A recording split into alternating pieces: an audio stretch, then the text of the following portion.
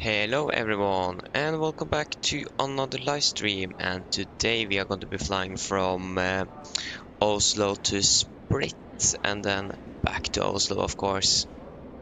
So we're currently standing here on stand 6-4, or don't really actually remember the gate. But yeah, at least we are now currently standing with stand 4 here. We are ready to do our briefing. So where should we just jump straight into it then? First, before we do that, of course, we need to introduce the crew on board as always. So just bear with me a moment here. So we have Hovey, Knordox, and YOLO John. So shout out to all of you and thank you for the support. So that's the wonderful crew we have. And now we're going to begin with our briefing today. So today, on the 19th of October 2024, we are going to be flying two sectors between Oslo and Split. Yeah, we are going to be flying under the Norwegian Air Shuttle AOC today, and we're going to be flying with November Golf Kilo.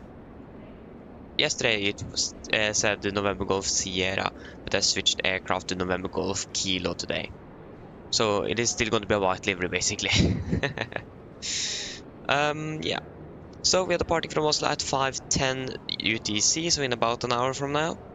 And the 2 hour 50 minutes flight time down, and we should be back or landing at about 800 Zulu. So trip time 2 hour 50, block time 2 hour 50, so that's going to be a close one. But that we should be able to manage that quite nicely. Yeah. So we are going to be cruising at 367 and 900. So nothing out of the ordinary there. Dispatch remarks, we do not have anything at the moment. We're going to be tankering up. I think we will be tanking up the normal 9.6 tons here then. 200 extra. Because again, GSX rounds up to the nearest 100 and adds another 100 on top. And I'm happy with that.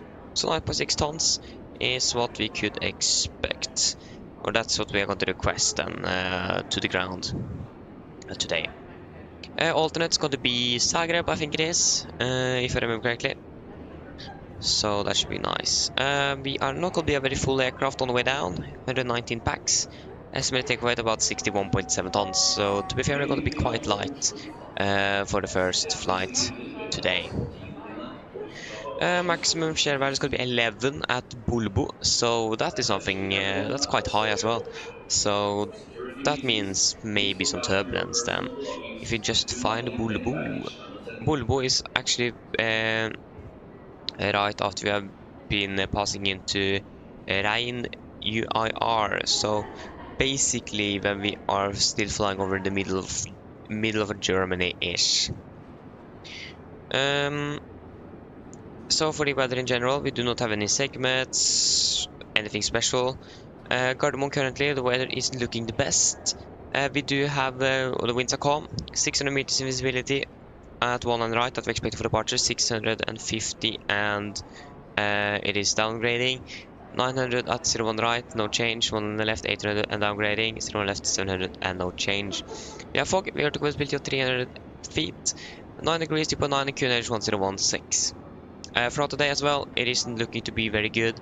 When we are landing back in Oslo about 11:30 UTC, we might expect some light drizzles, mist, broken 540,000 meters visibility. But that's a probability of 40%, so that might also not happen at all. When it comes to like de-icing, I'm not really sure. I'm not quite sure if the aircraft have built up any frost on it today, so we will wait and see what the first of us finds on the walk around, and maybe also the ground crew, what they will report on that. So when it comes to like de-icing, we are not really sure yet. It is within the requirements for de-icing. If it is 10 degrees or below and low or fog, low visibility, don't really remember the exact. I think it is, if it is less than 2,500 meters, we need to do de-icing, but it is so close to the minimums. or to the requirements that we might not actually need to do it. But again, we will wait and see what the ground crew order first to find out if there is build up any frost on the aircraft, like it was last time we flew out of Oslo to Faro, where the ground crew did find frost right before we were scared to push back. So that is something we will just need to wait a little bit to see. I haven't seen any aircraft at the moment de-icing in Oslo, so that might be something they are not even operating at the moment. So again, we will wait and see. Yeah. So for the weather in Split, we have currently wind 030 at 6 knots, visibility 9,000 meters, rain scattered 800, orcast at 3,000, 17, 1016 and nosing. So as well, the weather isn't looking the best at the moment. Throughout the day at least, we may expect some winds at 070 at 7, 10 kilometers, broken 3,000, maximum temperature of 23 degrees and the minimum at 1912 Zulu and minimum 18 at 1923 Zulu. We have a probability, that's not when we are arriving. Yeah, we have a becoming between 7 and 9 today. We winds 110 at 10 knots. So again, it isn't very good at the moment. Maybe we could expect some rain when we are arriving in Split. Don't really know yet. At least we might expect some winds coming from the east. So probably runway 05 today in use throughout the day. But again, we'll wait and see on what the weather says later on today. We can just skip over the departure alternate and we can go to the destination alternate. So Zagreb. Variable winds of 1 knot, 9,000 meters, view at 400, scatter at 2400, 12, 11, 1021 and no sig. Throughout today as well, it's looking to be quite good as well, so it looks like it is a good alternate to have today. So for Gardermoen, we have some new note times there. So operation from contingency tower, no visual observation from tower. Okay, that is interesting. Other than that, we have VFR aircraft is suspended, but again, we are not really going to fly VFR today. So yeah. Other than that, there's nothing. To be honest, it doesn't look like there's anything significant today in Oslo. Daily between 8 and 15, so that's when we're arriving. We have a temporary segregated area. Due to unmanned aerial service or something activities, so unmanned vehicles basically. So during activity, penetration not allowed. So yeah. So we have some unmanned aerial vehicles or something like in that they're flying around today. So yeah. That is something we of course need to be worried about, and again all of it is going to be when we are arriving into Split today. We also have some obstacles erected. So type of obstacle, construction cranes, low intensity red light do they have, so they at least have something, but it's a low intensity as well. It looks like like all of them are located in around the same area. There's quite a few of them. There's about 10 of them actually. That's quite a bit. With a height, all of them are the same height, 589 feet AGL above ground level, or about 2,543 above sea level. So yeah. Monday to Friday or Saturday to Sunday before 4 and 20. AD not available as alternate, or aerodrome not available as alternate. Again, that's our destination, so yeah. So we have another obstacle, elevation height 215 feet on 250 feet MSL on 89 feet AGL, so that's probably closer to the airport. Since this fair were MSL 2,500 feet, so that might be probably north of the airport, up in the mountains. It's a construction crane operating point 0.02 nautical miles. That's the operating radius. Activated due to construction activities. ICAO marked red light, or ICAO marked and lighted. So probably have some better lighting than the other cranes. And we have another one as well. about 134 feet or 56 feet AGL, as well ICAO marked and lighted. If we go down to the significant, we have this one here, valid 6 UTC between flight level 104.5, 19th of October, yes. So, the only notable thing I can see here, at least, we are expecting the maximum wind shear value here. We don't see anything over there, but in the southern parts of Denmark, we have some moderate icing between 200 and 100. And over this split here, we do have some isolated embedded cumulus clouds between flight level 360 and below flight level 100. And we also do have some, I'm not quite sure what that is supposed to be, the alternate is right in the way. Maybe some moderate turbulence between 290 and 100 and 240 and 130 with some moderate icing. Yes. So yeah, we do have some thunderstorm clouds in the vicinity of Split today, and also some moderate icing, so that's also good to know. We do also have some turbulence again going, but it's quite far away from our route, so it isn't really anything significant for us. Headwind on the way down, unfortunately, but yeah, it's not going to be like very strong, at least below 50 knots for the most part. Some places might exceed 50, but mostly should be below 50. Then for our flight from Split to Oslo then, we are departing 8:40, so we have about 40 minutes on the ground.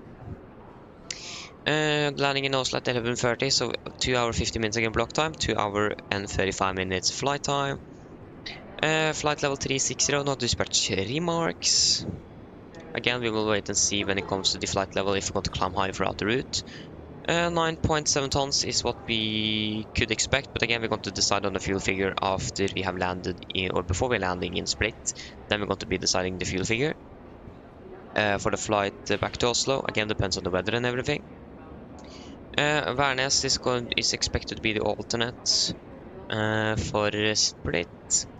Sorry, for Oslo.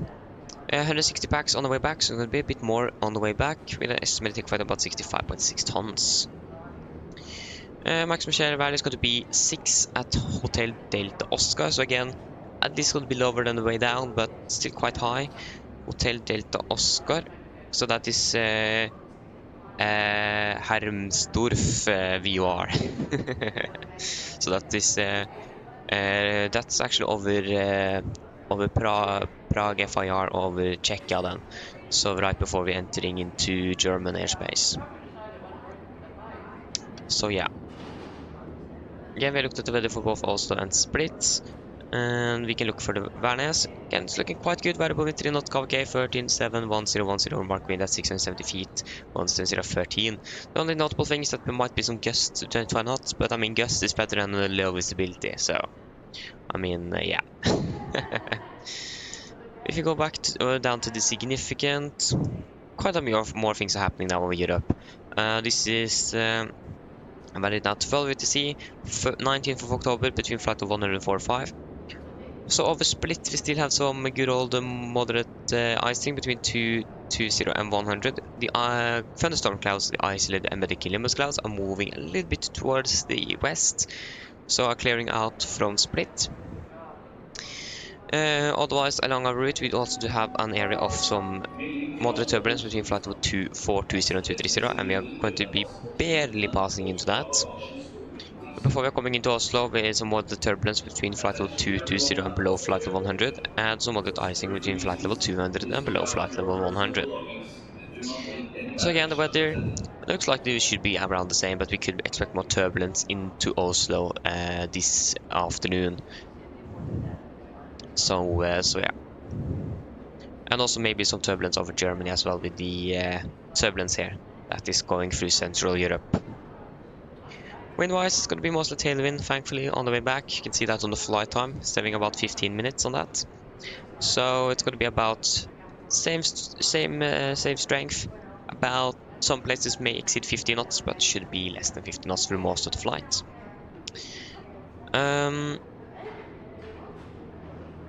Yeah. I like how the top of climb is down here.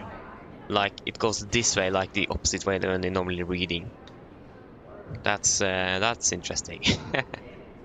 Okay, that's it for that. Are there any questions for the briefing? Oh, sorry. First of all, we want to also go a little bit into the airport we're flying in today. So, what we could expect for Split. Again, we do have some rain at the moment. Oh, there you go. So, Split. We have flown into Split before. Don't really remember how many times. This is probably the third or fourth time we are flying into Split. So, we have flown quite a bit into here. So there's nothing really significant to brief about Split today, but we could at least expect the ILS for MS-05 today. That is what we could expect. Again, it is a normal ILS approach, so nothing significant out of the ordinary here. If there is anything else significant, we are of course going to brief on that. We do also have the visual for runway 23, but again, that is probably not going to be used today. Basically not at all because of the weather conditions, and also the winds are favoring runway 05 today. Cost like the normal taxi, it's going to be the same. All parking stands are self-maneuvering, so we are good to go there. We are not going to be able to request ground power, so we need to start up the APU after landing before ground power is connected to the aircraft. Yeah, I don't think there's anything else significant. We don't need to use any specific procedures, anything. For example, when it comes to like hot weather or warm weather, but again, it is going to be really warm down there today. So again, nothing really significant into Split today. We know this airport. We have flown to it 3 or 4 times on the channel here now, so it's a familiar airport, to say it that way. So yeah, then are there any questions for the briefing today? Sir Thompson, god morgen. Welcome, hope you're doing well. Okay, probably not. Then briefing is complete then. So yeah, before we go ahead and enter the aircraft, I just need to take a quick one to the toilet. So we'll be back shortly.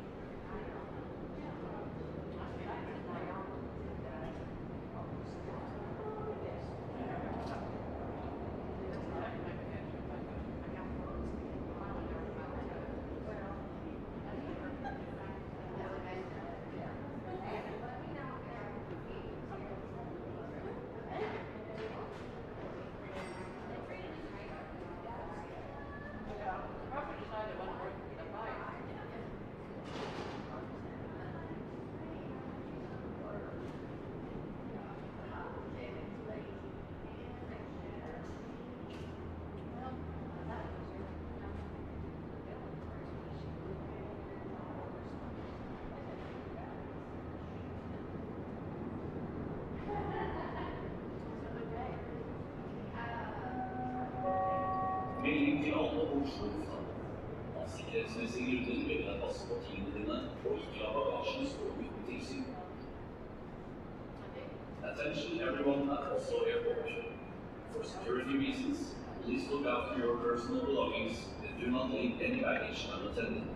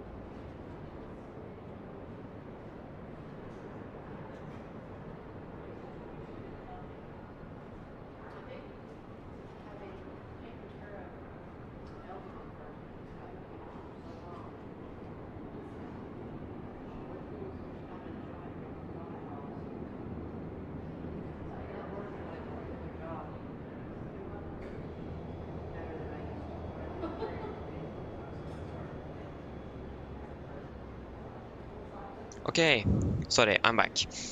So, should we go ahead and enter the aircraft? So one thing that's also notable today is that we have crossed the pond today. Not going to really participate, but that means we might have some more ATC today. So I mean, that's great. Not really complaining about that. But we'll see how lucky we are.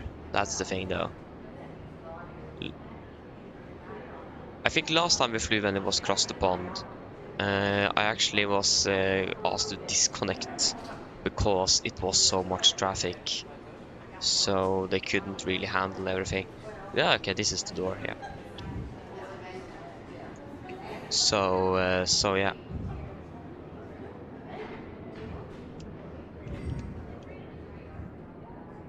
So we'll wait and see how it goes today. Again, we are not going to be first priority, so that's also something we should have briefed that we might expect some delays today if Cross the Pond is going to be so busy today.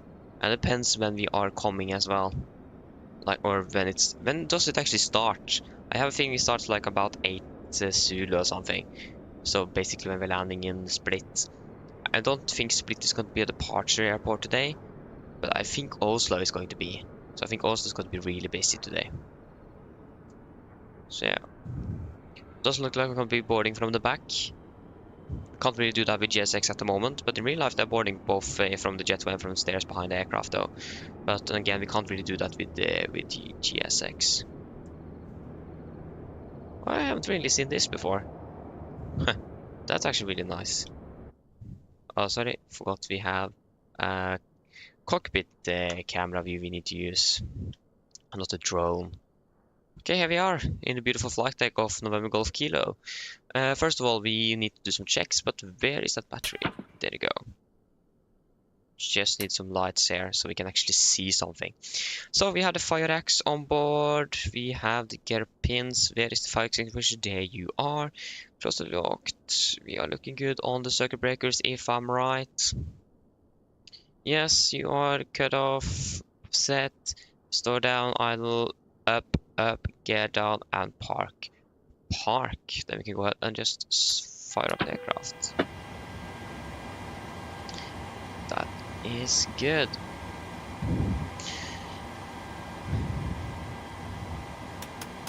Oh.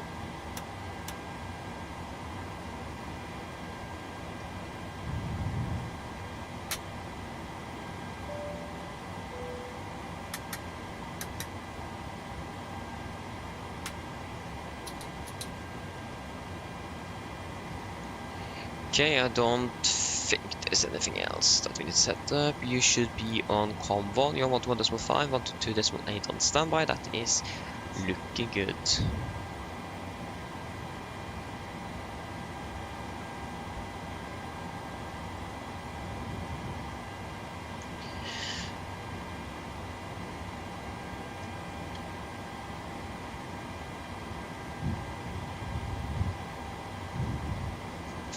Technical log wise, we don't really have that, so no significant things on the tech log.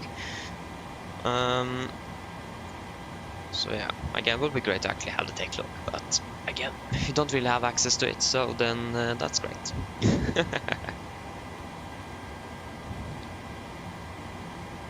So then we can go ahead and do all the tests. Overheat. That is looking good.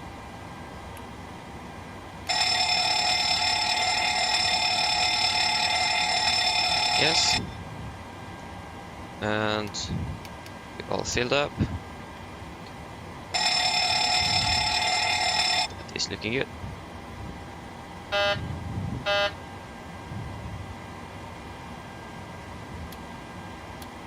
Sorry, it was in the dim position.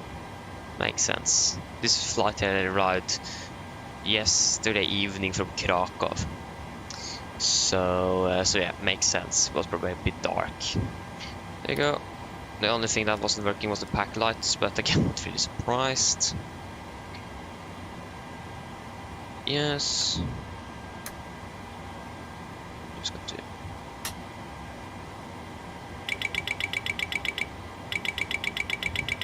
That is all looking good. Quantity wise, 88 and 89, that is looking good. And we need to refill the hydraulics, so then we will just go ahead and call maintenance on that. So services, and we can go ahead and request a maintenance van. I don't think I think I lost the Norwegian maintenance van that I had installed before, so it's going to be the default PMDG one. But I mean, yeah, I mean that works as well, doesn't it?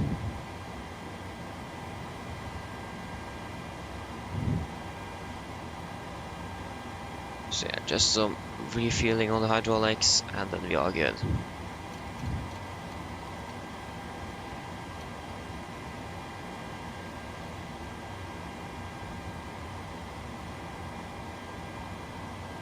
Yeah, this visibility have now increased by 200 meters. Whoa, that's insane. Remarkable, isn't it?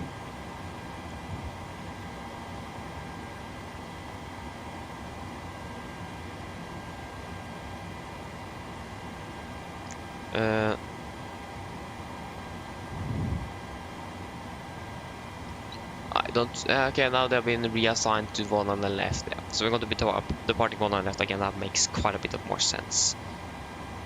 We have Brussels Airlines currently. We would like to see if they are de-icing. I don't really know if they're de-icing in Oslo at the moment. Again, the temperature is 9 degrees. Not quite sure how cold it has been through the night, but the visibility is quite down. But yeah. Okay, we can go ahead and maintenance and service hydraulic fluid. There you go. Thank you for the help. See you later. Bye bye.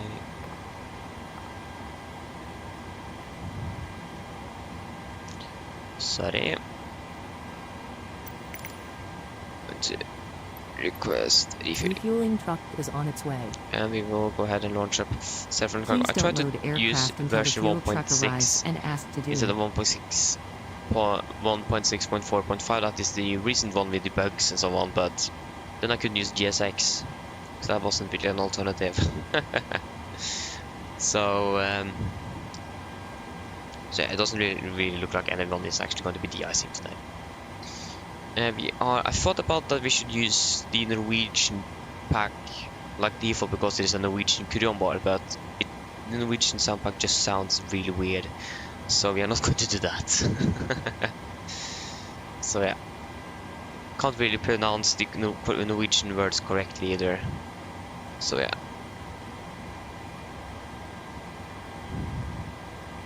But I mean, it will be cool though and realistic as well. Most of the crews here is going to be from Norway, but of course some of them are going to be from other countries as well. So changing between will be the option, but for the most part should be then Norwegian crew. Why did several cargo like hide down there? Can't really reach it. Oh, okay, I actually could.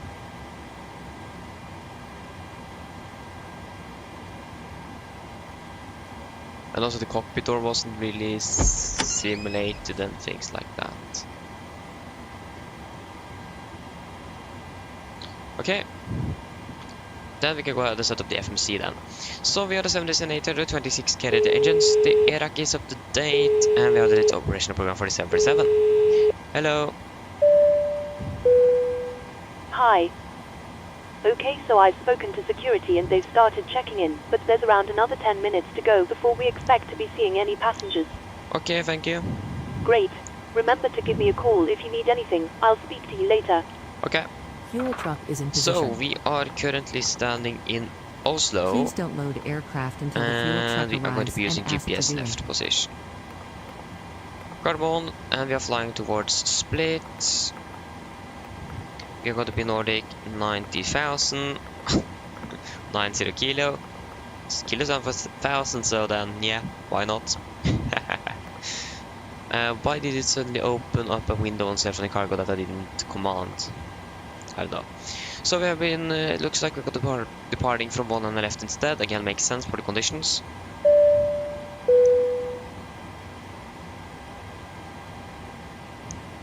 Vippa 1 Charlie departure.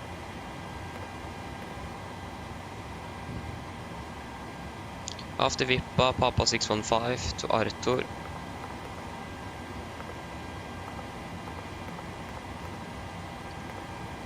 Arthur. Direct to Nedek. Nedek, direct to Bulbo. Ugh.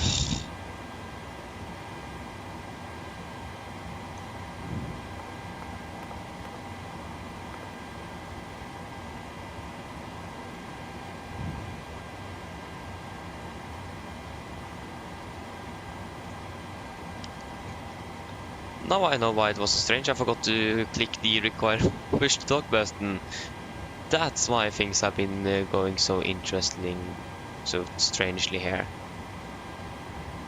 Now it should be opening windows without my command. So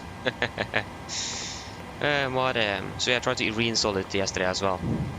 But yeah, not quite sure if it worked. Budex, and then direct to Nupso. Nupso 1 Zulu for ILS 05, ILS Zulu 05, Nupso 1 Zulu, and then via Chemix, isn't it? Yes, it is via Chemix. Chemix, there you go. Not you, but 9. Cost next is going to be 9. Final reserves on this one is 2.5 tons. And cruising at flight level 360 initially. Cruising wind is going to be 196.23. 196.23. Average ISA is -1. -56, -57. Transition altitude 7000. Forecast 250.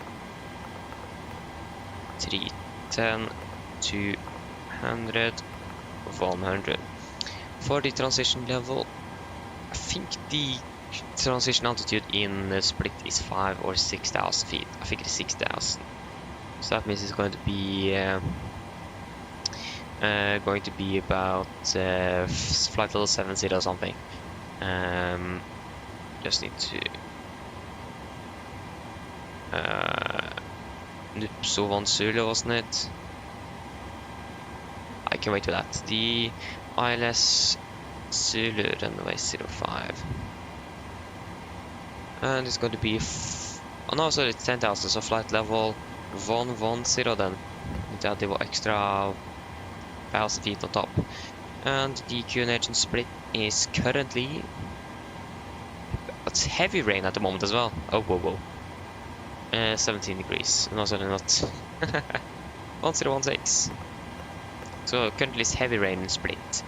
So yeah, weather-wise it doesn't look really good there either, but it doesn't really look good here in Oslo either. So I mean, yeah. 8, 10, 96, 10. Yeah, that's about 11 North months difference. Well, I mean that should be close enough. How are we doing on the refuel here? 9.6 tons, that was what we requested, wasn't it? Yeah. Yeah, we should be good. Don't really need any more. Again, the weather should be clearing up when we are arriving, if I understood the TAF correctly here. Engine outside. Again, I don't really know what the Norwegian we're using, so it's gonna be just 25 and hold. Ground Torstai Cockpit. Go ahead.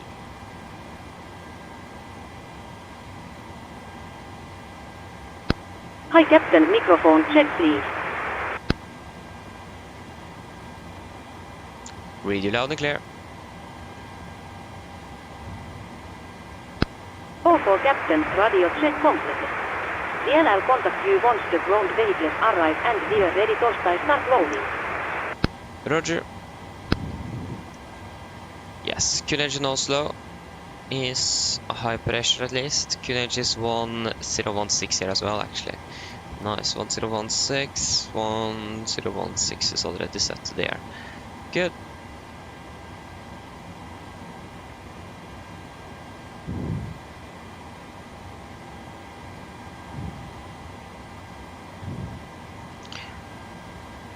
Do you think that the cabin crew is ready to begin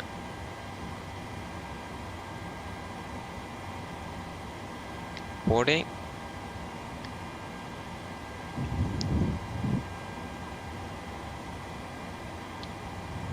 I don't know. You can just start boarding. It is about 20 minutes until departure. So, yeah, we are ready to begin boarding. At least we are. Boarding requested. It looks like the cabin crew are ready as well. They just waited for the confirmation from the terminal to begin boarding, so that means we can begin that then. So yes, we are cruising at flight level 360, not flight level 400, 36. It's going to be... Split isn't a very high airport. It's going to be... yeah. 128, so it's going to be 100 All feet. stations, we're about to start boarding. Where did that music come from?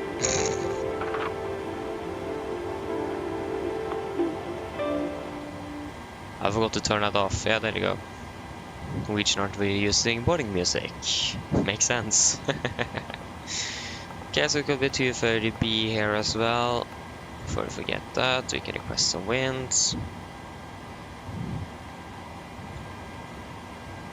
And again, we're going to be really light, so I think we should do an intersection. No, can use Bravo 7. Passengers boarding starting. Again, we're going to be really light when it comes to how many passengers we have. We have space like 70 more, so not really complaining about that, to be honest. But it looks like we need to do some anti-ice for departure since it is below 10 degrees and the visibility is looking very good. So, hello. Hello. Hi, Captain. Just to let you know, we've started bringing the passengers on board. Thank you. Thank you.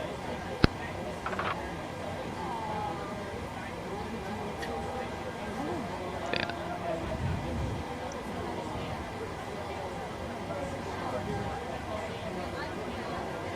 Yeah, so the weather in Oslo, we can actually do the landing dispatch first. Because, yeah, why not? The runway is quite wet. Definitely on with the engine out as well. So winds OS01 at 6. Yeah, so 3306, 17, 16.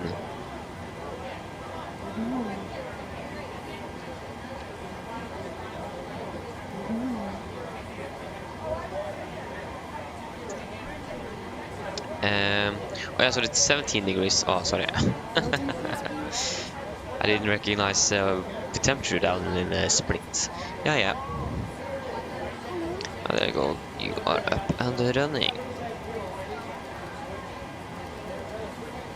So 1700 feet would be great.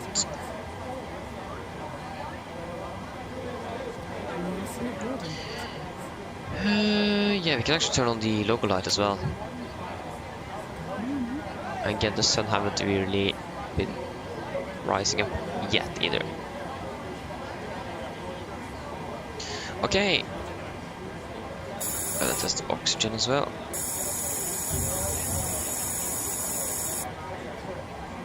There you go. Should we do a departure briefing then, maybe? Yeah, we can. We can do a departure briefing.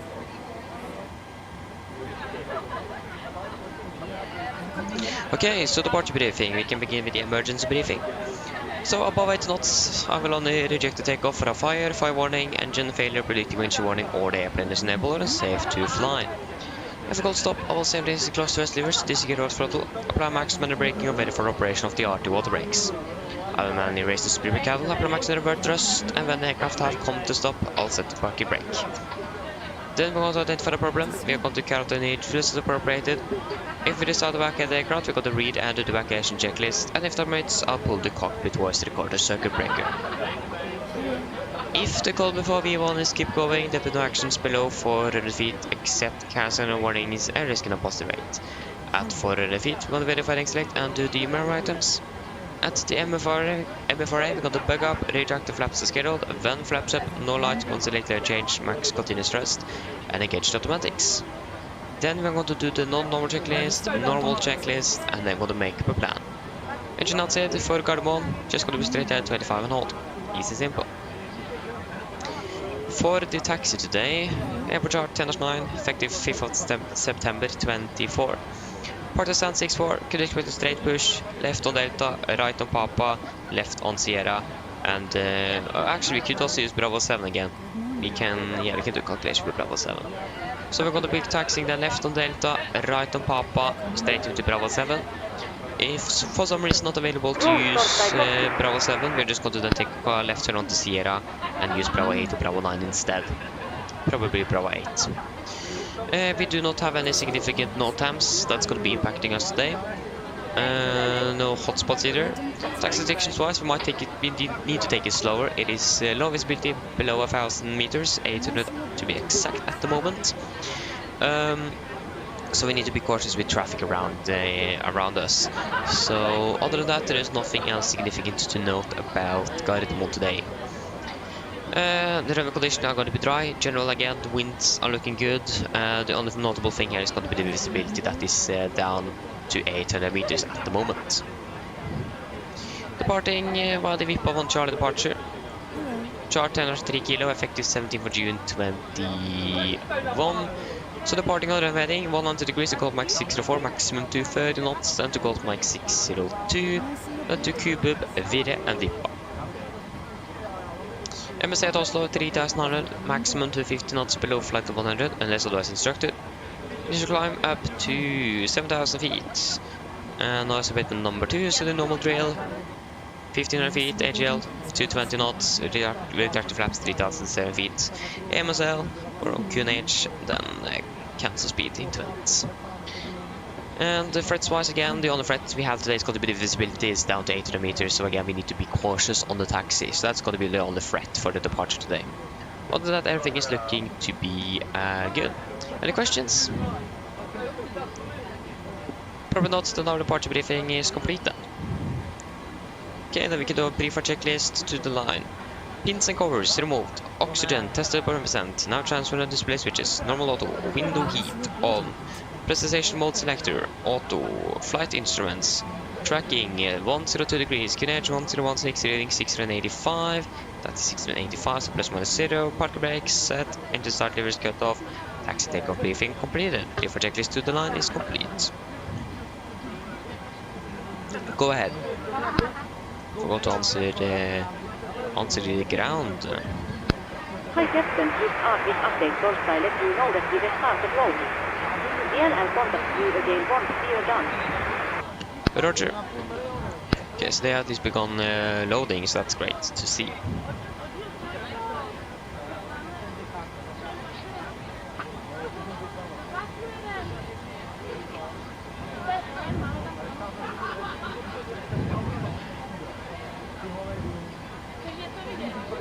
That looks like loading is complete. We are... yeah. So now the passengers are on board as well. So we're just going to wait for the cabin crew to do their PA, and then we will do our PA, and then we can get out of here. Looks like we might be able to depart ahead of schedule as well. In 15 minutes, that is us. Boom. Yeah, we are the only aircraft in Oslo at the moment. There's no one else there.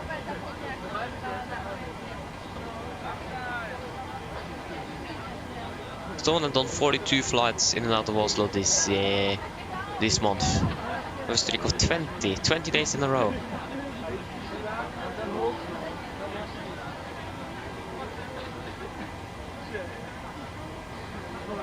Yeah.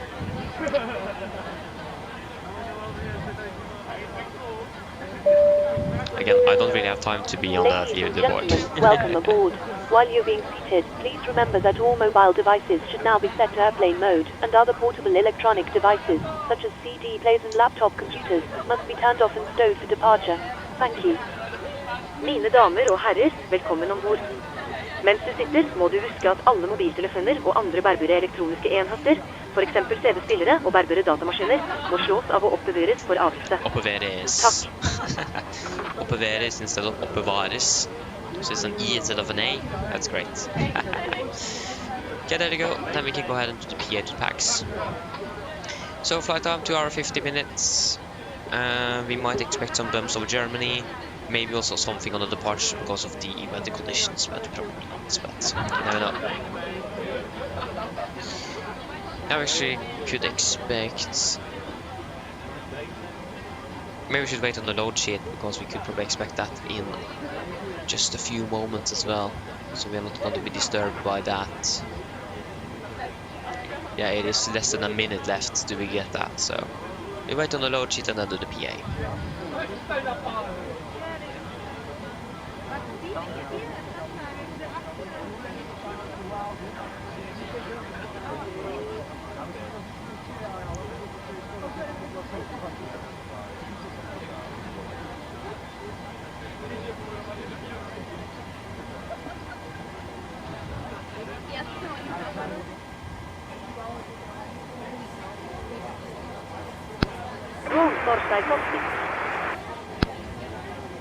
Go ahead.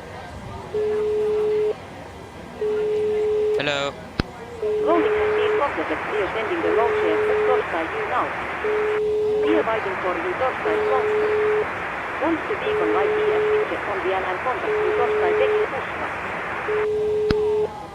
Roger. Hello.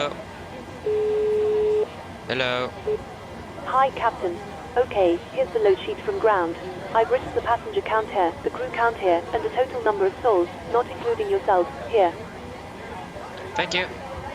Okay, looks like we're all set to go whenever you're ready. Okay, great. I'll call the ground to remove the jetway and you can close the doors when they have done that, so we will be ready to depart hopefully soon. No problem. Ok, PA then. Mine damer og herrer, god morgen. Mitt navn er Fabian, jeg er kaptein ombord i dag, og på vegne av Norwegian og resten av besetningen så blir det hjertelig velkommen ombord denne flyvningen fra Oslo til Split. Flytid ned til Split i dag er forventet til å bli rundt ca. 2 timer og 50 minutter. Vi begynner snart å bli klare for avgang her fremme. Vi håper, og det virker som vi kanskje kommer til å ta litt før tida i dag. Det er jo for så vidt veldig så bra. Men for at det i tillegg skal være mulig, så må dere gjerne sette dere ned og ta på oss sikkerhetsbeltet. Og så for deres egen sikkerhet og andres ombord, så anbefaler vi dere på det sterkeste å følge på en veldig viktig sikkerhetsdemonstrasjon som kommer fra kabinbesetningen nå om noen få strakser. Taxisturen i dag, den blir ikke så alt for lang før vi er klare for avgang. Så avgangsruten vår i dag, den blir jo da gående sørover. Så egentlig rett ned mot Split. Forventer en marskjøyde på rundt 36 000 fot. Vi kan forvente litt turbulens over når vi er halvveis inn i Tyskland. Og så kan det hende at vi kan forvente turbulens også inn mot Split. Men ellers, gjennom flyvningen så forventer vi gode flyforhold. Men som alltid så anbefaler jeg på sikkerhetsbeltet på bare sine tilfeller vi kommer bort til nyforventet turbulens. Vær i Split for øyeblikket, det ser ikke sånn kjempebra ut. Akkurat nå så har vi litt vind kommende fra nord. Det er litt lavere sikt.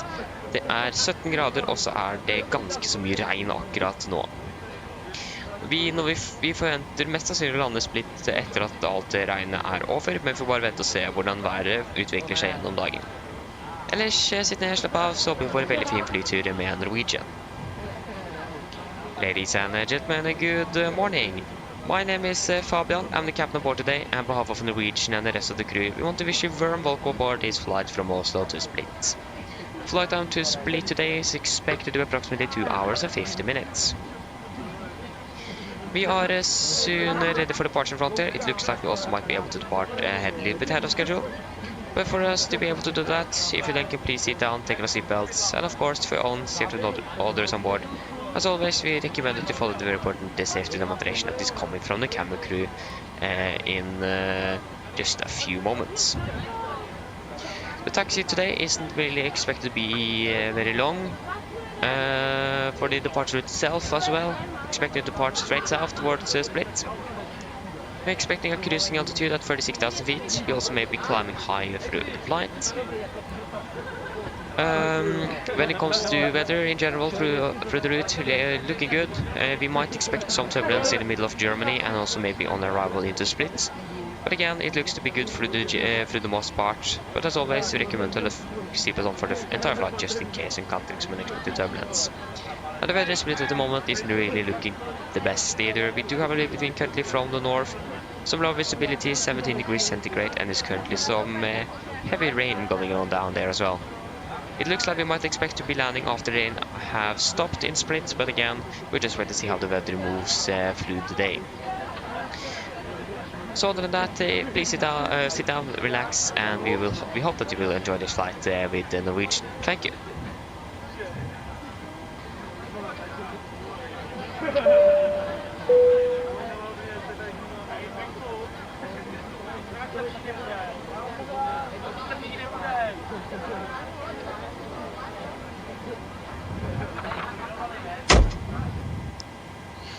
Okay, so 62 tons compared to our 61.6. Yeah, that's within. So 62 and 21. So two round numbers. Not really complaining about that. No, wait, that's not the weather. The weather also currently 360 at 2, 916. So 3602, 916.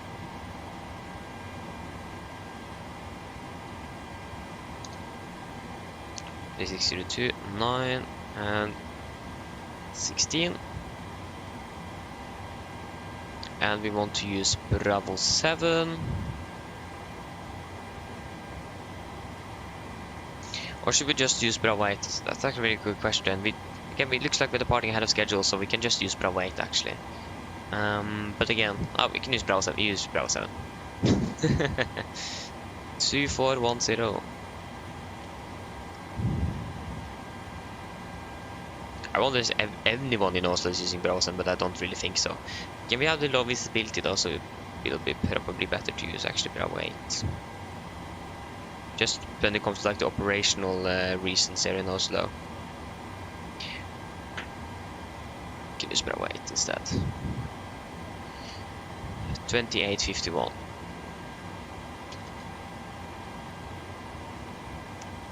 So takeoff to 33.89.9. Takeoff to 33.89.8. Yes. Flaps 5, trim 5.6, gonna be 36, 36, 42. 36, 36, 42. 42. Go ahead and start up the APU. So 7,000 feet. You can see we got our clearance. We do not have an ATC online either. So that won't be far off from the truth, basically.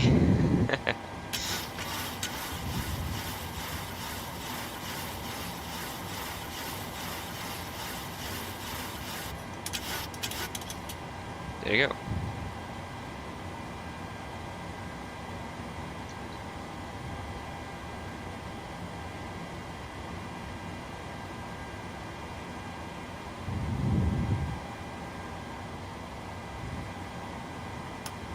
Actually, go ahead and turn on all the pumps, and yeah, we should be good. So, pre-flight checklist, below the line. Fuel, we have 9,600 kilograms on board, pumps on, passenger side set, auto brake, RTO, CDP and cars completed. Takeoff speeds V1 136, VR 136, V2 142. MCP V2 142, heading 102, altitude 7,000 set. Pre-flight checklist is complete. And we can turn on the buses on the APU, there you go. Cockpit ground.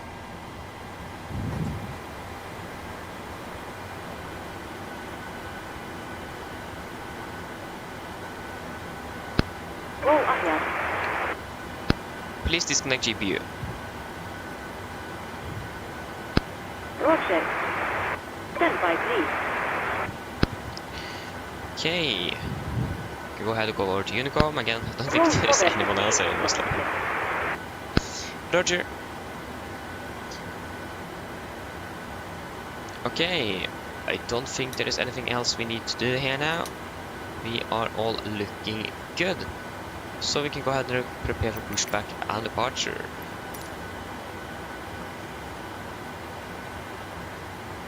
There you go. Halvor, good morning, welcome, hoping well. Ooh. Are you New Zealand? Det er kult.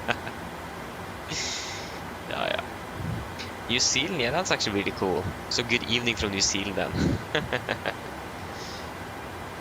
Yeah, one aircraft here. Oh, the real aircraft is already pushed back and taxiing towards the runway. So the Lisbon flight is de-icing.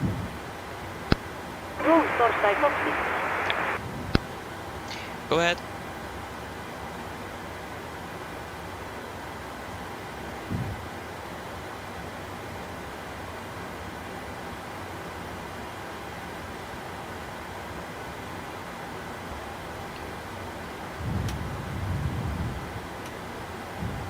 Okay, before start checklist. Flight deck door is closed and locked. Doors windows are closed and locked, and collision light on. Transponder altitude off. Rudder free and 0. Standby while we start pushback. Before start checklist complete. Okay, looks like we are ready to go.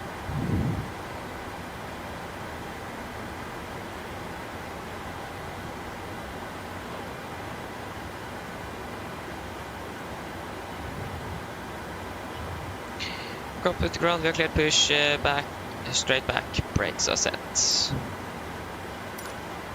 Carbon traffic, Nordic 90 kilo, push to start out to stand 64 carbon traffic.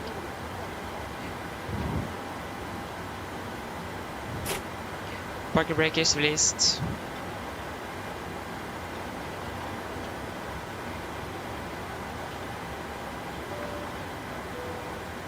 Hi there. For Captain, steer clear of the stand and your three topside ends. Thank you. Starting number 2. On behalf. Starting number 2. Roger. Okay, we can fire up number 2.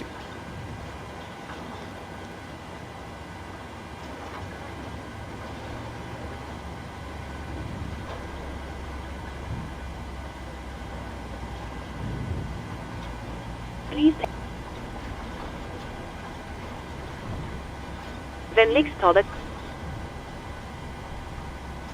There are 2 emergency.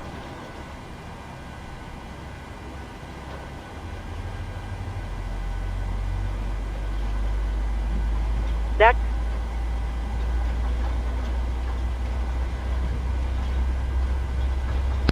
Please activate your parking bracket. Should the Parking brake is set.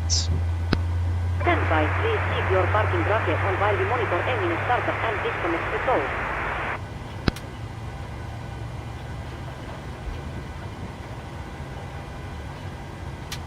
Skulle kabin. Okay, starting number 1. Starting number 1. Roger.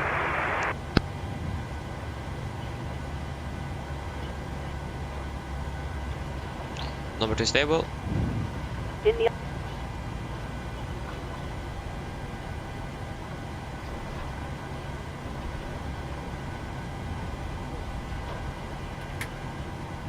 I det huset.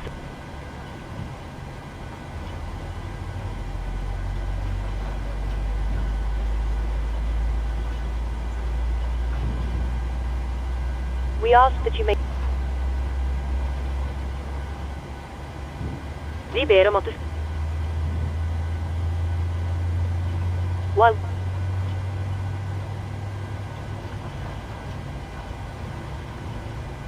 Ta deg tid til. Takk. Takk.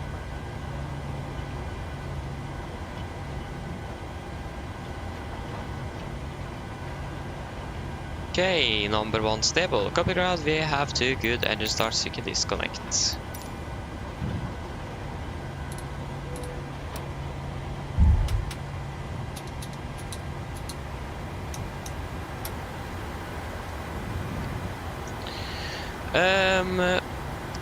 Halvor, yes, I have already bought the iFly, but I have some bugs with it, so I'm not going to really fly with it yet.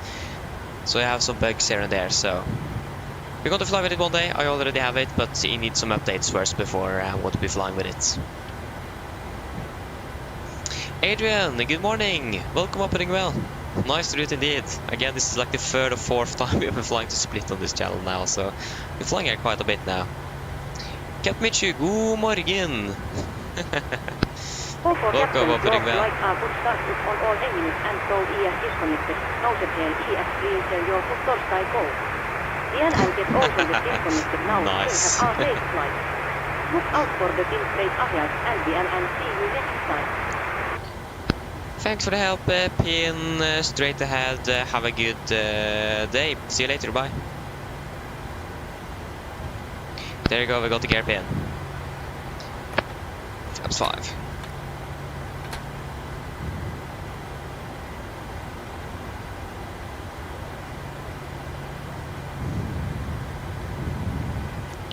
Before taxi checklist. Generators on, ProBeat on, anti-ice. Yeah, that's correct. Engine anti-ice is going to be on. Yeah, air compressor, Pax Auto, slash Roboto, engine start switches, continuous, recall checked, engine start levers, RTN flight control checked, ground equipment is clear, flaps 5 land, 5 green, and APU off before taxi checklist is complete. So yeah. Gordon traffic, Nordic, 90 kilo, taxing var Delta, Victor and Sierra to holding point runway 1 and left Gordon traffic. Okay, there we go. Brakes released. Go ahead and taxi down. So yeah, little flight entertainment today. I mean, that's nice, Captain Mitch. Need some of that as well. Are you going to fly anywhere today?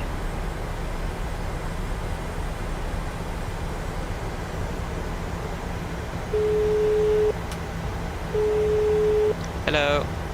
Hi, Captain. The cabin is secured for takeoff. Thank you, call me when ready. No problem.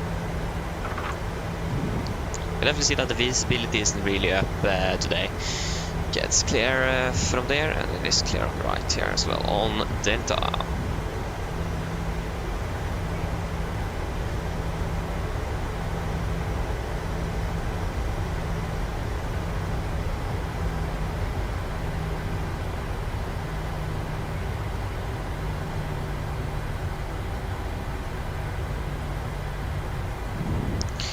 No, not really going to fly across the pond today, no. So yeah, no joining that.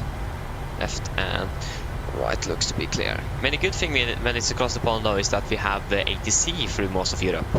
The unfortunate thing is that I've got at least once where they said I need to disconnect because there was so much traffic, so I couldn't fly.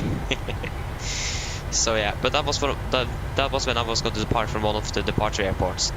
So I was able to land there, but I couldn't depart from there because there just was too much to do. So yeah, not really joining across the pond, no. Staying with the normal schedule flying we are normally doing. Maybe we should only 1000 special today instead, flown with the KLM across the pond. To be honest, that would be a lot of fun, but again, a lot of traffic as well. Yeah, we can turn on the terrain radar.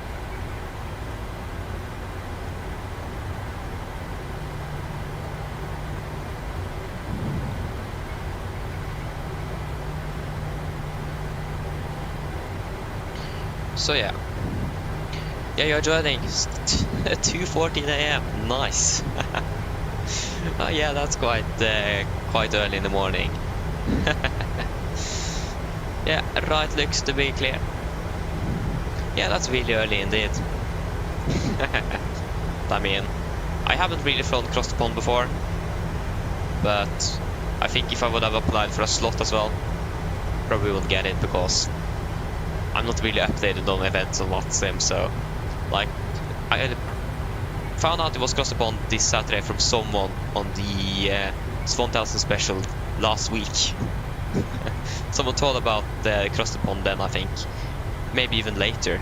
I don't really remember, but it was someone that told me on stream actually. So again, I didn't really know that it was going to be this weekend before like a week ago.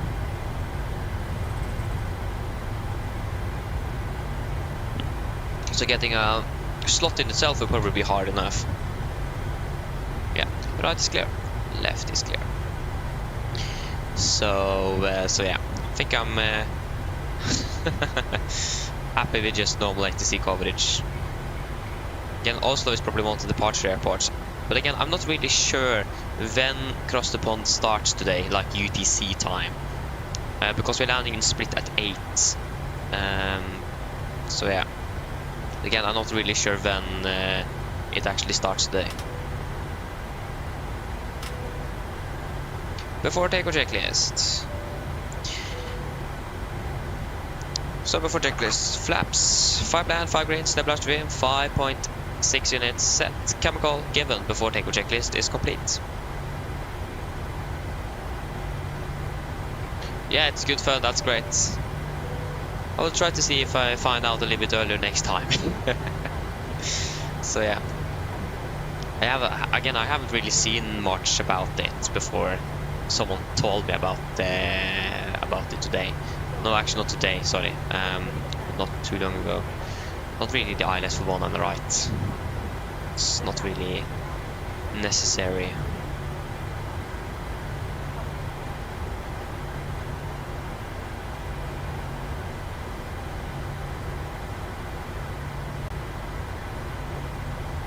Okay, we are ready to go then.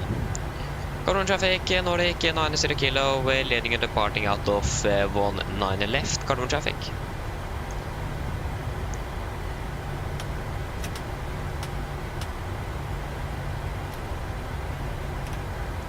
Again, left, from what we can see, looks clear.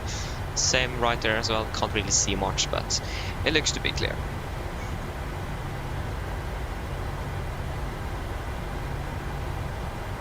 Oh yeah, okay, so it's departures from the US. Ah, okay. I thought it was from Europe. Ah, okay. Then I understand. I thought the departures were from Europe, but then we are not going to be having a lot of ATC today now. But yeah, guys, are you ready?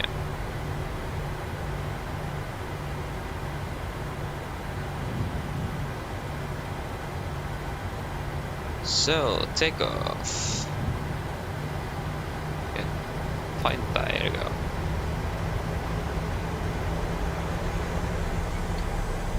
Setting thrust.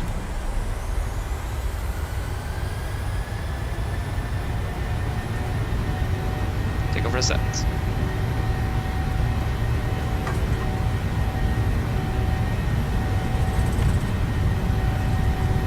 Getting knots. Checked.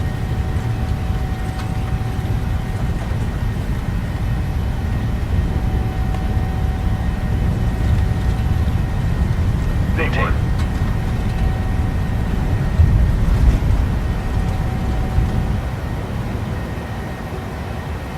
Positive rate of climb. Gear up.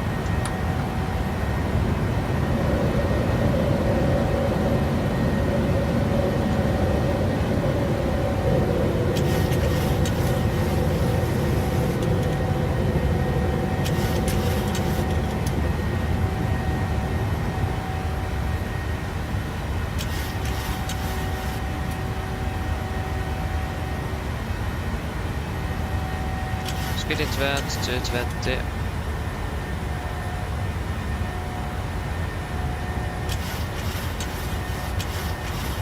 Flaps 1, speed checked.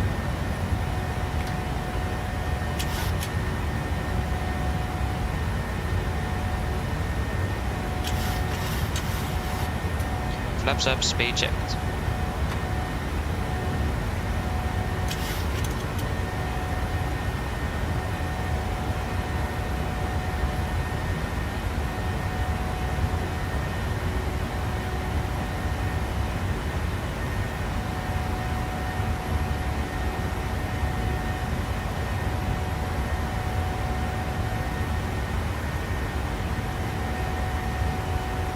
Okay, cancel speed internet.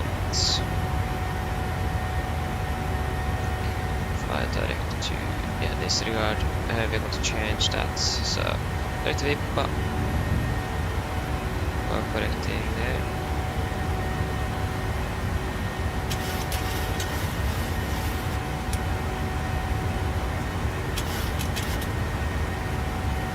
Continue to climb up to flight level 360. 36. standard, standard, and anti-ice off.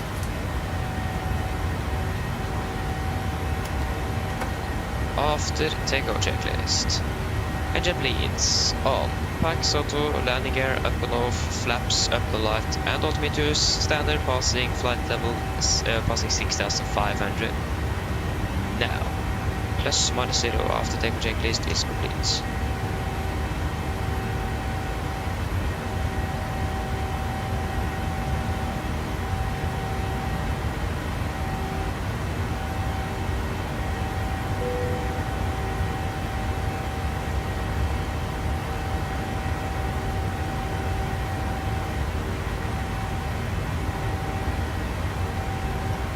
Oh, correction.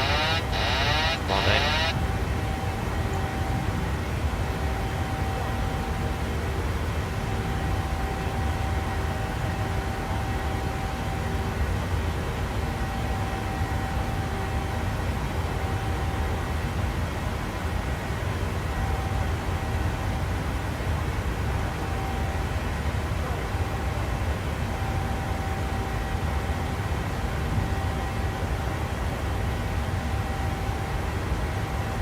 Pass flight of 100.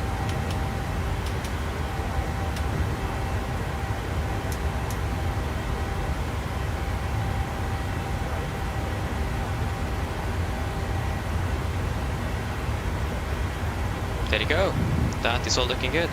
Yeah, I can definitely see that the fog in Oslo was really low hanging indeed. Didn't take long before we broke through those clouds. So yeah, we have AMD Radeon RX. We have 80 split at the moment. That's nice. So yeah, finally, we are. Now look at the weather. It looks really good here. Doesn't look really good down there. Actually, where are we now? Oh, we are here, close to where I live. Okay, that's why it isn't foggy here. It's just in Oslo. That's great. Okay, we can turn off the seatbelts as well. And we're going to have the beautiful sunrise as well. That's great. Okay, Halvor, I hope I wasn't too late to read that, but yeah, it makes sense. So yeah, hope you will get some sleep then, and thank you as well. And good luck on Cross the Pond. Hope you will enjoy it. It sounds like a lot of fun. Again, a lot of AC here and there, and yeah, really need to try that out one day. Just needs to be a little bit more updated on events. That's probably a good idea, isn't it?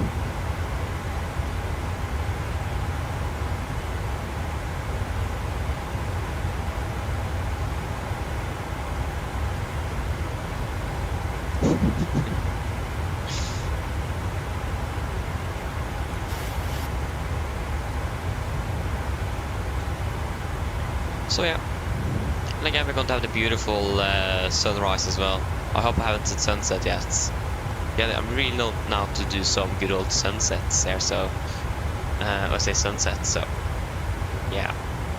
Wait, there's the guy from Gran Canaria to Stockholm, and you haven't landed yet, so we'll be flying through the entire night with the iFly. Nice. Again, Gran Canaria is one of the flights that I want to do someday, but again, we haven't really been able to do it yet. So yeah.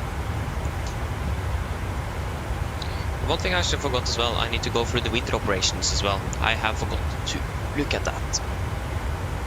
So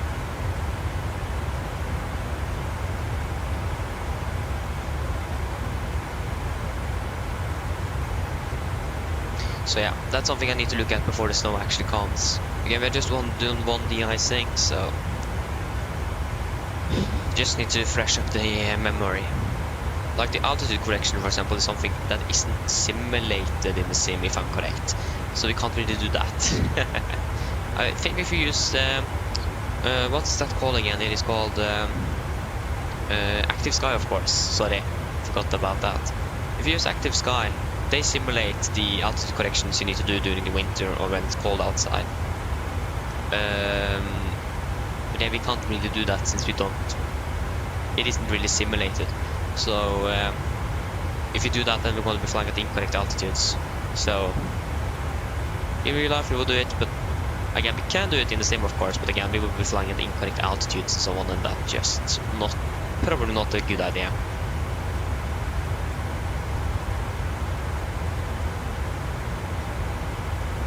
Especially when it comes like to ATC and so on. Like you can explain why and so on, but still I think we're going to be staying out of that until it is simulated. I hope it is simulated in the new sim. Although I said, to be honest, I'm not going to buy Active Sky just to simulate that. Yeah, I mean that's something that we actually would be nice to have, because that's a thing that we probably in Norway as well use quite a bit. Again, it's quite cold here, so makes sense. But yeah, to be honest, almost 10 degrees outside. 6 in the morning, 7 in the morning. That's quite warm actually. So yeah, that's great. Didn't really expect that. Yeah, you have deleted yourself, that's good. We're currently landing 12 minutes behind schedule. But again, the flight time and the block time is basically the same. So yeah, hopefully we'll be able to catch up a little bit after we have done some flying. Again, that would also be great.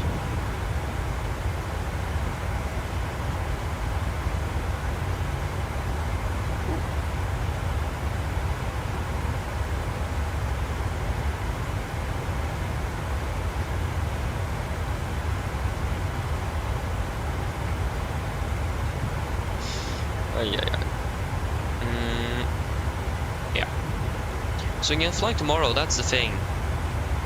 If I'm correct, Norwegian does give their crews shorter duties during Sundays, don't they? I have a feeling so, because I remember once we were going to fly. But yeah, you can have a pretty long turnaround as well, but there is at least we had one flight one day that I think was on a Sunday as well. Where we just flew to and from Gdansk or something, because it was then going to be flown to Gran Canaria. So I think we might be able to actually do a flight tomorrow. Because again, I need to be finished before 12. So we'll see if we can find something.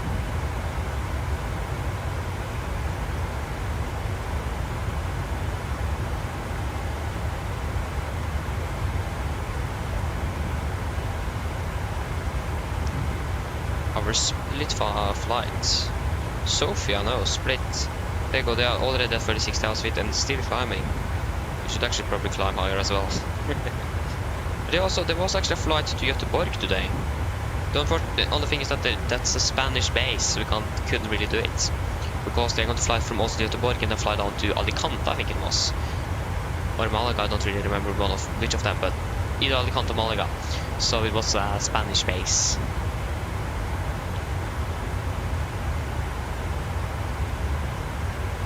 So yeah, 8:12.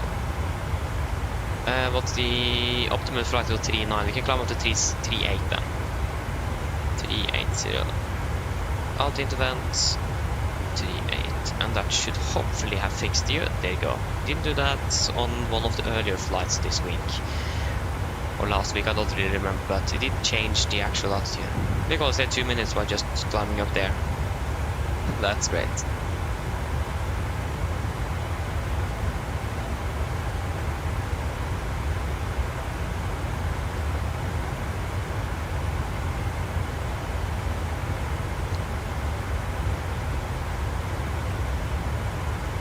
BN Mapper and Phone, hello, welcome, opening well.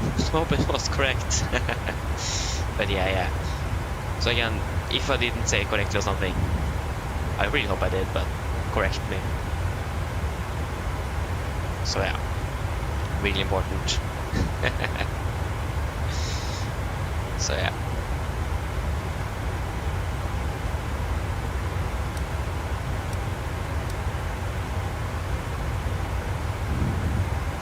Again, we are just 119 packs. I think actually, because I used a random number generator to make or set the passenger count, I think it wanted us to have 50 packs or something on the flight down.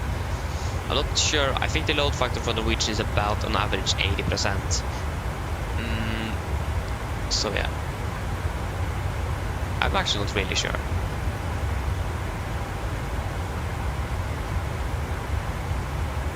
But I mean, at least it was that before the pandemic, if I remember correctly, from time seen. But again, 80 to 85% cabin factor on average is really good.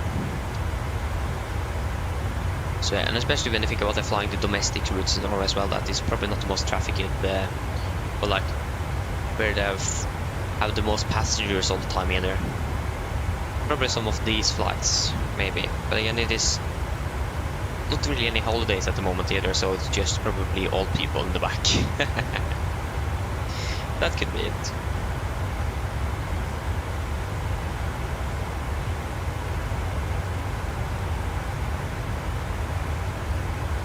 So yeah.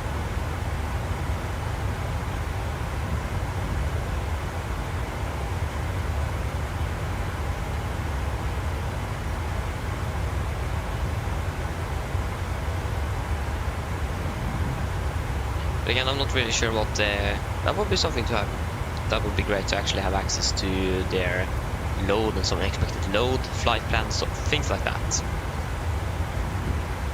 Because again, when I flew from Bergen, for example, in the autumn vacation, that was like the part in Norway where I live was finished with their vacation, and where the east was finished and the west was going to begin their vacation, so that aircraft was packed. I think it was 189 passengers plus 2 or something, just what? Where did the extra 2 come from? At least if I remember, if I heard correctly, but at least it was like 189 packs or something. So yeah, that was a full aircraft. So it depends a little bit when on the year you're flying and so on. So yeah.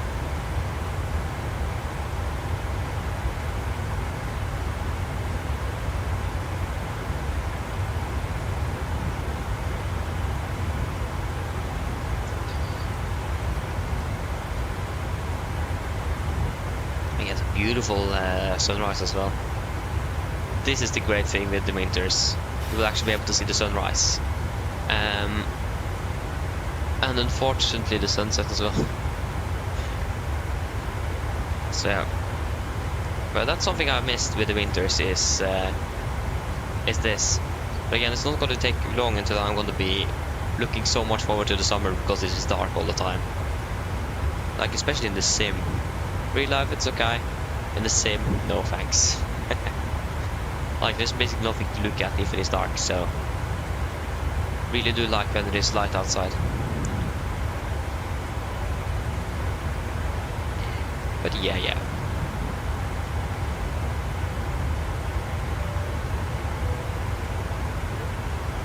Oh, it goes in this work, there you go. But again, the controller over at the Baltics, or Baltics and Balkan are two different places. The Balkan states is online now. Høyre burde not be online when we are arriving. We're not arriving for like in 2 hours. Almost 3 hours, so chances are slim, to be honest, for latency down there. Again, that makes total sense. So yeah. They want to be at Bulbo is where we want to be at 39er. Yeah, so that's about 166, about 34, almost 400 miles or something. Nice. But our maximum flight level, we can actually climb all the way to flight level 400 right now. We are able to do it. Again, we are really light for the flight we're doing. So we're able to climb up to 40,000 feet if we want to. When it comes to the winds, we look at both Nedik and Arthur.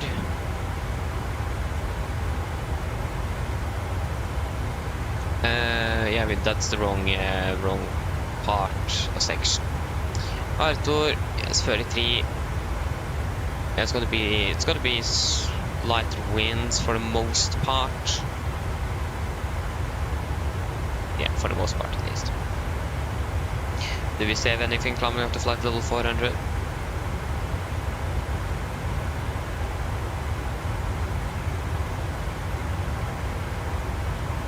Yeah, we'll save something indeed. But should we do it? That's the question. Should we? Because we're already climbing 2,000 feet over what the flight plan says. Yeah, we don't have any controllers online. We are able to do it in real life. Probably would have requested to climb all the way up. We do just have headwind all the way, so why not? Flight level 400. Been a long time since I've been up there. Flight level 400.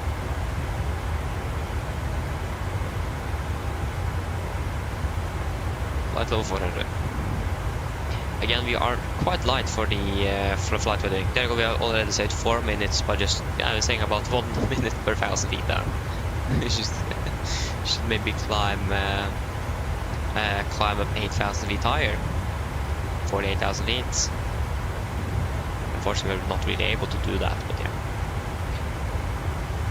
So when we're going to go to an odd level, then go fuel. We're going for an odd level, we could also maybe climb to 410 as well. We are able to do that, so both 410 and descend down to 39 will be possible, but 410 would be preferred. So you can do that in about 90 minutes, 1.5 hours. So if you say about then 7 UTC then, because I don't really think it is going to be showing any higher than 4.1 here on the max. So, and again we need a, no sorry not 900 but 700, so about 1 hour and 10 minutes, so about then 650 then. So then we can do the next climb up to 410 if we decide to do it.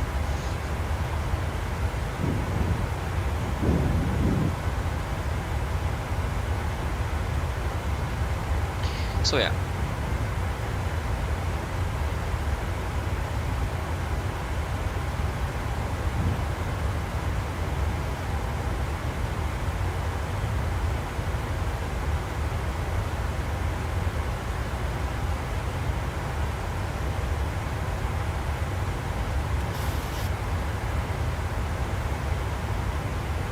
It's nice to be out flying again.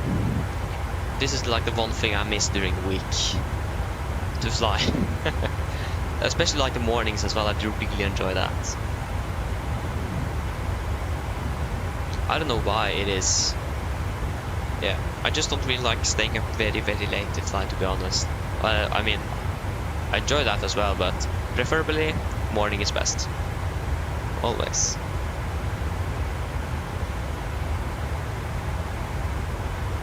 Ian, hello, welcome. Opening well? Yes, indeed. yeah. Need to do that as well. Oh yeah.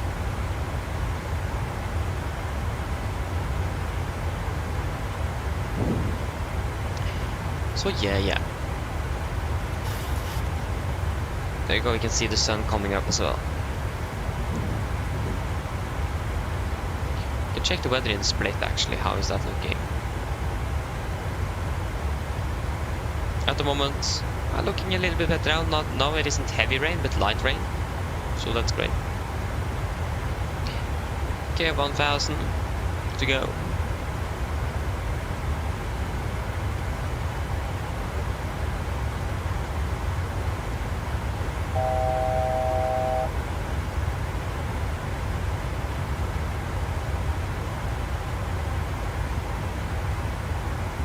So yeah.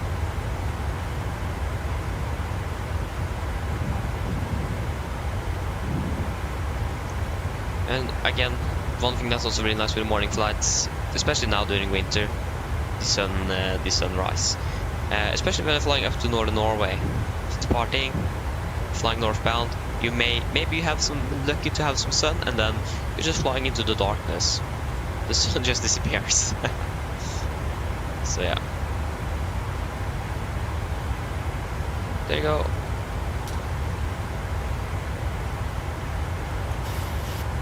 So there's like both pros and cons when it comes to like summer and winter and so on. It is especially more to do during the winter and more delays to be expected because of again snow, and things like that. So yeah.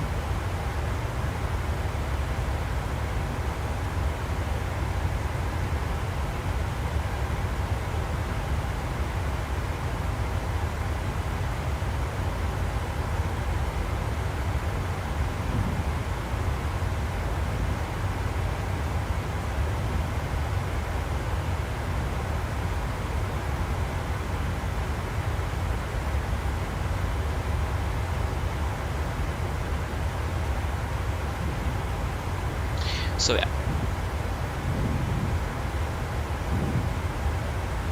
So especially like I said, winter operations, definitely more to do.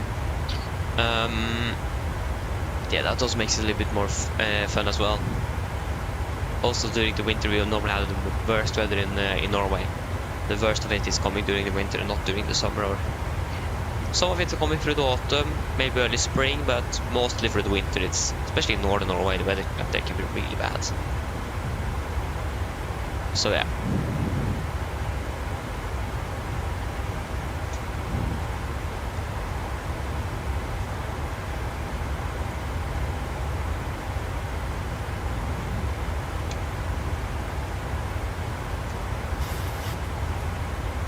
Oh yeah, it's great.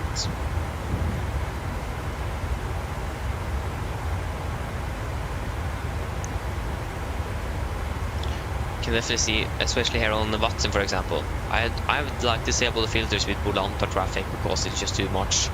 Again, flying Watson, so why not just have Watson traffic on Volanta? But it isn't a lot. There's very few aircraft. Like Adria Control just have 3 aircraft or something. Bucharest have no one.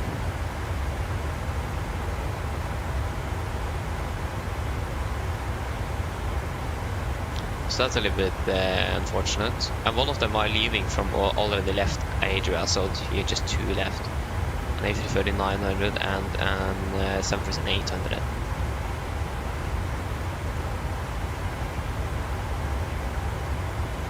There you go. Now, especially when we are like flying southbound as well, the sun is going to be rising up much quicker. Like I said, during the winter, if you're flying northbound, you're going to leave the sun.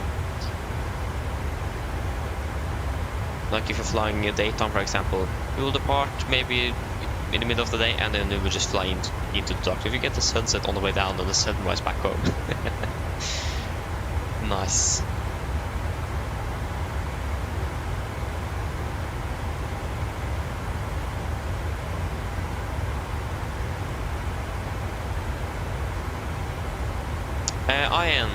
There's, what I know at least, there's quite a few aircraft that actually does remove the rain in this current simulator because it isn't really supported with it or capable or something. So no, the PMDG Vipers doesn't really remove the rain. I know about the Phoenix and the fly-by-wire. At the moment I don't really know any other aircraft. I think there's some smaller God-friendly aircraft that actually also do it. But I don't really know of any specific aircraft that actually can do it, unless the fly-by Phoenix and some God-friendly aircraft, I think. But the new simulator, the 2024, it's got to be from the start, windshield wipers. It's got to be able to remove the rain.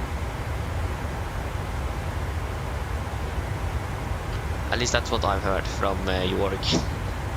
He said that on one of the developer streams, so yeah.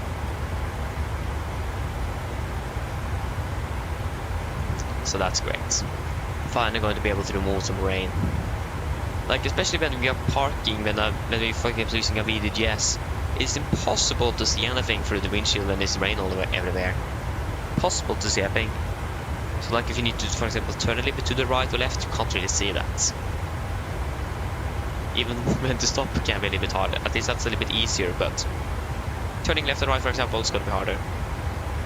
But remote operations, it works fine. So yeah. Blurry vision indeed. That's great. So yeah. I wonder which altitude the real aircraft are flying at, because again, I don't really think there is many people flying down to Split today. Like, it doesn't really feel like a normal day to fly out. Hello. Hi, Captain. I was just wondering if you'd like a drink, maybe a tea or coffee, or a bottle of water. Yeah, thanks. I will gladly take a bottle of water. No problem. I'll get it for you now. Okay, thank you. So then I'm going to refill my water bottle then after I got that.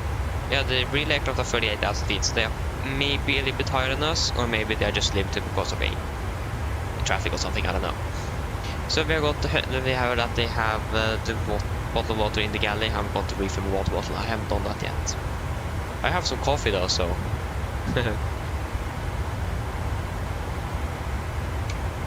This one cup of coffee is going to be probably lasting through this flight, maybe even half of the next or something. That's a great thing with this one. It holds the temperature of the coffee for a long time. Oh, that was pretty quick. Hello.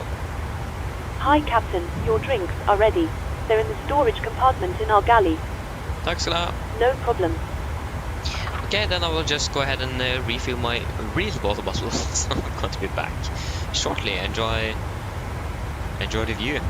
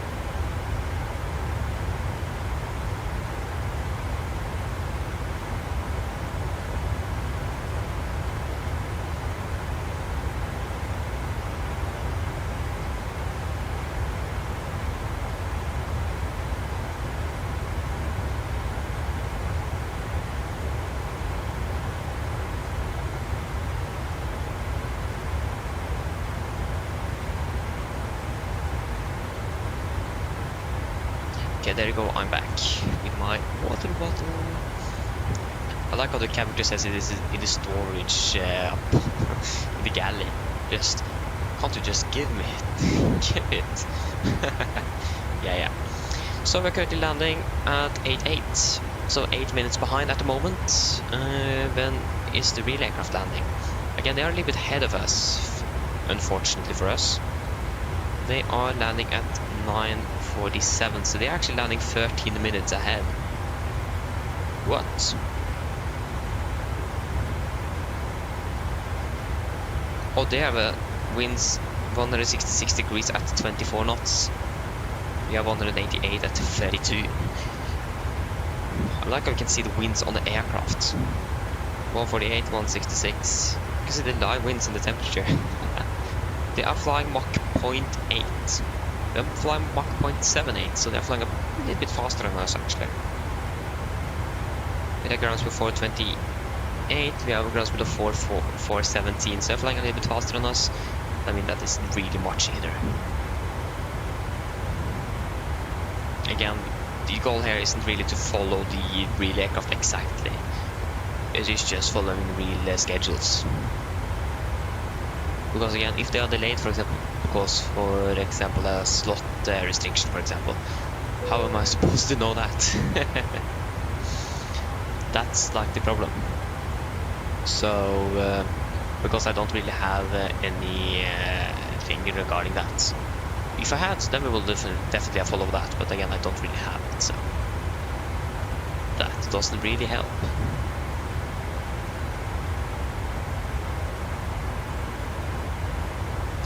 I wonder how many flights and hours we have this aircraft. The Norwegian aircraft we've flown with most is November Golf Mike that we flew with on Thursday. We have flown 12 flights and 46 hours. Where did we actually fly? Yeah, we flew to Barcelona, that's great. So we've flown 12 flights with it, 46 flight hours. So Barcelona was the last one, wasn't it? On 17th, yes. So we have flown a bit with this aircraft. That's like the #1 Norwegian aircraft. Fox November Bravo is the top one, and with Norse. 50 hours, 6 flights. So we have the most flight hours on Norse. But again, it is a long-haul aircraft, so when the first takeoff flight is going to be a few flight hours on it. Where is Golf Kilo then? I think it is going to be quite a bit down here actually. Golf Kilo, we have flying, okay, 13 hours and 11 flights. I mean, that isn't really bad either. And we are flying with it now, so it's going to be at least crossing over the 16 hours, sorry, 19 hours then probably.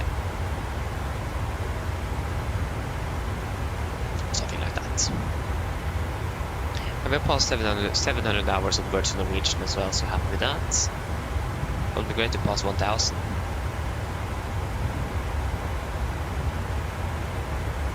Again, if I would have been flying real schedule, for example, I probably would have. I'm actually not quite sure, because Norwegian pilots are normally flying 5 days, 4 days off. So that means we are flying 3 days a week normally. So during the off, that means we are losing 2 days. So if you say Norwegian public will fly on Monday, they are finished on Friday, so then they have Saturday and Sunday off. Then we'll be flying 1 there. They have 4 days off. They'll be flying on Tuesday again. That is 3 flights. And then 5 again. That's 6. Yeah, so basically we are flying 2 days less. Approximately 2 days less every duty. Like together. Depends as well when you are, if you are flying. There you go, we have an aircraft that is past us here. Why haven't I seen that before now? That's a bummer. Not really surprised either. It is an A319 with Eurowings to Hamburg from Göteborg. Nice. You can definitely see that he's climbing. So yeah, we are losing about 2 duty days per week. Or like per duty, if you understand what I mean. So we are not really catching up either, because we have flying 3 days and we have 5 days. No, sorry. Yeah, we are flying 3 days and 4 days off. So yeah, we are losing 2 duty days, unfortunately. If I could be flying on Mondays as well, we will not catch that up. Again, unfortunately, I can't fly on Mondays. That's actually really, really bad. Or I don't really like that. It would be great if I could be flying on Mondays as well. Then we would have an extra day of flying. So that would be great.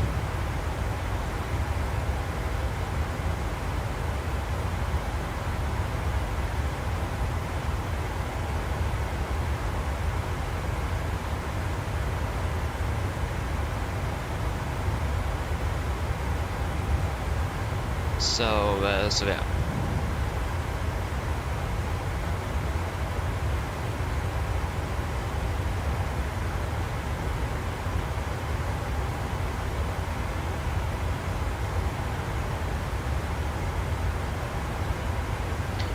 But yeah.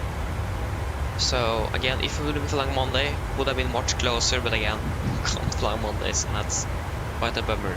Because again, it is 2 days in the week. I'm finished early. Or it isn't really early either, 14:20. 2 days. I could have been flying on Fridays as well, because we are normally being let out about 2 or 1400, so the same as on Monday first day. First of all, it isn't guaranteed. It is a privilege. We get homework through the weekend. But again, we save 2 hours, because we actually finished 16. And the second thing is that if we are flying then on Friday, we can't take a morning flight. Then we need to take either Saturday or Sunday off. But for example, if I'm not able to fly on Saturday, for example, flying on Friday could be an option as well. So I mean, it isn't like, it is possible that we can be flying on Fridays as well if Saturday, for example, is occupied. Because for example, on Saturday next week, I'm going to go into this flight simulator in Oslo with Gardermoen, the 747 simulator there. So for example, then we can, if I'm able, we can probably fly on Friday and then fly on Sunday again. I also have a concert with my corps. Oh no, Friday doesn't work either. I have corps on Friday. Forget it. That is unfortunate. Of course it is corps on Friday and then Sunday as well. So Saturday I'm going to be mostly practicing, especially like going through memory items, emergency procedures, just so I have that fresh in mind. Actually, I'm going to be probably doing that through the entire next week. You never know what that instructor can give me. Last time I were there, he gave me an engine failure after the V1, and I rejected the takeoff. So that isn't good. So I need to practice that, especially memory items as well. So I actually memorize them because I don't really remember all of them at the moment, and it's quite important that we know them.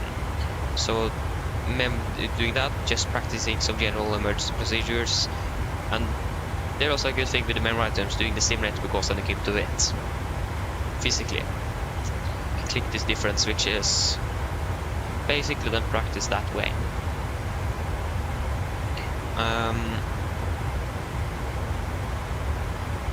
So yeah.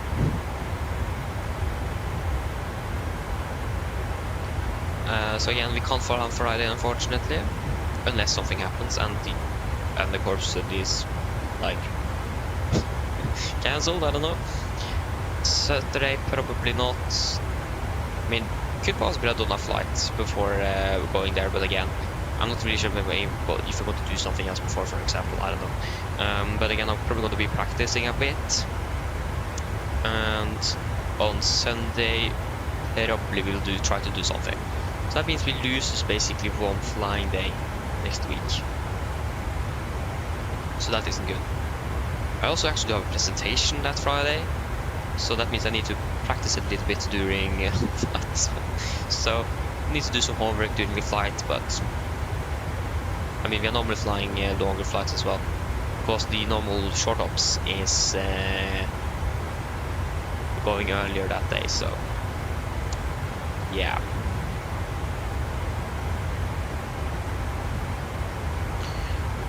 So again, wait and see, but probably going to be some corps practice on Friday, so we can't be flying on Friday either. Unfortunately.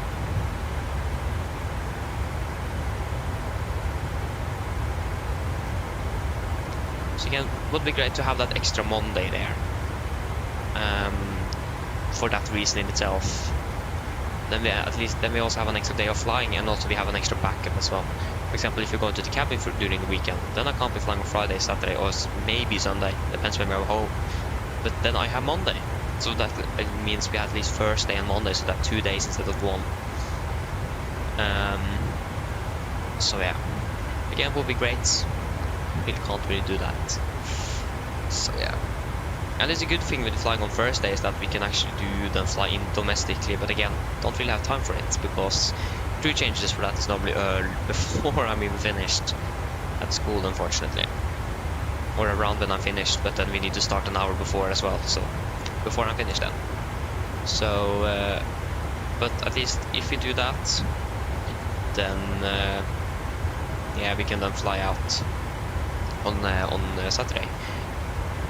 But again, there is actually one that we could do, and that is from flying to Alta via Tromsø.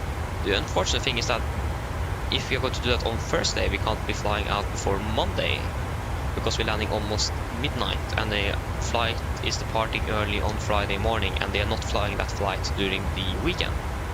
So that basically means if we're going to do that, then we need to then be flying in on Thursday, and then we can't fly before Monday. And we are landing back in Oslo before we're landing after I'm started school, so that also doesn't really work. So quite unfortunate. So yeah, I mean, it would be great to like have a privilege to like do some flying before school or something, but again, probably not gonna be able to get that either. So yeah, like for example, today, if I had school today, it's in 59 minutes until it starts. So yeah, I don't think the clock is actually really up to date because we had some menu pausing. So yeah. But I know we have a Friday off in November someday, so we'll wait to see if I can fly then.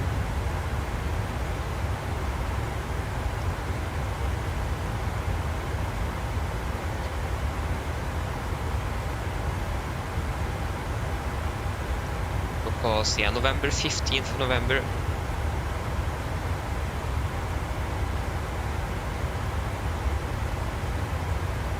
Oh, that's the day we are supposed. Isn't that day? Yeah, at least 15th of November we have a day off. So that means we have the 15th, 16th, and 17th. If again nothing special happens. So that means the plan is then if the max, and I don't think it is going to be ready until that, but flying in and out of Stockholm those 3 days.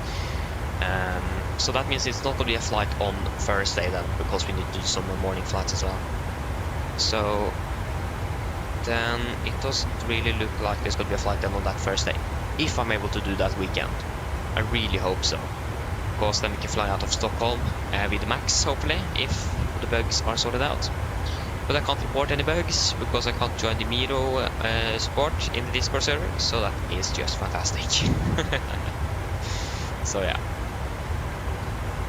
So we are finished 20th of December at school, so that means we can fly 21st, maybe 22nd, also maybe 23rd. I don't think I'm going to be able to fly on the 24th. I wasn't allowed last year. Maybe 21st, depends. Probably not, but maybe 25th or something from there.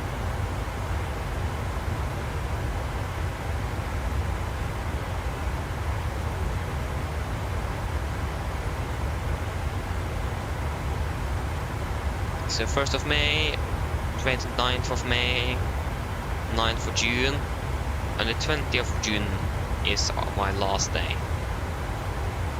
So total school days, 190 days out of 365. So I mean, that isn't actually really bad. We have about 175 days off. So it is almost equal vacation and school actually when you think about it. I mean, that is actually really bad. It just feels like a lot because we have the summer vacation that's for just 2 months straight, that's like 60 days. So yeah. Skolvik, good morning. Welcome, opening well from day 1820. Isn't that one of the Spain flights, isn't it? I probably missed. Yes, isn't that to Faro? Not Spain, but Portugal then. Nice, enjoy your flight. That's a great one. Really enjoyed flying down to Faro when we did that last week. So yeah, it's a really nice airport.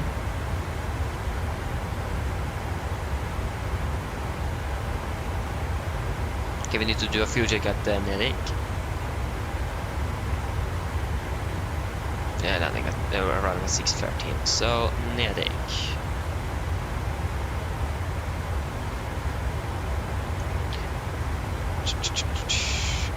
Nedik, there you are.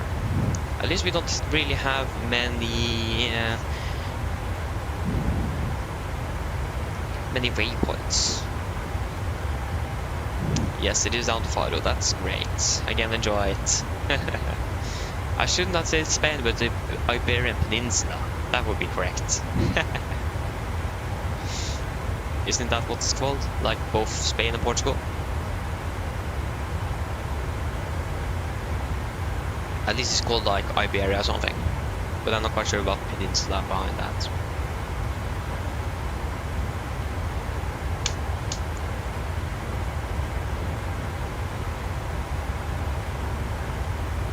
We're still lagging 8 minutes behind. We are still 30 minutes on the ground, so we should be able to catch that up.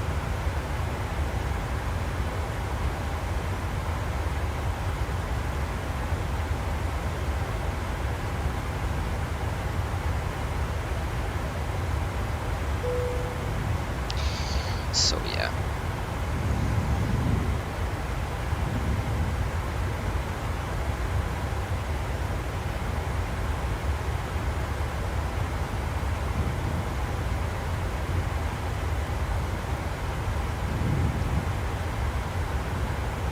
That is all good. All good. Yes, COVID. The week have been good. It have. I don't think there's any like significant things that actually have happened. Just a normal school week, basically. We're actually going to have a presentation next week that we've begun working on yesterday, and about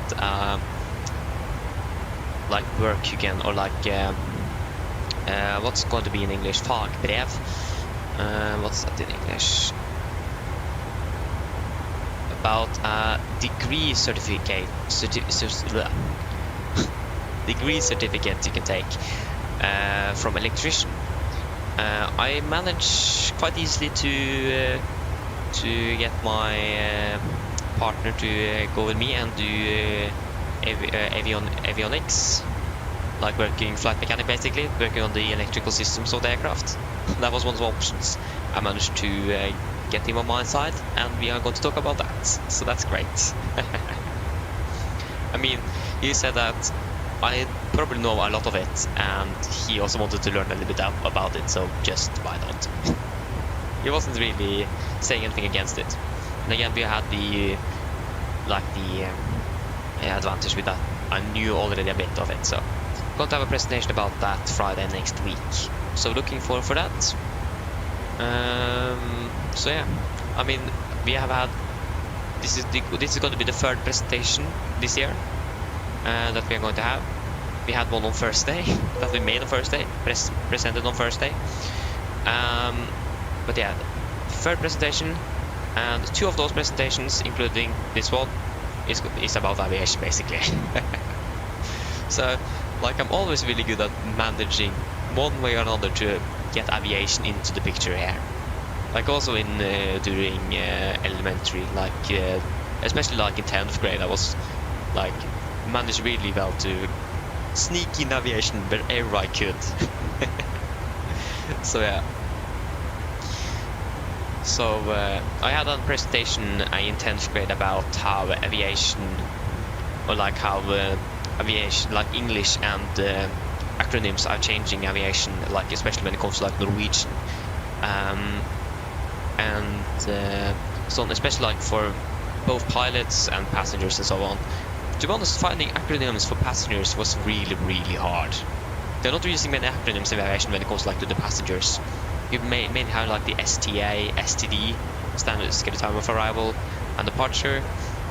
But like English words that they're normally using, for example, gates, they're not really using port or whatever it's going to be directly translated.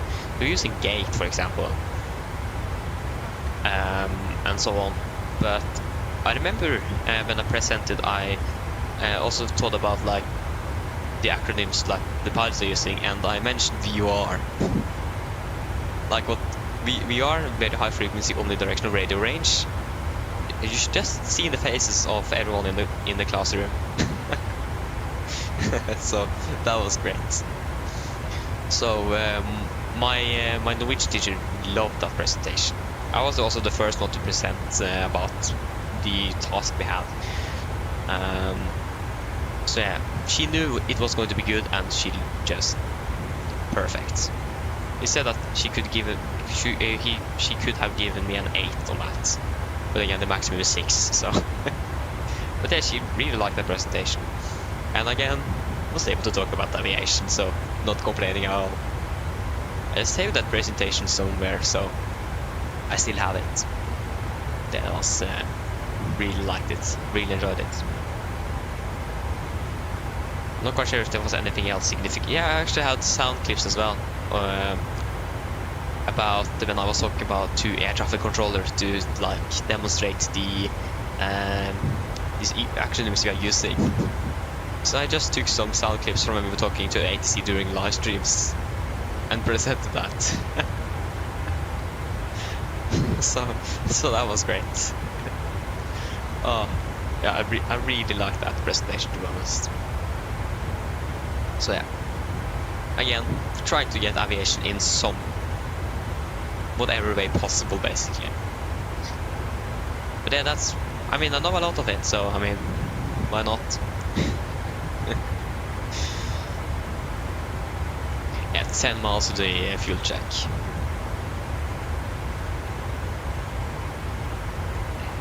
So we're going to do that any moment now.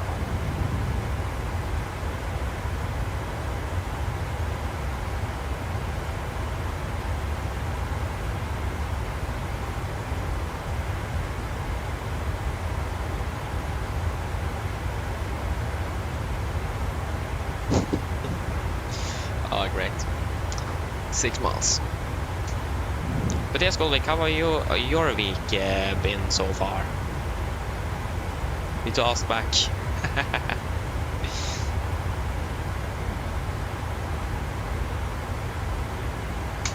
Okay, fuel check at Nedik. So 6.3 tons, we have 6.7, 3.2 we have burned. 2.8, almost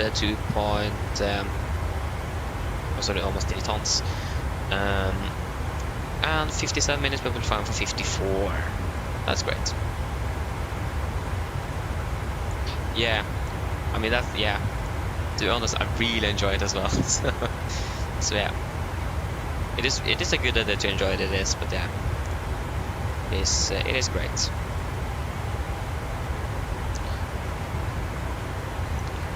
So I remember, like, it is a thing, the school I was at least, when they're taking like the pictures, yearly pictures to the class and individual pictures.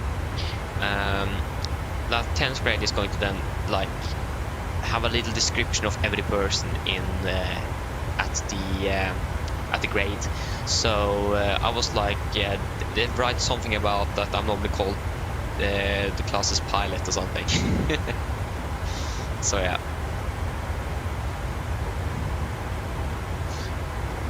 So yeah, that was great.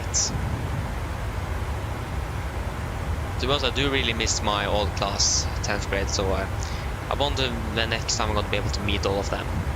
It is how long is it? Not even been a half year. Or actually, I think it is exactly half a year since we were finished or something.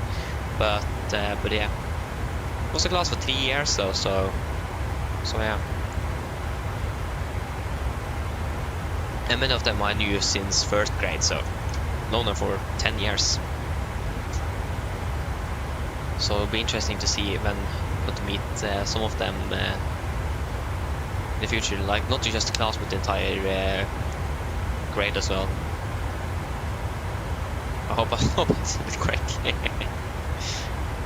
Yeah.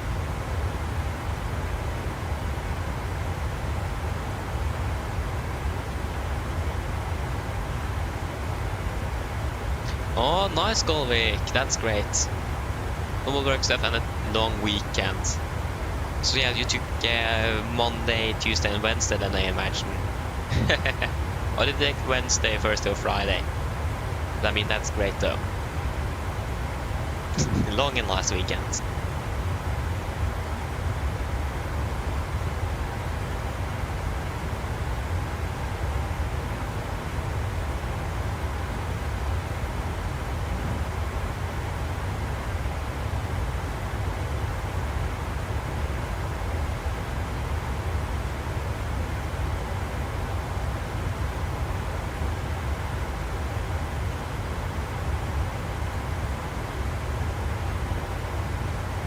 So yeah.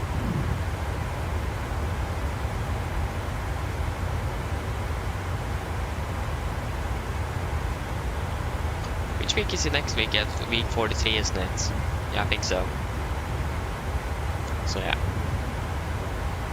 Week 43.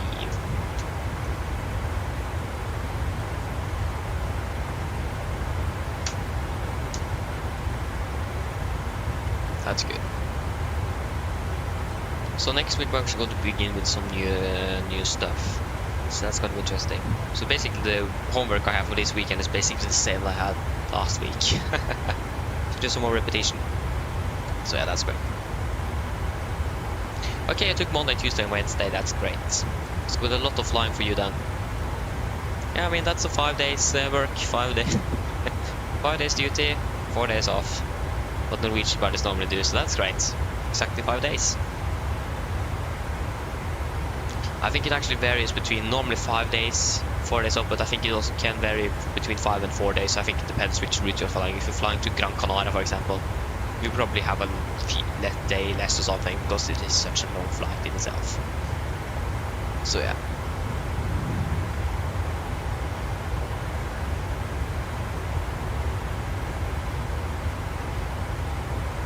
But again, I can't really confirm it. I'm not really working in Norwegian. I mean, it would be great though. To like have a schedule from them, everything. Just follow that schedule. Instead of finding the flights the day before. The only unfortunate thing with that is that if there's a pop of an aircraft that I don't really have, then I need to find an alternate flight. But yeah, it works as well. Like again, having a schedule from them would be great. Just follow that. Would also make things much easier, especially when it comes to like school and so on, and also like sleep in general. So I get enough of that, because that's the hardest thing sometimes. Sometimes wasn't really a problem yesterday, but actually did struggle a little bit with falling asleep yesterday. So I actually wondered, am I actually going to be able to sleep, or am I just going to be just being awake all the night? But I managed to fall asleep eventually. So yeah. Yes, it's definitely going to enjoy some flying. That's great. Today's going to be, have you tried out the iFly? That's the question. Have you tried out all yet?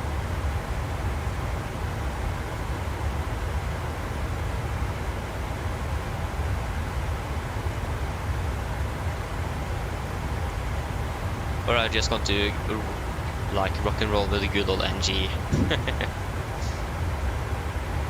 I mean, the NG is still a fantastic aircraft to fly though, so again, the NG is probably going to be my favorite over the Max for quite a few years, until we have been flying more with it. Again, it's not really an aircraft we have flown with much, so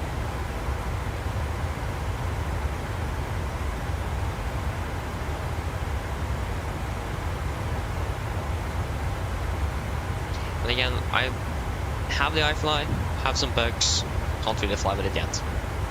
Again, I have actually found out yesterday because I did some flight tests, like you will do if you have any problems or anything with the flight controls. The department from Oslo did some circling around east of Oslo, did some rudder tests, flight control tests, so on. Actually found out on the ground, but my rudder pedals, if I go half deflection, the rudder deflects full to the left or right, so it doesn't really follow the axis properly. That's especially true on the ground. In the air it's a little bit better. I also found out that my nose landing gear isn't animated, so if I'm turning the aircraft on the ground, the nose gear is still straight, so it isn't animated. And also that the banking to the left and right is also a problem with the autopilots, especially when they're coming down. So it isn't just when I'm hand flying, also the autopilot struggles with that. So again, it isn't really perfect yet. And for example, one thing I also noticed, if you are starting up with day, when you click on the FMS, you should get straight into the ident page, but you will get in here instead. So that's also one thing that I'm not quite sure if that's how it is in the Max. At least it is on the NG. When you're starting your first flight, when you click on the FMC, you will get straight into the ident page. So basically like this. But on the iFly, you get into the inner traffic index instead. So that's also one thing I noticed.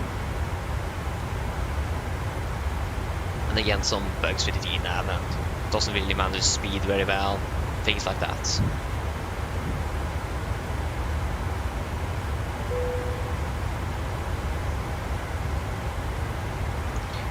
Okay, you're going down to Madrid and Rome tomorrow. That's nice. That's going to be a long day. But yeah, so we haven't... Yeah, I mean, I totally agree with you. I do also want the PMDG one instead. Again, because of commonality between the aircrafts. Because the PMDG Max and the NG is going to be more similar than the iFly Max and the PMDG NG. That's the thing. And in real life as well, commonality is really important. And that's why they are sharing the same type ready. Again, there is some features in the iFly I do like that PMDG don't really have. For example, that you can press the individual lights to test them, like you can in the real aircraft. You can't do that here on the on the PMDG. But also, like for example, the iFly, the coloring, for example, I'm not quite sure what's realistic there, but it is quite a bit lighter colors, if you understand what I mean. And also, for example, the glare shield here, it is light gray instead of like the more darkish color. So the colors, the yoke, like if you like really into the 747, you know that the yoke you can turn it both 91 degrees to left and right. The iFly looks like you can turn to almost 100 degrees. It's quite a bit. So that also doesn't really look correct, to be honest. But again, it is a pre-release, it isn't finished yet. And also like the fonts on the MCP also isn't really correct. But again, it's just minor details basically. And of course the flight model bag. But again, it is still lacking a bit behind the PMDG when it comes to systems. And I remember before it was released, like everyone said it's going to be so much better than the PMDG. No, it isn't really at the moment. So people hype that aircraft up quite a bit, and probably also way too much actually. So they got really hyped on the aircraft, and they didn't really deliver where I thought they were. So I was a little bit disappointed, but again, it is still a pre-release, it isn't finished yet, so that's also something to note as well. But I haven't seen any updates to the aircraft since I bought it on Monday. It haven't been out for a week yet, but still, it is a pre-release. I would expect quite frequent updates then actually. So yeah. Also, when the 747s were released for the simulator from PMDG, they updated the aircraft quite a bit, almost like sometimes twice a week or something, even more than that sometimes. So yeah. And also actually the 747 here from PMDG isn't actually finished yet that early either. It is still in the early adapter phase, so it isn't really finished. So yeah. So yeah, again, I do really want the PMDG version instead, because again, commonality and so on. But I mean, the one thing that the iFly don't really great is the sounds. The sounds are really great, it is. For example, the call-out sounds as well, it sounds like you are in the cockpit. And they're coming from a speaker, so those sounds are really good. Engine sounds really good. Again, there's just some small things here and there that I'm not really... But again, I'm probably a bit too hard against them now, but... Again, I'm mostly comparing it to the PMDG aircraft as well. Should probably not do that. But still, it is PMDG that we are flying, that's like the base we have for what we could expect for another aircraft. So, yeah.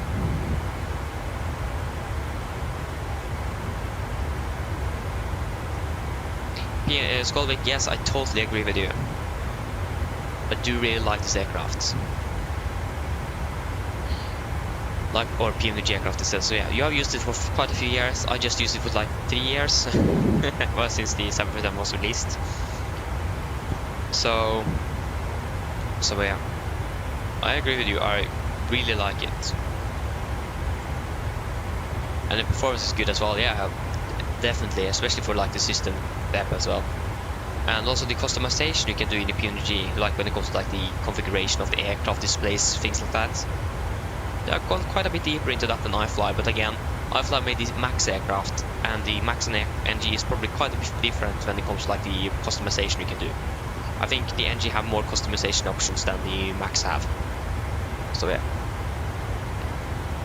So there is like basically just on the iFly small things here and there that just haven't made it up yet, and again the systems in general. I've heard that the VNAV calculation doesn't really work, and that's the thing we're using all the time. So I mean, that's just a bummer in itself. So, but again, I see the potential in the aircraft, I do, but there's just some small things that need to be changed. And also one thing I pointed out on the last stream: if you click, you can't click on the guard For example, if you want to turn on the battery, you can't just click on the guard and close it. You need to turn on the battery, and then the guard closes automatically. That's something I really hate, because then you, for example, can't really have the guard open and just turn on the battery, for example, if you're not going to turn on or close the guard. And also, like with the emergency exit, when I was going to try to turn it off, I first need to open the guard, and then I didn't really manage to turn it off, and then the guard closed again. So like it was impossible to just turn off the lights or turn off the switch. So there's like things like that, like the click spots in general. And also, for example, the trim sound is also delayed actually for me. So if I start trimming up, it takes like a second or two before the sound came, or sound begin to go. So the trim starts and then the sound come afterwards. So that's also a bug, I think. That's a bit unfortunate. So yeah. But again, it's just some small things here and there basically that doesn't really make it the best at the moment. But again, I see the potential in the aircraft and we're going to fly with it, but the major bugs at least need to be finished or be fixed first. Because I'm not going to be flying with an aircraft that I can't control on final because it is banking by itself to left and right all the time.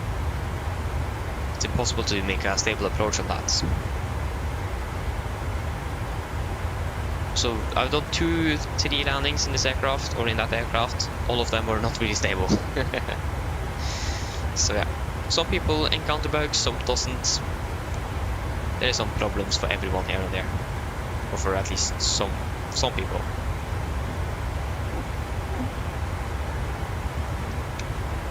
So yeah. Again, I'm really looking forward to fly with the Max. But again, PMDG, when that's released, definitely going to buy that straight away. And again, also one of the unfortunate things with the iFly is that you need to run a plugin in the background, like the Phoenix. Not is that just could make some issues as well here and there sometimes, but it also limits the market as well. They can't release it on Xbox, so then they basically made the PMDG monopoly when it comes to Xbox and the marketplace users. So yeah.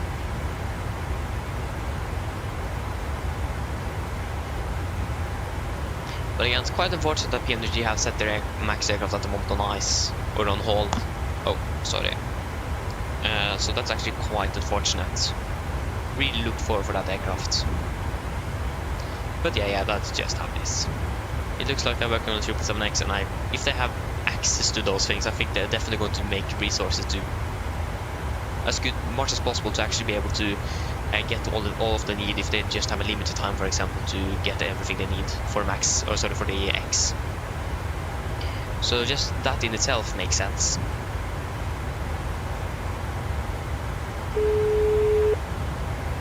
Hello. Hi, Captain. Just checking to see if everything is okay. Yes, everything is fine here. How is it going back there? Hope it is great. Great. Call me if you need anything. Of course. Okay, you didn't answer my question. Yeah. So yeah.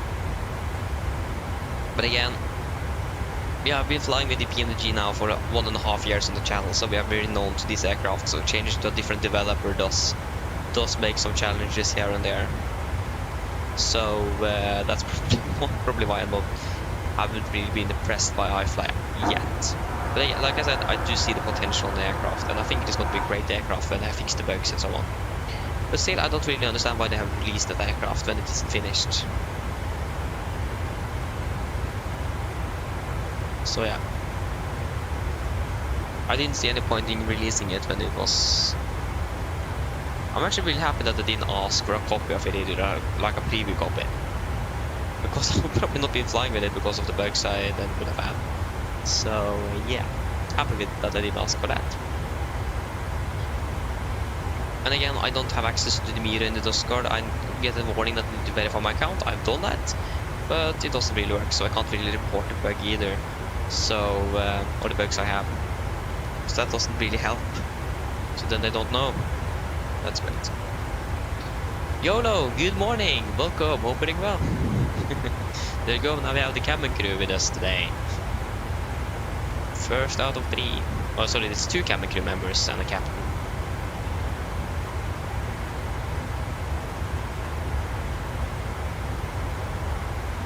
So yeah.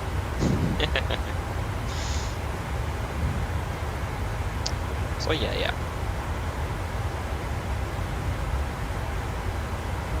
So yeah, that's like a few things, like the rudder pedal isn't, or the rudder in general isn't working correctly. So that makes also the takeoff, for example, really strange.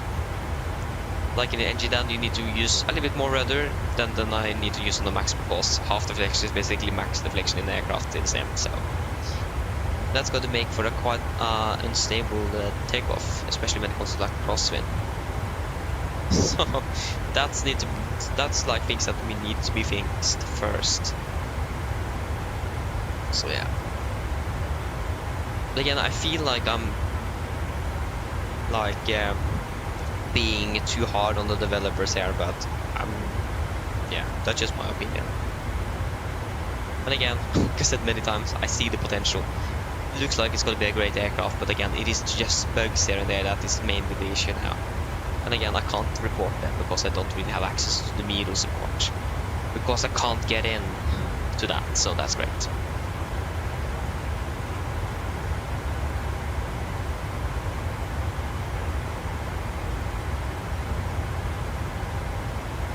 Okay, nice, YOLO.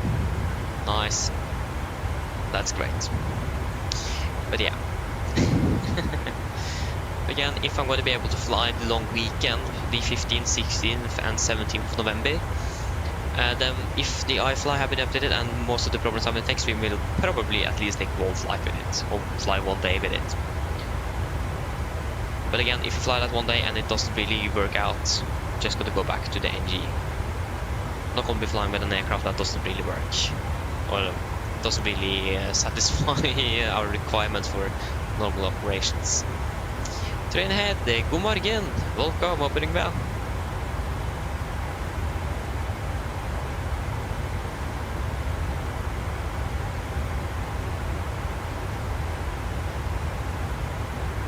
Should we probably check on the weather in Split? Yeah, now it isn't raining anymore. Variable winds 2 knots, the weather is looking quite good now. So it was, again, when we departed from Oslo, it was like heavy rain and so on. Then it used to light rain and now it isn't any rain anymore, so it looks like the weather is improving. So yeah. You're fine, that's great to hear, Terrain.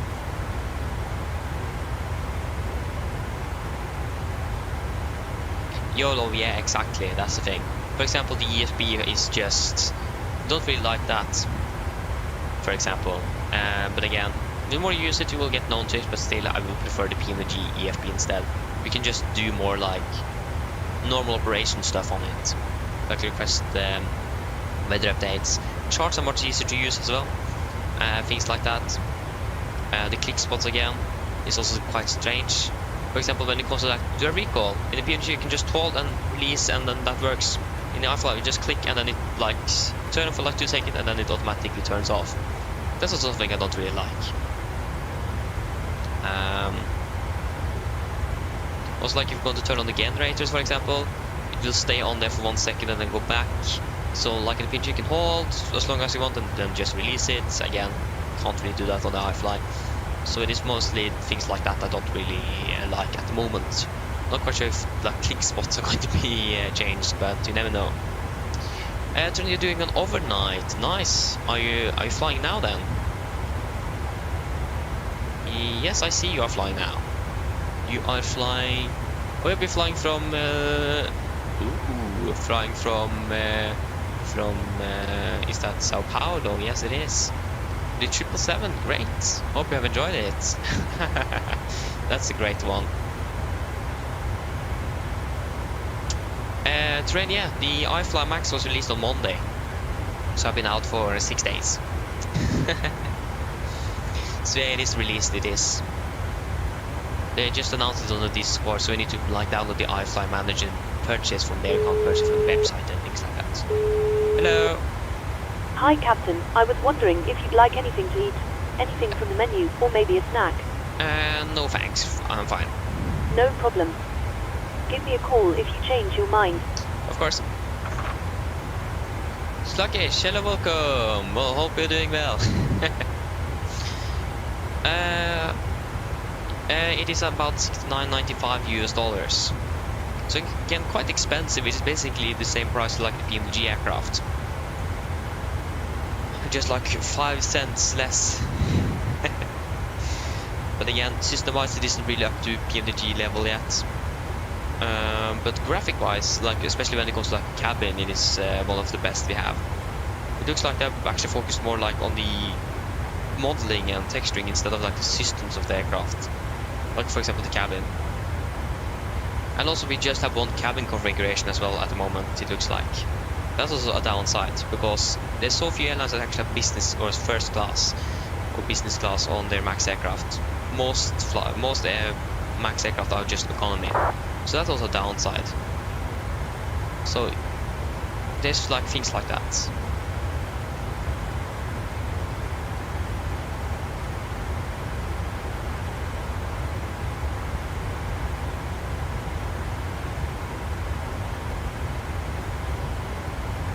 Oh, terrain. Oh. Okay, that's a really strange. Oh, okay, I understand that. Yeah, that's a really strange dream indeed. Okay, so at least you didn't enjoy your sleep then. Hope you enjoyed the flight in general so far. Yeah. Okay, yeah, that doesn't sound good. Yeah.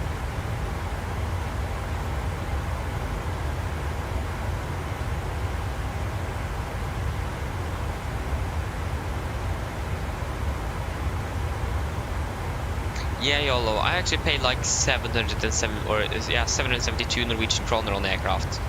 Again, because of the currency at the moment. And you paid well over 800. You need to buy it at the correct time. Yeah, see, the Norwegian kroner have now even been weaker now. It was like 10 for $1 US was like 10.70 or something when I bought it. Now it's just like 10.89. So it's even worse now. So I'm happy that I actually bought it when I bought it and not waited.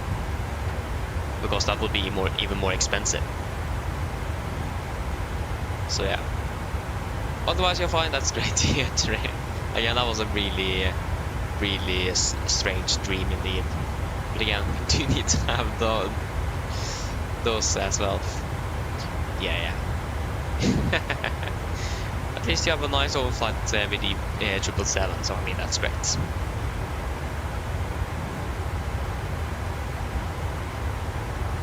I also remember that someone said that the iFly would have A-Cars compatibility. I haven't seen that yet. So either that is not true or it is coming. That's something I really miss in the 737.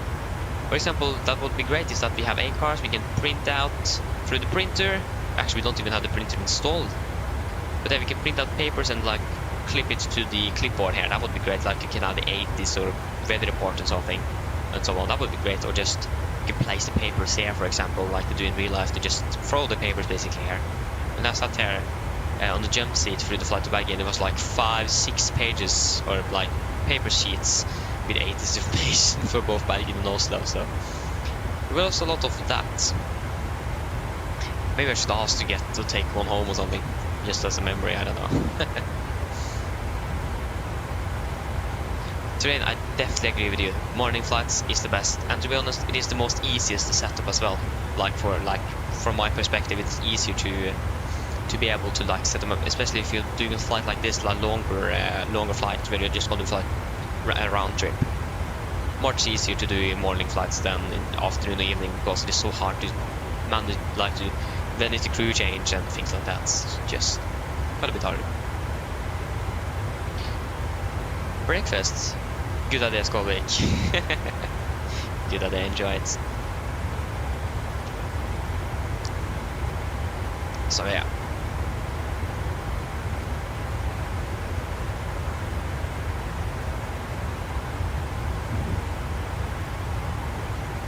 We still have Hydra control, if I pronounced it correctly, over the Balkans. So that means we probably have ATC to split. If it is the entire Balkans though, and not like any sector things. Normally it is for all the Balkan states, so it should be correct. Yes, it is. So split is then included. It's in the split will be great.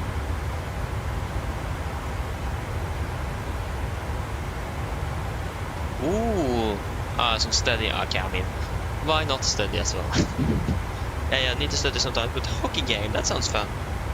I have some friends that are like really interested in hockey. Not really playing it, but big supporters. So yeah, but I'm personally not very into hockey, but that sounds great though.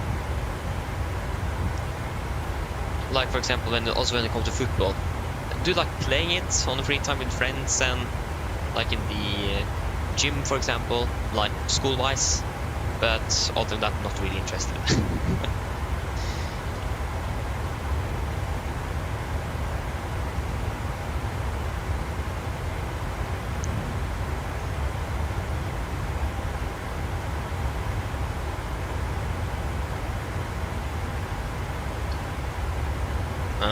Yeah, it's a hockey team. Okay, I understand. It is Swedish, I hope. Yes, it is from Jönköping. Ah, I understand. Nice. To be honest, I don't really know anything about hockey. So yeah. From Jönköping. I'm not quite sure which country is best between Norway and Sweden when it comes to hockey, but doesn't look like Norway are very good at it, like in football as well. Like it is impossible to not hear anything about how Norway is doing when it comes to their national team, how bad we are doing. Like I hear it everywhere. It's like I can't really get out of it. Like we have like some of the best players in the world on our team, but they can't communicate with each other, so we are like losing 5-1 by Austria. We lost to Austria 5-1. Just what? So it doesn't look like we're going to be able to get or to be playing in the World Championship in 2026. And again, I'm not really surprised. Norway are much better at winter sports than summer. Well, I think we are doing quite good as well in like tennis and golf, but football, national team, not really good. At least that's what I've heard.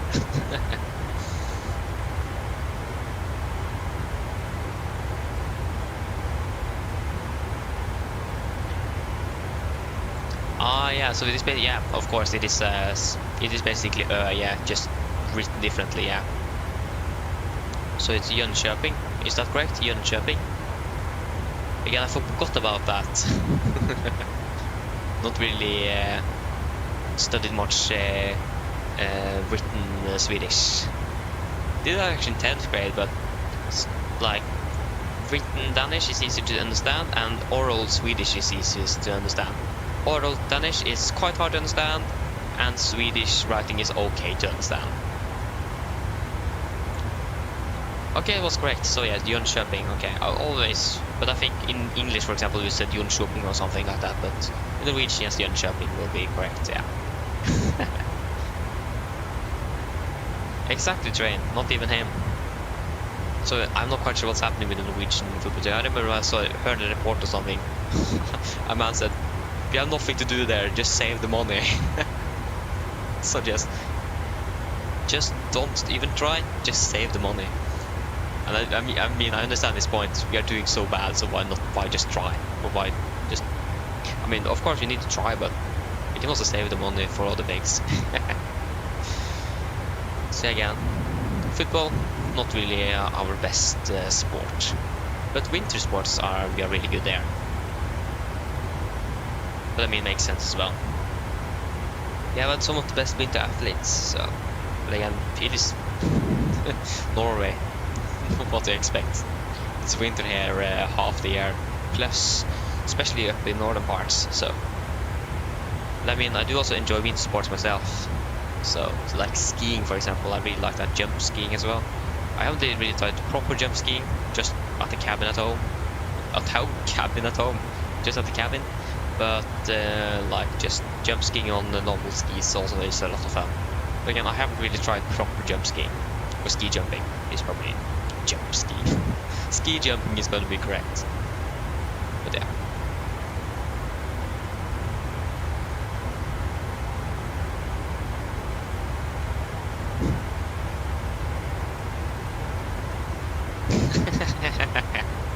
Train. I think, yeah, I think I understand that. I mean, it does make sense. Again, hockey, Norway is not really good at that. Like, I think best are like up in Canada and United States. They are really into hockey. Again, I probably agree with you. From what I know from hockey, that Sweden is better than Norway. And again, I'm not really surprised. Do we need to do a fuel check here at Marem?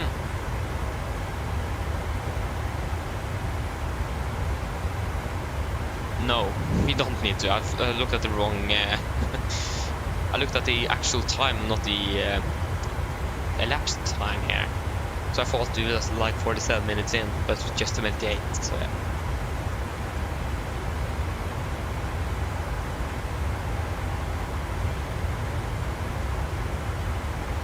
Yeah, exactly, yeah. Yeah, skiing and skating as well. I haven't actually been really good at, or not really been skating much. Like if you like ice skating, probably that's what you're talking about. But yeah, like skiing in general, really like that. I will say I'm pretty good at it as well. At least my personal record for 1 mile is like 44 minutes and 59 seconds. So that was like a year before I was at 50 minutes. So I beat myself with exactly around 5 minutes. So we'll see if I'm going to be able to improve that this year with 4 or 5 minutes extra. So I was also going with the older guy with me as well, like a guide or something, because again that's something you are required doing this, because it is a ski it's called it is something that is can't remember what it's called.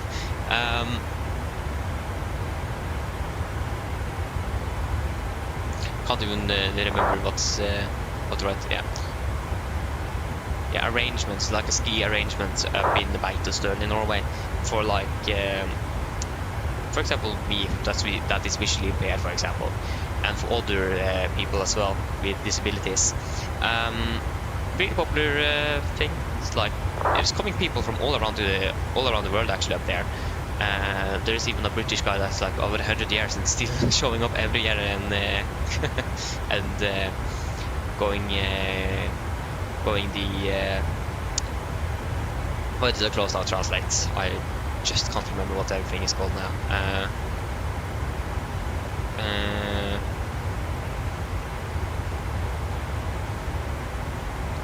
Like the ski run or something. That doesn't really sound correct. The ski race or something. It is a partial race if you're like in the different classes, but at least I have with my guy there, because I need to have him. Like we did like of 200 meters, and then I already begun to leave him. So when I was finished, 5 minutes later he arrived. Like that's the most funny thing I've ever encountered there. Like the person that was supposed to go with me arrived 5 minutes after me, and so that was great. So yeah. Okay, I just got used to it. Nice then. Nice. So it will be interesting to see if I have someone that's actually going to be able to follow me this year. And hopefully I will be able to beat for the 4:59 on the mile. That would be great. Again, I'm doing some exercise, to be honest. It have been a little bit slow. I actually forgot. I was going to exercise yesterday, I forgot that. I'm actually supposed to do that tomorrow as well, but I think I'm not going to be able to do it because time-wise, I don't really have time for that. And yeah, and I've like had chickenpox right before auto vacation, and then I had auto vacation, and then I just didn't have time for it, and so on. So, and I forgot it. So, but last year when I improved by 5 minutes, I didn't actually exercise at all, like nothing. I actually did use my bike to and from school. That probably helped, and I walked as well. But I didn't really, like do any exercise other than that. But yeah.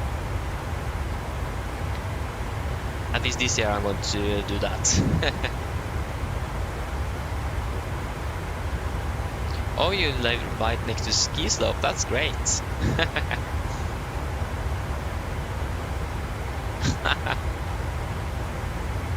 yeah, terrain ad. Yeah. But the thing is, do you actually need to pay? That's the thing, because you need to pay for the like the elevator, ski elevator, what it's called. But I don't. Do you actually need to pay for actually using slopes? That's the thing. But yeah, I understand that. Let's hello, welcome, opening well. I mean, also why not? But yeah, the people that we have been with, that like our guys, so one are students from not really remember where the school was located, but a sports university or something like that. And the teacher is like 60 years. He doesn't use the elevator. He walks up the ski slope. He walks up. He's 60. He walks up. Just what? He is so athletic for being 60 years. It's insane. Impressive every year. Just what? So yeah, he walks up the ski slope. I mean, why not? Everyone else is lazy using the elevator. He just walks straight up.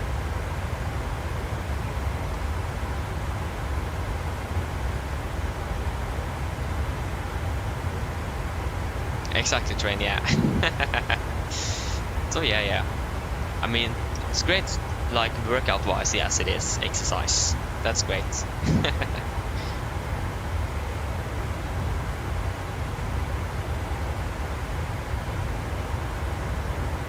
But yeah, when are we landing now? Are we saving anything? No, we have actually extended our time in the air. It was Bulbo that we want to be at an odd level, so that means we can climb up to flight level 410.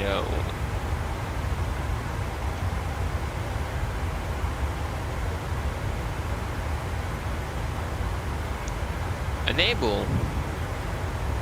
What? It says maximum. What did I say when we could do? When could we do the step climb again? It was 70 minutes we need to wait. I don't really remember the time.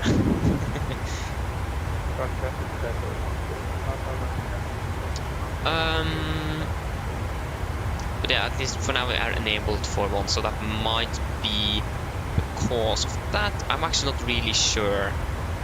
But this is maximum 4.1, optimum flight level 402. But again, we don't really see more from the maximum. Maximum is 4.1. It doesn't really show more than 410. So yeah.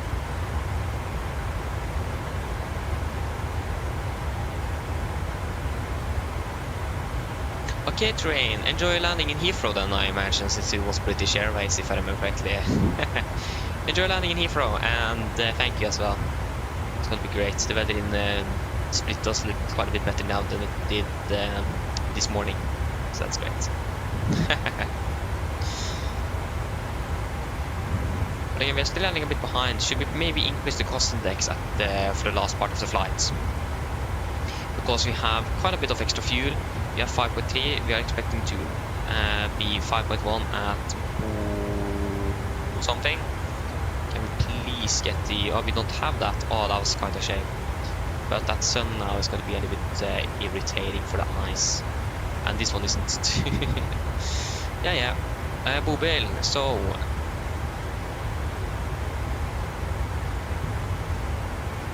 That was towards the stand. Where is you? Where is you? Where are you? Bolbo.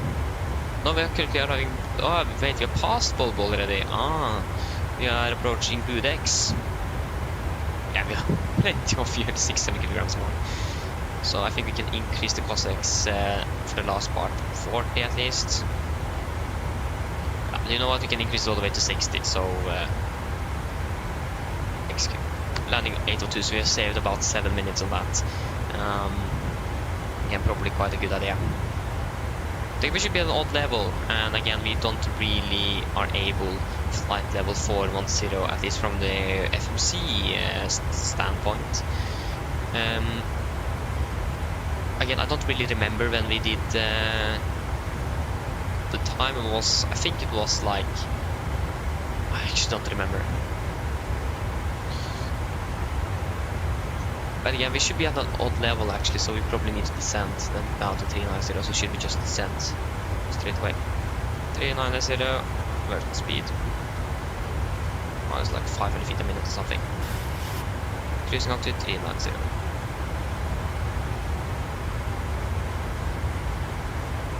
Okay, 1,000 to go.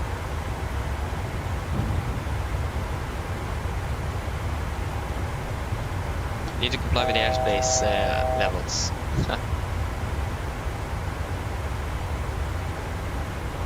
Aye, that sounds good though, will it? That sounds good. How long is that flight? 4 hours or something? I think it is like 6 to 7. I think it is 6 hours from Oslo to Dubai or something like that. So it's probably about 4 or 5 hours then from Munich, isn't it? Not really sure. Okay, that increased our. Okay, that increased our arrival time quite a bit.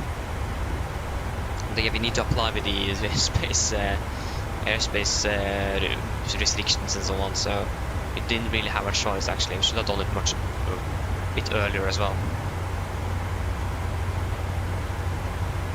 That increased our flight time with 3 minutes. Hopefully we'll be getting some vectors or maybe directs into, probably you could expect directs into Split. So again, we do have ATC online at the moment. We have been online for now soon an hour actually. We're landing in about an hour or so. So landing within the next hour. Again, we might have a little direct, but again, we still have 35 minutes on the ground, so we still have enough turnaround time wise.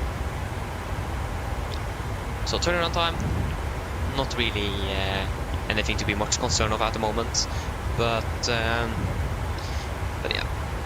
Now it become a little bit cloudy here when I lived. Obviously in Oslo. Yeah, there you go. We know.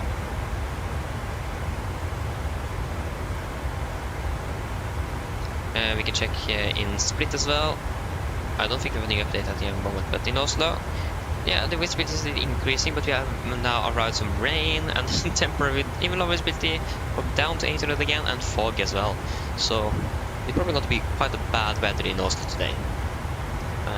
So that's great. So hopefully we do not need to do an auto land, but you never know.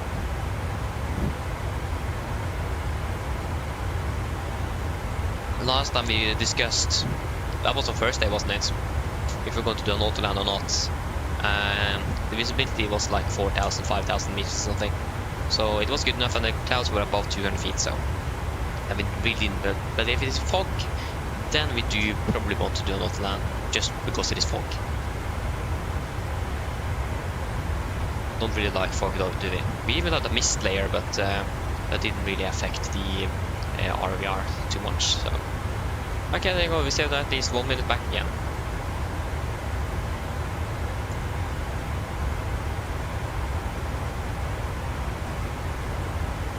Yeah, we should probably do a fuel check at Budex, so that is done before we are landing into Split. Budex, you are ready. Again, Split's a really nice airport though, but we have been flying here like, we need to double check. How many times have we been flying to Split now? Again, this is probably the 3rd or 4th time, if I remember correctly. We've been flying there quite a bit actually. But I just don't really remember how much.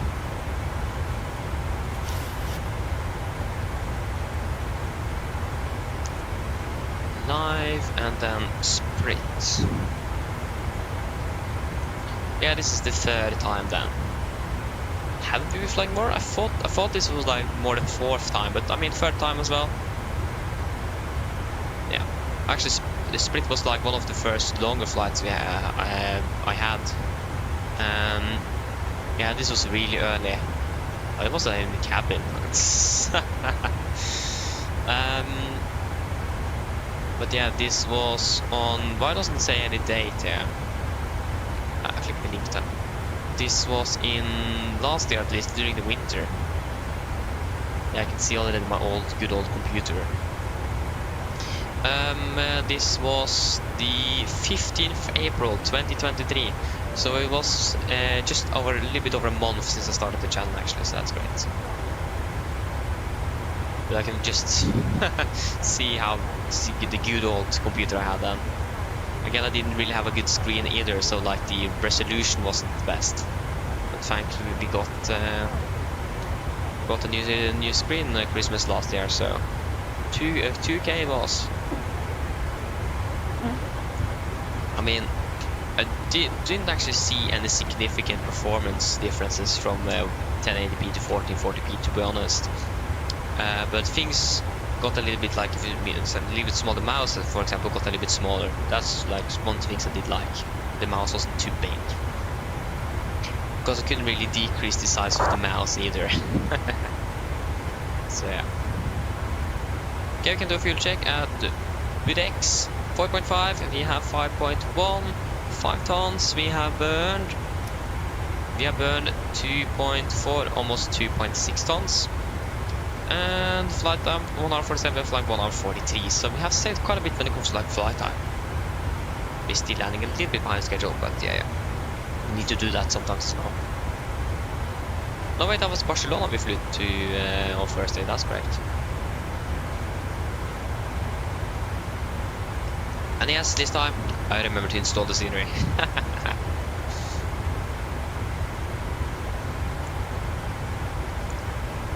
So yeah, that's the unfortunate thing when you are like you reinstall the sim or something, the community folder got deleted. I thought I saved it up, but it still got deleted, so yeah. And I didn't use add-on link at that moment, because I need to reinstall the computer because I couldn't install my Amsterdam scenery, and I've read that you probably need to reinstall the sim to be able to actually get that to work again, because it wouldn't really install, so that was like the only option. So yeah. Pilotage, Kela welcome, opening well. Good morning as well. So yeah. Okay, we still have Adrian Radar, hope I pronounced it correctly, at the moment as well, so we do have ATC to split still. We don't really have an 80s report. But again, he has been online for like an hour now, so we can see how long he's going to be online. The longer, the better it is. Across the pond should start in about 3 hours or something. It like starts almost when we are finished for today. And it is from west to east as well. That's a little bummer.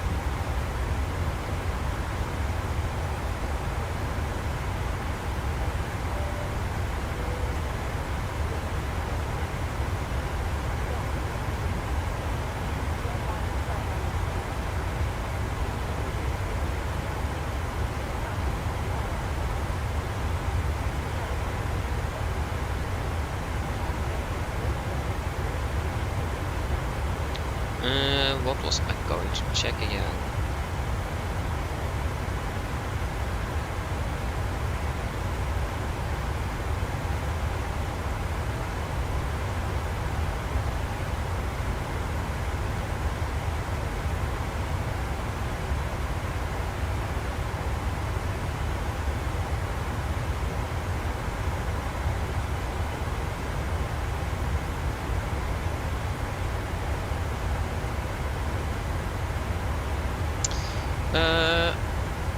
Yes, how I'm doing? I'm doing great. I'm doing good. Thank you for asking. So yeah.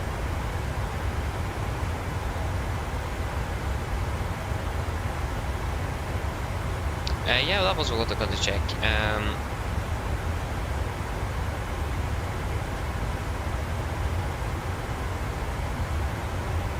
Because I know flight deck to sim are going to be flying, yeah. Just going to be flying across the pond.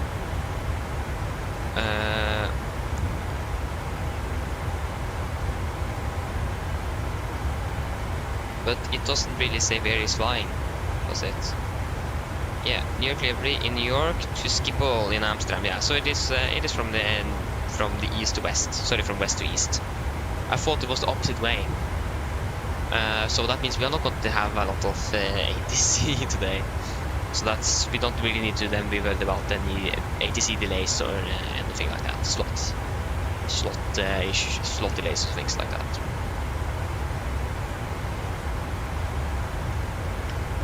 Because again, all the ATC in Europe is going to be online way after we are finished.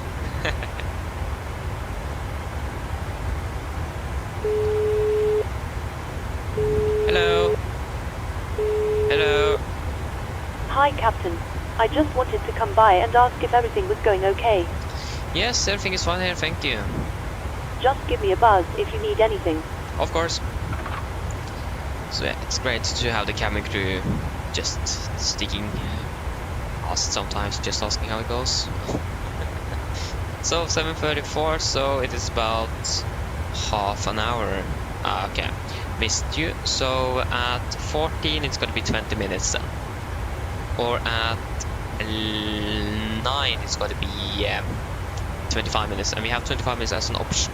So we're going to be calling the the cabin in about 2 to 1 minute, or 1 to 2 minutes. Oh, there you go. ATC is offline. Yeah, great. What a surprise! Typical, isn't it? It would be great to have ATC, but again, it is offline, so we don't really have anything.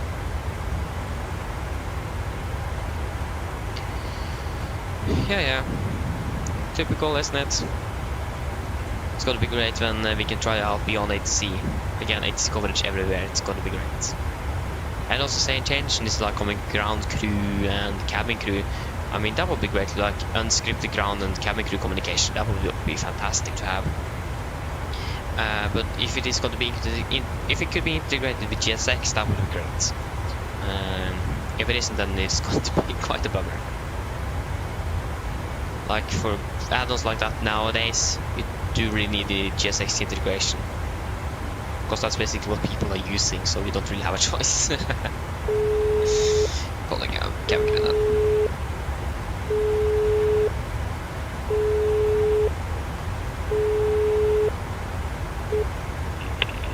Hi, Captain.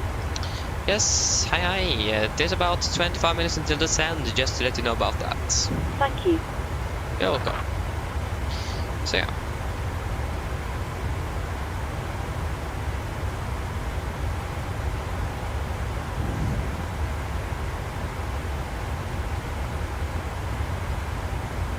Oh, does it? Oh, that's actually really cool of YOLO. That's actually really cool. But again, I'm not going to subscribe on the ATC network. Again, it's going to be costing quite a bit. But the ground crew and cabin crew, I think, was like one-time purchase. So that would be great. But like hand of the Watsim, I mean, that's actually really nice. That's really cool.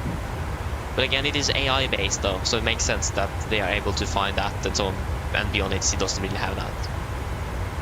But again, it's going to be quite a mess, because if you're flying then on Watsim and you're using, for example, say intentions then, for example, then you struggle with Unicom, for example, to communicate with other traffic in the airport you're flying into. That's the problem. Then you can't really do that, and then it's going to be a conflict there. So that's the only problem I see with that at the moment. So yeah. But again, it's really cool that they actually have implemented that. That's really great.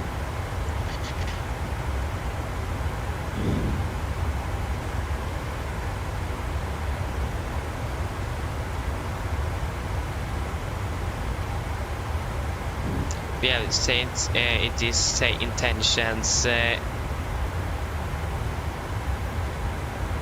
encourage or what the this is an introduction price. So you then have AI cabin crews, AI mentors, radio chat, pushback soon, and ground ops soon. And that is like one-time purchase, and say there's AI premium.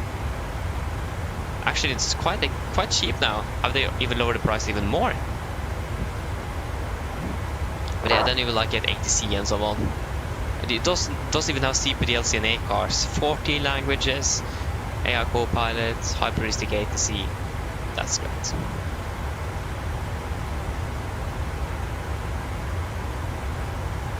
So again, I'm really looking forward for like the ground ops, for example. So when that is available, I'm going to do the 24-hour trial and test it out with like cabin crew and ground ops and see how it works.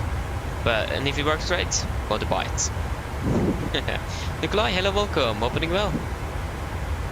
So yeah, again, talking properly with ground crew would be great. Like for example, requesting to pressurize hydraulics is something you can't do with self-loading cargo that you need to do in real life. Things like that, and again, not scripted. And GSX integration is a must. But okay, I just need to go quickly to the toilet, so I'm going to be back soon. Enjoy the views, Svanbegon. Enjoy the mountains below the clouds.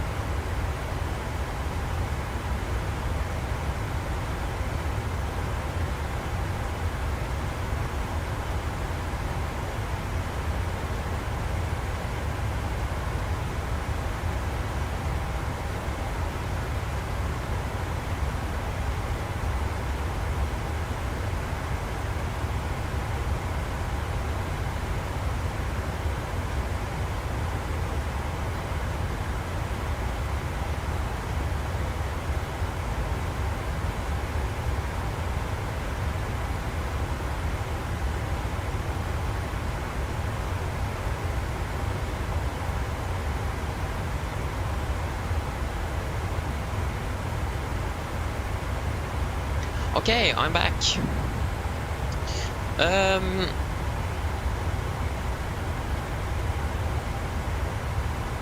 Okay, okay, then I understand. I understand that. But again, I think beyond it is still for us at least going to be probably the best option. And because there is still some here and there with like in the 80s and someone sounded like more it was from the United States, and also the voices in. I heard that the premium voices from Beyond the Sea is better than what they have on Say Intentions at the moment. Hello. Hi, Captain. Would you like a drink, tea, coffee, or water? No thanks, I'm fine. No problem. If you change your mind, just give me a call. Of course. Yes, babe. Hello, good morning. Welcome up, doing well. You just woke up. That's great. Oh, yeah. Panman, hello, welcome. Opening well. So yeah, I understand that Beyond the Sea can be a little bit more expensive when it comes to the premium characters, but I've heard that they are better than Say Intentions, and also Beyond the Sea looks like going to have traffic injection first as well available.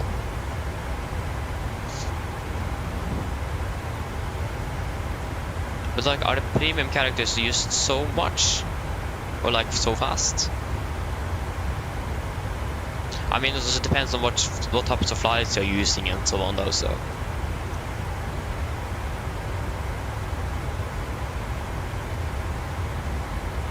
wait and see. Again, we're going to take a day when the traffic injection, everything is fully released. We're going to be flying one day. We're going to use beyond the sea and see how it is, or if we're going to use it, not use it, or whatever we're going to do. So we're going to try it out one day, but not really sure when. Or at least the traffic injection needs to be fully released first, and not in like alpha beta testing. I don't really remember which type of testing they are currently in with that. It is either alpha beta, I think it was. Okay, now currently we're landing just 3 minutes behind, so that's great. Should probably maybe no. Just thought maybe we should decrease the cost index before the descent, but probably not. You can just stay with 60. Gonna be a little bit steeper descent, but yeah. I mean, you could also decrease. If you decreased it down to 9, we're not like beginning our descent or so on, because we've told the camera crew then. Yeah, it's still gonna be around the same time. So I mean, we can execute that when we're beginning our descent. Just so we have a little slower descent, so we're not like speeding down towards split. Okay, YOLO. Okay, I understand. I mean, it's still in alpha though, so I mean, this isn't really finished yet. So yeah, I understand. Wait to see how it goes when it is finished. How it is going to be then.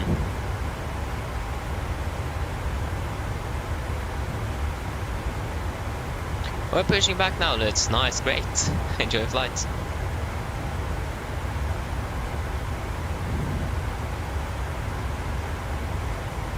Okay, we can begin to prepare at least. So, star, we are expecting the Nupso 1 Zulu, wasn't it? Really hard to say when you're crashing all the time.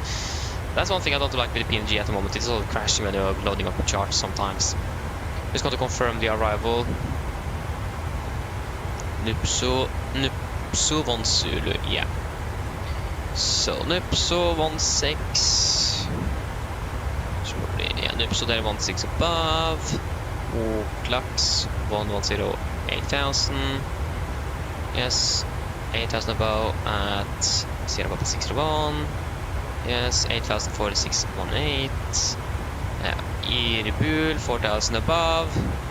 Yes, 8000 3000 3000. 2003 3000 3000. So should be 3000 above chemics and so on, and see above 4 so well 2008. 3000, 3000 and 2008 at Sierra Papa 622. Wait, what? Sierra Papa. Yeah, 401, yeah, that's probably on the approach plate already, if I'm correct. Yeah, that is on the approach plate. Then I understand. That will make more sense then. So yeah, 049. 049 and 049 1105. Alright, that's already what we have. That's great. We can take speed on 1157 then. 1157 and 1157. Minimums 440.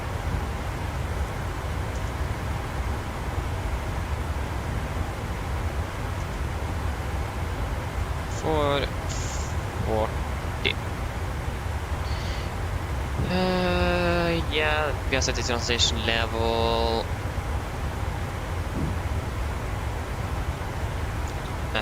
What else? Yeah, we need to do the landing calculation. So the current weather in Split.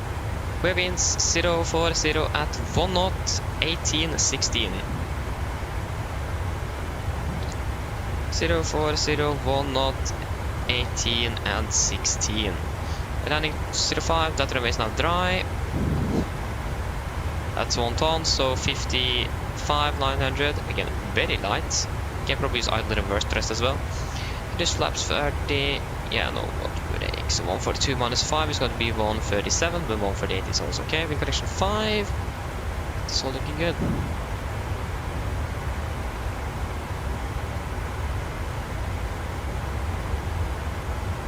Oh. If we go ahead in the race, 95, 34, and yeah. So we will aim for 30, and then we will set the cost X down to 9 again, so we have a little nicer descent. Yeah, should we do an approach briefing? Maybe I should catch up with what you guys have said. Wait, FS HUD have that? Okay, I didn't know they had working traffic, but that's nice. yeah, YOLO. Yeah. Well, I guess 5 hours then, yeah, almost 6 hours then. Okay, then that's a nice flight, Lutz. Okay, guys, I did it for the approach briefing. I should just try to check. No, we don't really know about the part. Okay, so approach briefing. We can begin with the star. So we are expecting the Nupsu 1 Zulu arrival. This is chart 10-2 hotel, effective 8th August 24. We're coming on Nupsu above flight level 160, then to Oklax between flight level 110 and 8000, and then to Sierra Papa 601 above 8000, Sierra Papa 601 between 8000 and 4000 feet. Then to Irbul above 4000, Sierra Papa 619er above 8000 and between 8000 and 3000, Okrov above 3000, then to Sierra Papa 622 above 3000, and then to Kemix above 3000, and the initial approach fix. We have a number 1 over Irbul here, that is if initial approach fix on HC authorization only. Okay. MSA 5000 feet, maximum 250 knots below 10,000 feet. We could also maybe exercise direct to the initial fix to save some time. So we're probably not going to fly all of this. It depends on the traffic into split, so we will need to look at that. Friends-wise, we do have some cranes. Especially looks like we have that in the north part of the airport, so that's not really going to be in the way. But we have some really close to the airport as well, along the coastline. It looks like. But those up further away from the airport doesn't have a really good marked, but those close to the airport is really good marked as well. So that's going to be the only significant threat we have today. Is going to be the construction cranes in the vicinity of the airport. Other than that, everything should be good. For the approach itself, we are expecting the ILS 0 for runway 05. Chart 11-1, effective 8th August 24. So if we are coming KMX and then to Sierra Papa for 01, the initial fix, 2,800 feet. And then we're turning final for runway 05. Heading 049 degrees, ILS means 110.5 India Sierra Tango. So 049 is set. And we also set 110.5. We also set split VR on standby on both radios to 115.7. We are having this is going to be a normal 3-degree glide, so it is going to be a standard approach. 4,400 on the, 440 feet on the minimums. Yeah, so we also have an ILS approach mode to be armed immediately after Sierra Papa 401. Immediately after.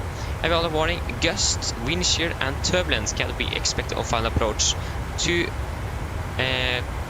climb out from runway 05 in conditions of strong northeasterly winds. We currently have just wind of some variable, zero winds at 040 at 1 knot, so basically almost a headwind of 1 knot. So that is not going to be any threat for us. Other than that, we do not have any specific to our approach. Transition level flight level 110, and doesn't really look like we have anything significant, like I said, for the mist. We're going to climb straight ahead on track 049 degrees at DME 0.8 India Sierra Tango after passing threshold runway 05. Turn right, maximum 185 knots, climb on tracks 130 degrees, course Cross radial 081 split VR and turn right to intercept radial 180 split VR, climb to Jarbo at 5000 and hold. Refer to minimum for missed approach climb gradients. So our minimums have missed approach climb gradient of about 3%. So that is nothing. That's something we should be capable of doing in the 747, especially now we are quite light as well. We're going to be landing with flaps 30, minimum VDEF of 140, correction 148 knots, spin correction 5 knots, no auto brake, and idle reverse thrust. Again, we're going to be really light on this landing today. Other than that, we do not have any significant things to discuss. Only thing that it is important that we remember to do the, if we do the missed approach, it's going to be quite an early turn. Again, it's because of the mountains in the north and east of the airport. For the airport chart itself, 10-9, effective 8 August 24. Landing 05, we're going to be vacating my Bravo, so we're going to be just turning and backtracking when possible. And then we're going to be parking our parking stand. So we also have a little note here. So aircraft with wheelbase more than 17.3 meters will oversteer the nose gear on the runway turn pads angle will exceed 45 degrees. I don't think the 737 is that huge, so we should be good there. Other than that, runway condition dry, weather in general again looking good, and this airport we have flown into before, so we do know how it operates. We do not really know where we're going to park yet, so that's something we will find out a little bit later on. Any questions? Probably not. The nav briefing is complete, so when ready we can descend down to flight level 200 and we can go ahead and change the cost index to 9. Execute.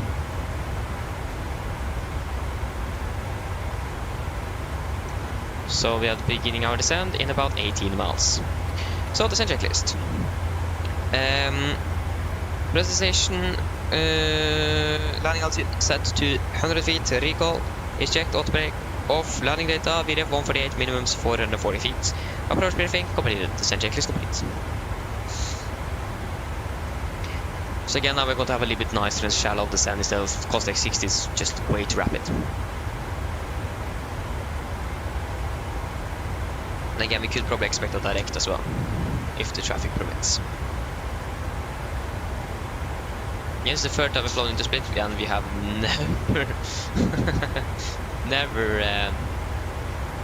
never landed on runway 23. So looks like a really fun approach to do that, to be honest.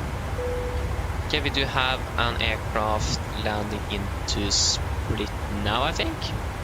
Yeah, he's landing now, and then there is one behind us as well, and Norwegian from Stockholm. So we are basically then first in queue because this guy here is landing now from Copenhagen. So yeah, we are basically good to go. And again, we are landing in about 30 minutes, aren't we? Again, if you expect it direct from, for example, Irbul, Sierra Papa 401 and Irbul here, like that, we could expect to be landing exactly 8. So we're saving 7 minutes on cutting that short. So that will be the optimal routing today. We'll see what we can do.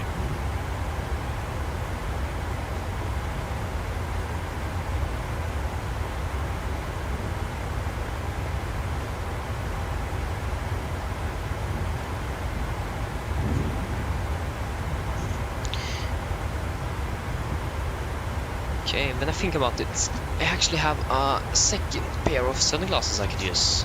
Remember that now. Oh, what was that? Ah. The only thing is that there is a bit of scars in it, but that should work fine. Because I lost my... This is basically this exact same sunglasses, just I lost the better pair. So that's great. I have this one actually. Didn't remember that until now. Again, there is some scratches in the glass and so on, so that's the only downside. And there you go, we have gone over descent to do the PA any moment now, just to finish up this. Because the good thing with these sunglasses here is that we have a little bit more protection from the sun on the upper part, so it is easy to see the instruments. Yeah, the other sunglasses I had was much better. yeah, I mean, realism-wise, we do sunglasses. And these ones are a little bit, to say that way, they are well used. Yeah, we need to just turn up the brightness a little bit more, so I can actually see these ones. Yeah, that's much better. Again, it's quite bright outside, so turn them up.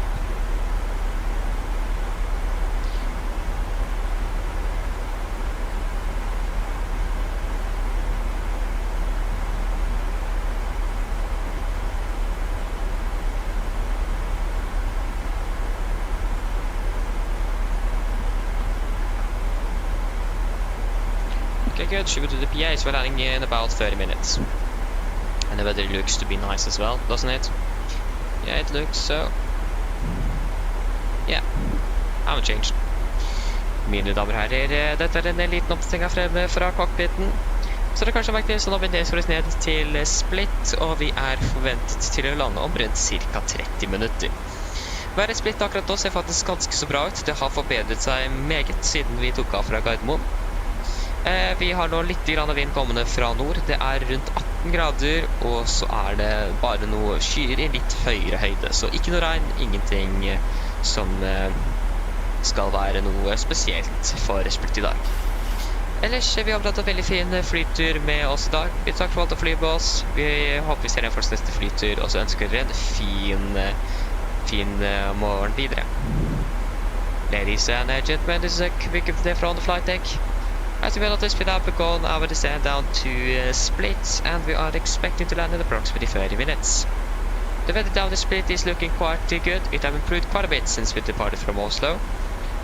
We currently have almost no winds coming from the north. It is about 18 degrees centigrade and just some clouds on a little higher altitude. Other than that, we hope that you have enjoyed this flight with us today. We thank you for choosing us. We hope to see you again on the next flight, and we wish you a pleasant morning forward. Thank you. Still morning. PA descent starting 30 minutes. Counted some. We're going to encounter some bumps as well.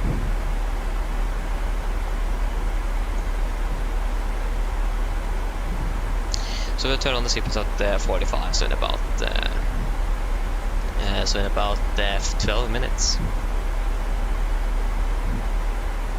Sad that Adria control left when we arrived. But again, it's so typical.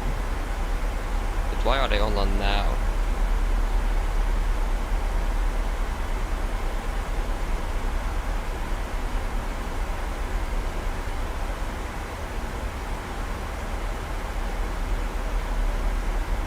Oh yeah.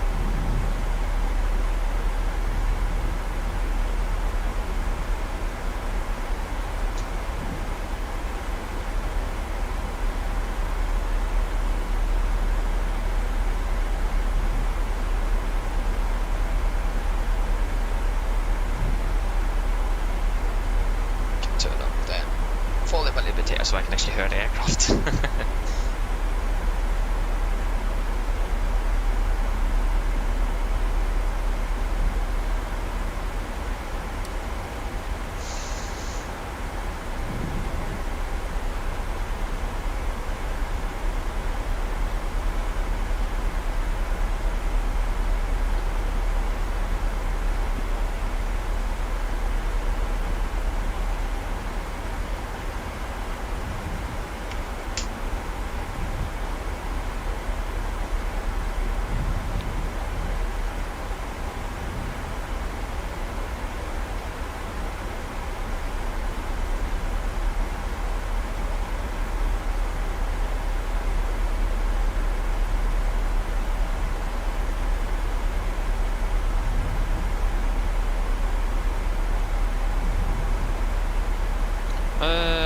Yeah. Did I close down Chrome? Yes, I did. Then we need to open it again. No, that is the wrong website. There you go. Split, show arrival traffic. Again, the aircraft from Copenhagen is landing now. We are coming right behind, and then Stockholm is still also behind as well. He's also arriving shortly. So yeah, we're past flight level 300 already. I mean, it's nice to actually have a little more shallow and nice descent like we're used to. Because last flights we have done, it have been a quite high cost index, so that descent have been like, really rapid. More comfortable with a slower descent as well.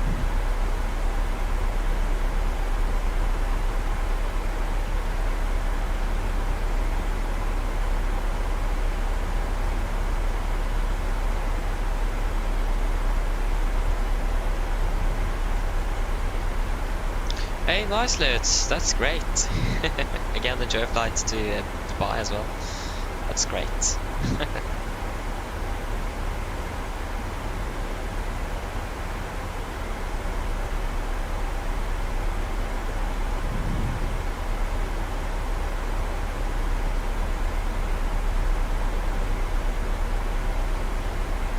The clock is 7:37, that's great.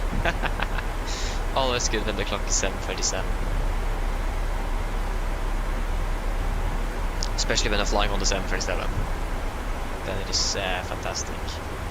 I actually don't really need you anymore. We have sunglasses, so. I don't really have sunshades on this aircraft either. This is an 11 aircraft if I remember correctly, so. It is the newest aircraft Norwegian have, but I mean it isn't. Okay, it's actually one of the old ones they have. The oldest one are like 15 or something. I'm actually older than all the aircrafts in Norwegian. By 1 year.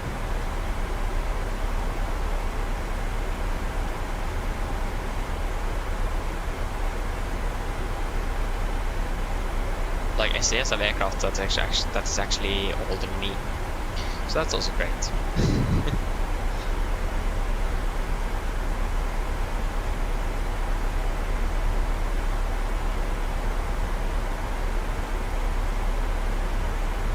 Again, at Irbul we should be 4,000 above, so we should be able to descend hopefully then to 0.4, so about 2,800 above. That's just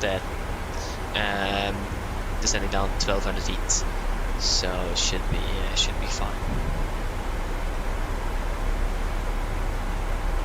In general, we need to be a little bit lower if we're going to be able to do that. Again, we should be able to do this direct, so if we go ahead and set you up there, yeah, we're landing 8. Don't really see anything with regards to VNAV path. So you can execute. It's not going to change our VNAV path significantly there. So that's great to see. Okay, we will probably mostly be maintaining some altitude around the what's happening here? Why is the aircraft from Copenhagen like reversing back from Quebec? Okay, we can continue to descend down to flight level 150. 15 set.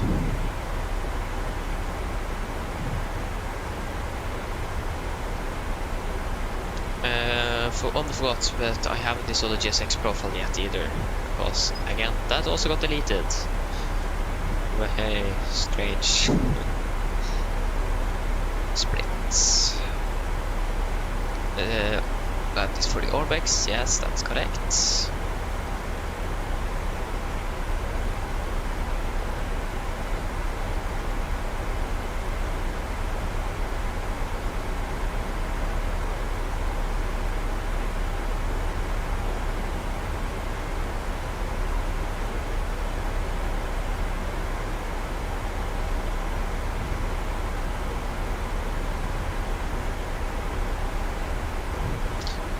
Installation instructions, I don't really need that. I'm fine. We know how to install a GSX profile straight to the MSFS folder. Lima Delta, Sierra Fox, just confirm it is there. There you go. Sorry, not Fox, Papa, sorry. It's the wrong airport.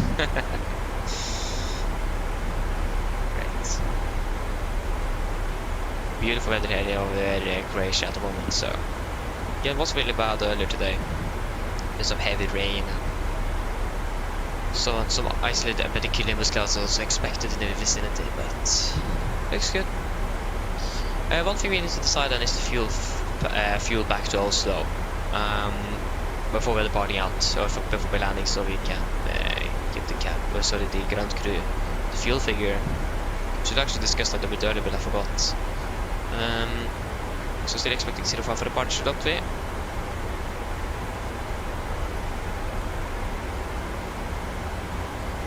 Yes. Just generating that. Function was 9.4 or something that we could expect without an extra anything. Block fuel, if we can go to preview. Block fuel 9.6, yes, from GSX. What's the current weather in Oslo? Again, it isn't probably the best. Yeah, departure airport. Yeah, 2,400. I mean, we should be able to do an auto land at least. We don't really need extra fuel. So yeah, we should be able to do it, shouldn't we? Like, there is not expected any thunderstorms or anything. So I think we can just go with what we have, 9.6. Again, auto land is possible. And we should probably also be able to land without an auto land. But yeah, we don't really have any holding fuel though. We don't really have enough for a go around either, do we? So I think we should add an extra 600 kilograms on top, so we at least can have enough for one go around. In case we go for a manual and then we can't really see the runway, for example. So at least have enough for that. So we could add another 600 kilograms on top, on extra for extra fuel. So that is going to give us about 10.2 tons of fuel then. So I think the final fuel figure is going to be 10.2 tons in split, so we at least have enough for one go around in case that is needed. Again, better to have extra to be safe, to be sure that we're actually able to land in Oslo. Because if you're not able, then we need to divert all the way up to Trondheim, and that's going to be a pain for Norwegian. For us as well, don't really get home, so yeah. So 10.2 tons then, final fuel figure. 10.2 tons is what we're going to have.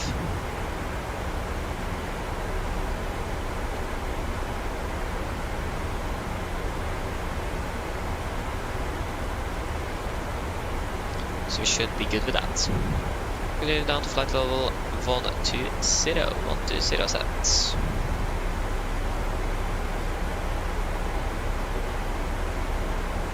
Nice. Oh, Austria, that's great.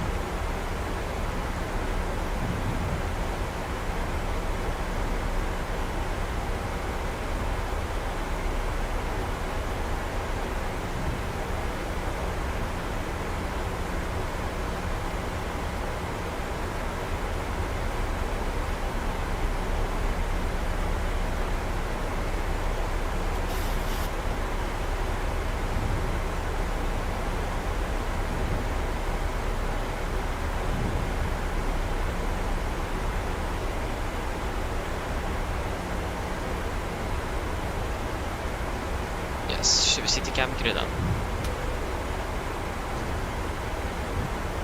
Cabin crew, prepare cabin for landing.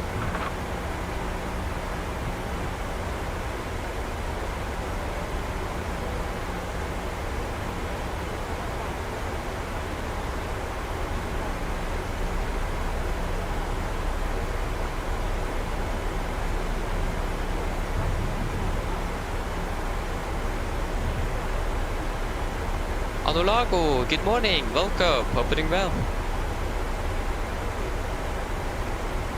I'm beginning to be hungry. I need some food after departure from Split.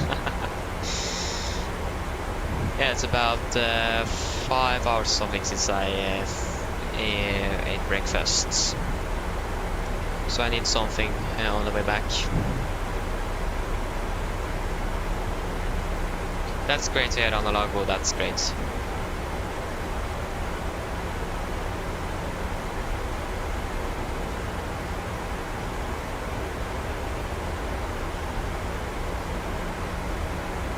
Again, the aircraft that was flying from Copenhagen is still standing still on final for 05. And again, he looks like he backtracked or something. Flew reversed, so not quite sure what's happening with him. The temperature is plus 7 degrees, so yeah, we do need some engine anti-ice there. We have all... No, we don't have auto ignition. Engine anti-ice.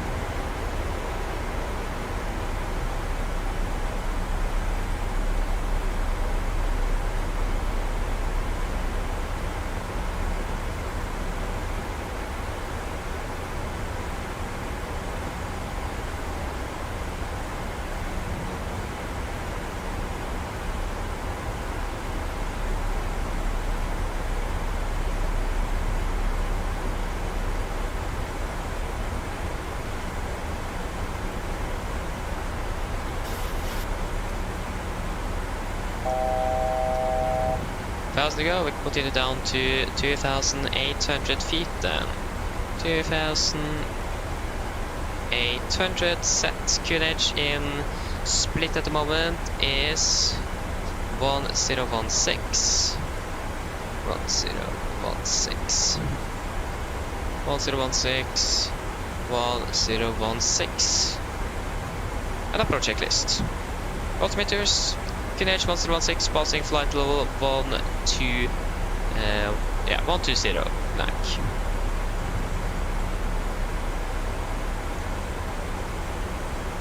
Now plus minus 0.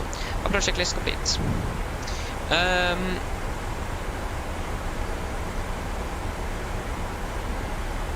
I'm not quite sure. I'm not quite sure if I understand what they're talking about there on the logo. I didn't really catch it. I'm sorry. What am I maybe not able to see? That's my question. There goes 12 degrees, so we can turn off that ice again.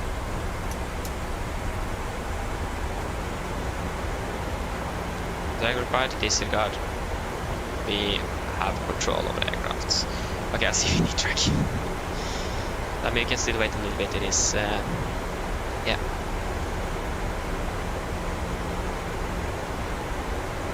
Ah, okay, I understand on the logo. Okay, then I understand. And I'm happy if you just interact, to be honest. Hello. Hi, Captain. The cabin is secured for landing. Thank you. Calling me when you're ready. No problem. So yeah, that's great. Soon passing throttle confident as well.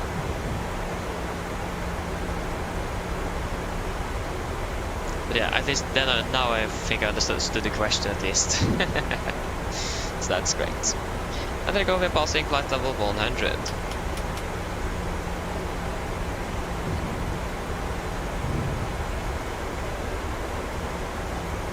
Like it looks like the aircraft here is still stuck in the air because we don't see him on the radar, but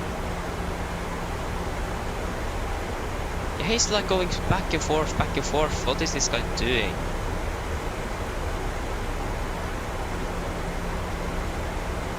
Not quite sure what he's doing, but if he doesn't stop, then we're going to be colliding with him. Like if it isn't looking right, go around instead. That's my my recommendation. So again, the missed approach is it yeah, 5,000 feet.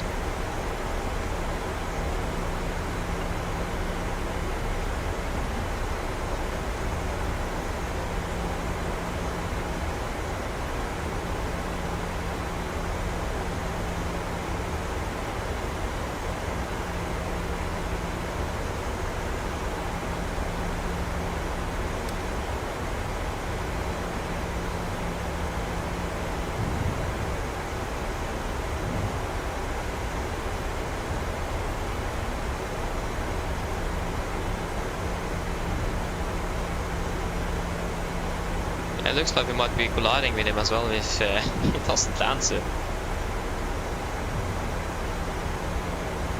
That's something I'm a little bit worried about.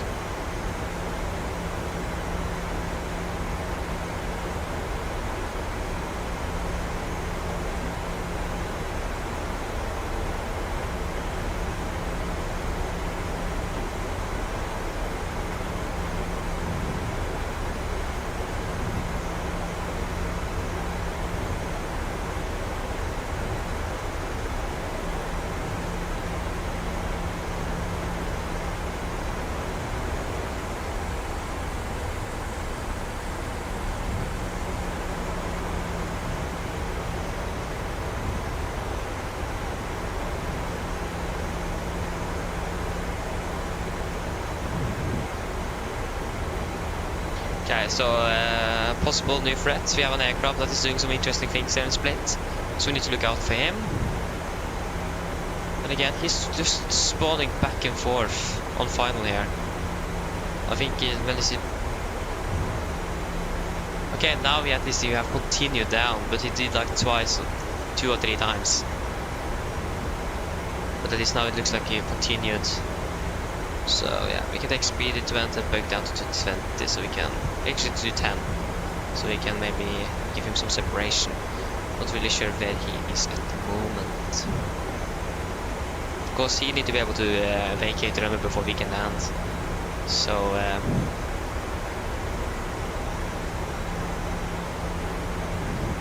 again, he's on final at the moment.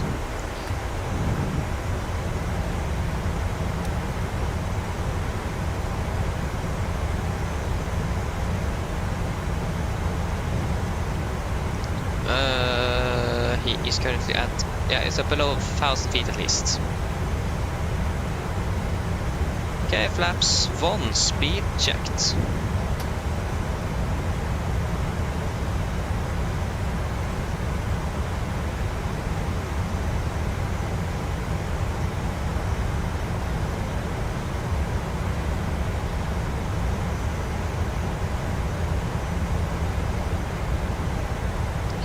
Slow down to 200 knots to give him a little bit more separation. Flaps 5, speed checked.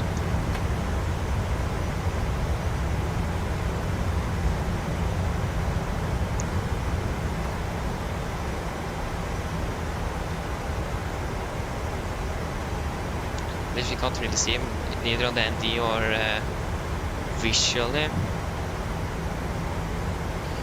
He is soon, shortly landing. I have a feeling that we need to slow down even further.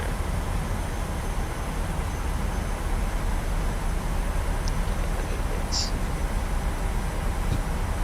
more lights. There we go.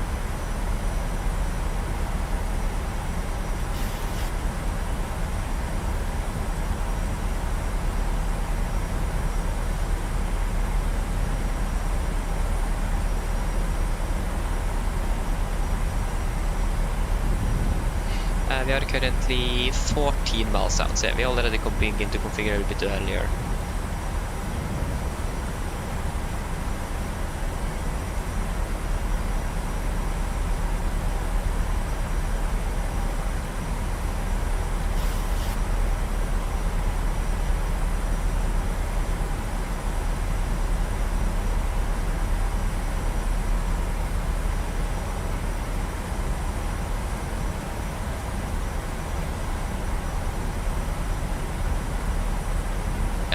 We should be good on separation, it looks like.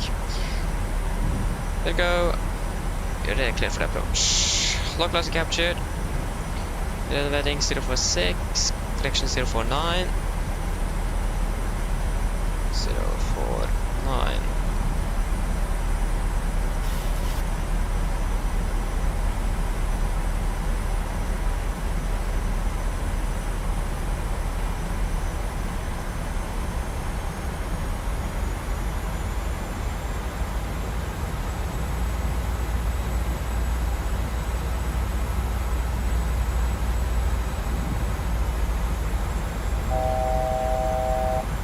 To go. Yeah, so he is hopefully vacating soon.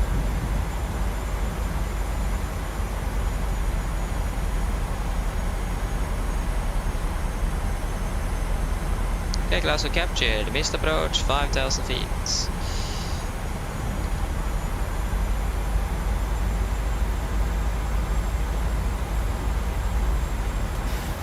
Split traffic, Nordic 90 kilo, established unless 05, 10 miles out, split traffic.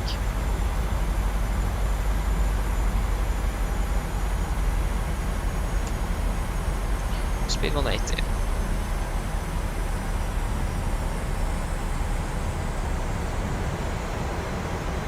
There you go, air runway sight. That was quite a strong crosswind at the moment.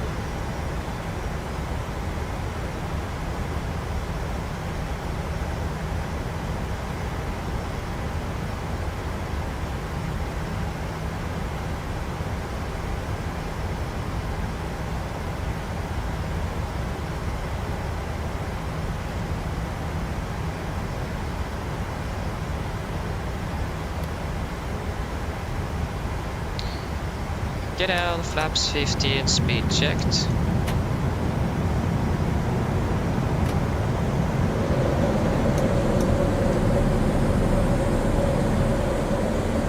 Cabin crew, seats for landing, please. Landing checklist to flaps. Cabin call, given, engine start switches, continuous, speed brakes, armed, landing gear down, flaps holding 15.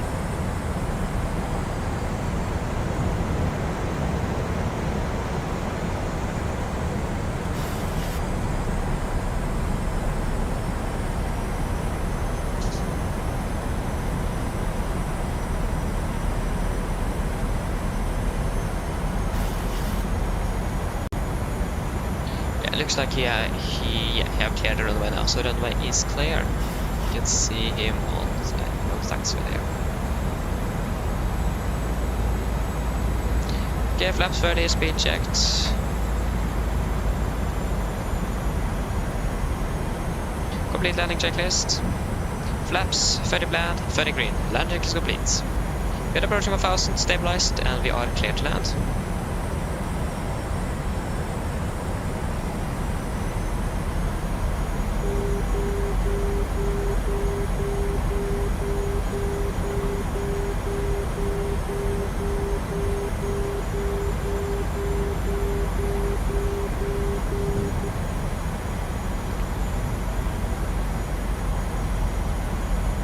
Disconnecting. 1000.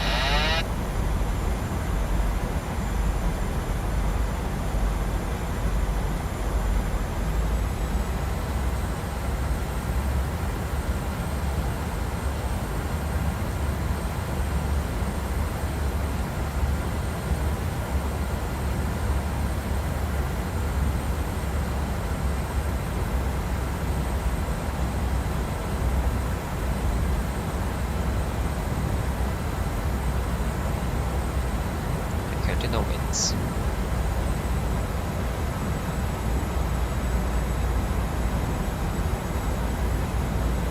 Approaching minimums.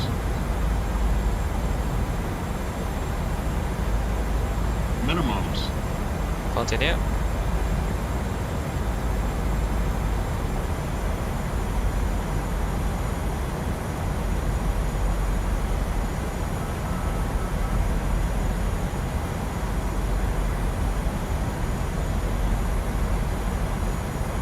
$100, 50, 30, 20, 10.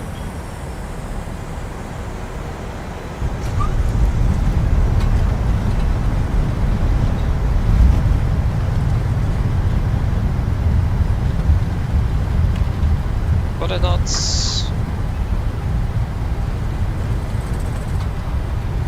80 knots.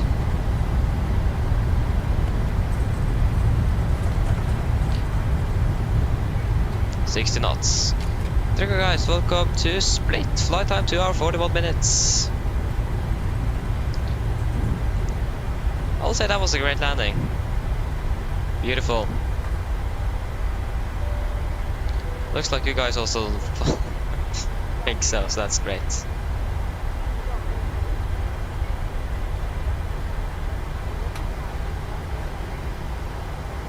Okay, just make sure that we are not actually turning over to the grass. Yeah, I really like that landing.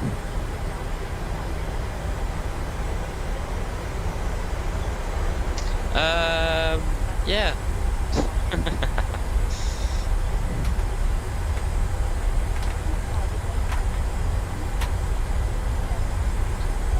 Yeah, I just need to get it in with the turning off the terrain radar, since we have hopefully weather radar someone coming soon, so I remember to do that.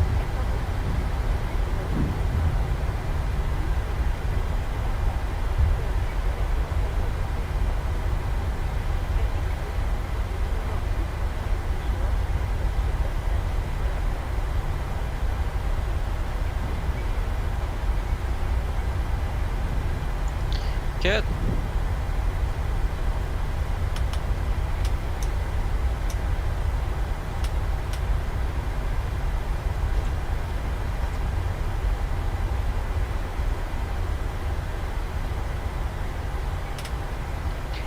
Split traffic, Nordic, 90 kilo, runway 05 vacated.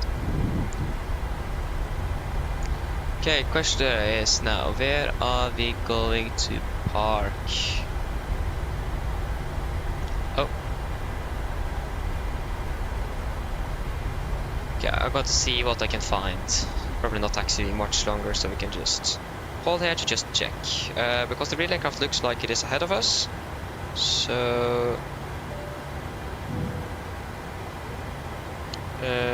Split Oslo. Sorry, Oslo Split. They have landed. And they parked at stand... Okay, we actually didn't get that. Delta Yankee 1991. No. Then we will just use one of the stands that I've seen they have been using that we have used before. I've seen I used like one of the stands here, so like stand 7. We do stand 7. Looks like a nice stand to use. Just because of that. Parking 7. No. That looks good. You can also fire up the APU.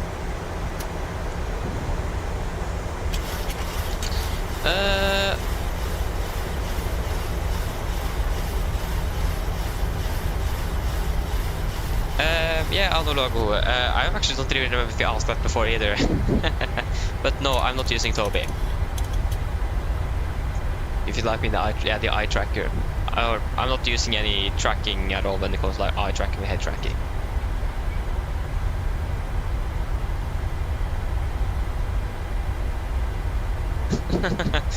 Thank you, Yodo. That's great to hear. They're really happy with that. I mean, yeah, a little bit late when it comes like to the touchdown, so, but like it was, yeah, great. It's a landing that it's a landing you can walk from at least.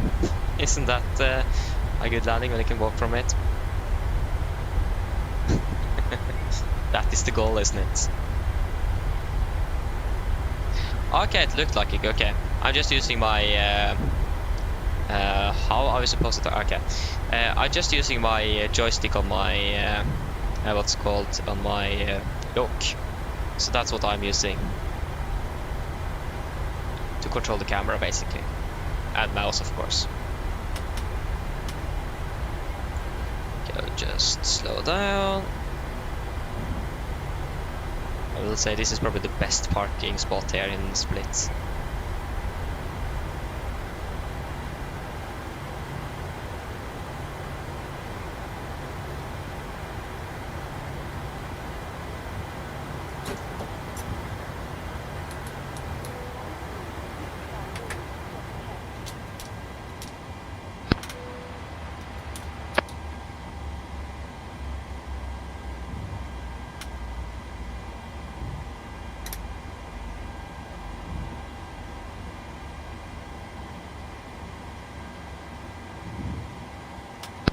Ground to Cockpit. Go ahead. I think the initial club actually is 6,000 here. Hi, Captain. Microphone check, please. Yeah, really loud and clear.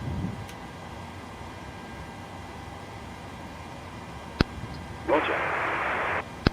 Okay, Captain. Ground power is available. Stand by. We'll start getting you offloaded in a couple of minutes. Roger. Like, it would be great if like they could connect the ground power automatically. When I set the parking brake, for example, set the chocks.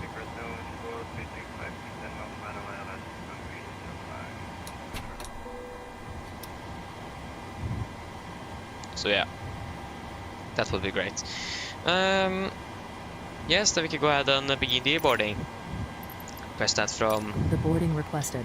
you. Camera crew can begin the boarding once the stairs are attached. Okay, shutdown checklist. To the line. Fuel pumps off except one for APU. Probe off. Hydro panel set. Flaps. Up no light. Parking brake set. And start levers cut off. And weather radar off. Shutdown checklist to the line is complete. Flight time 2 hours 40 minutes. Then I assume 2 hours 40 minutes and 16 seconds. What did I say? 2 hours 40. 2 hours 40 minutes.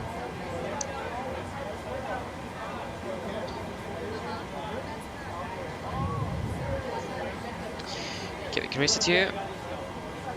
Shutdown checklist below the line. Technical log completed. EFP completed. Shutdown checklist is complete.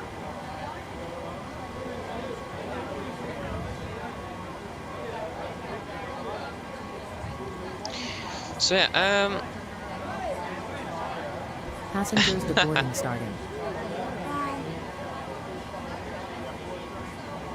the hat switch, yes.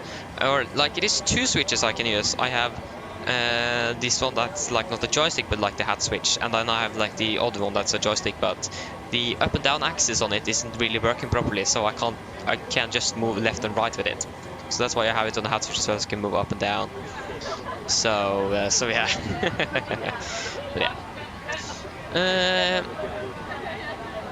Yeah, on the logo. I have bought the iFly aircraft, but I have some bugs and issues with it, so you're not going to be flying with it until that's fixed.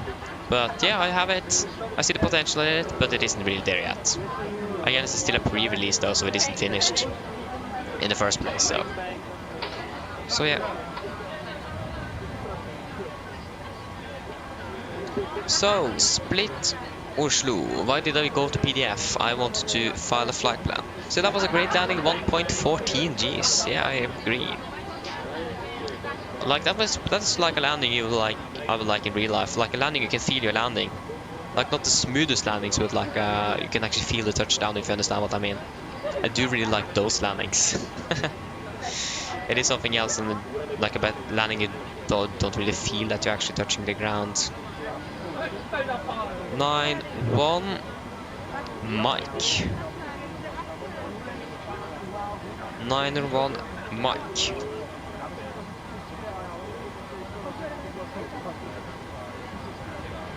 There you go. Like that passenger just walking through the road. Just yay. Okay, we got to fly from Lima Delta Sierra Papa to Echo November Golf Mike. We are Nordic 9-1 Mike today. Or for now, 9-1 Mike.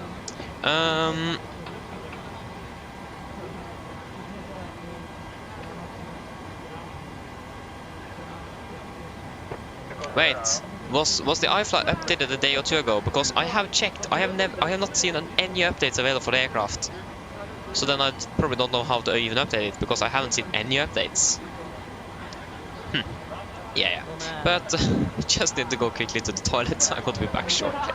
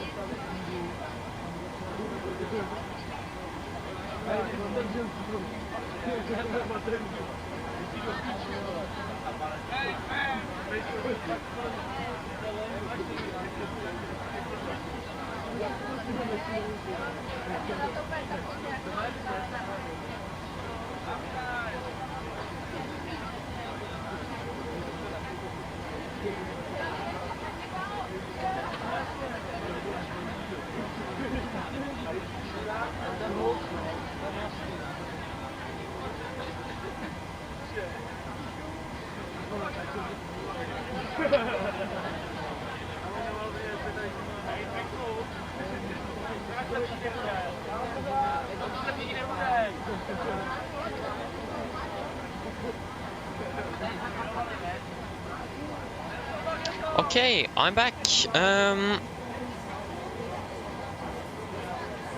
Okay, that's what you heard. Again, I haven't actually seen any updates for the iFly yet, unfortunately. But that could also just be me that I missed something. So that might not necessarily be correct. So yeah.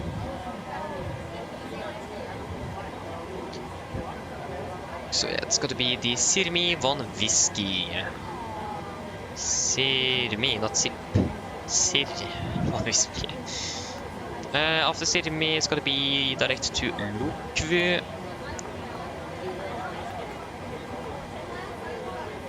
Lukvu direct to Odliv. Odliv direct to Hotel Delta Oscar. Direct to Salo.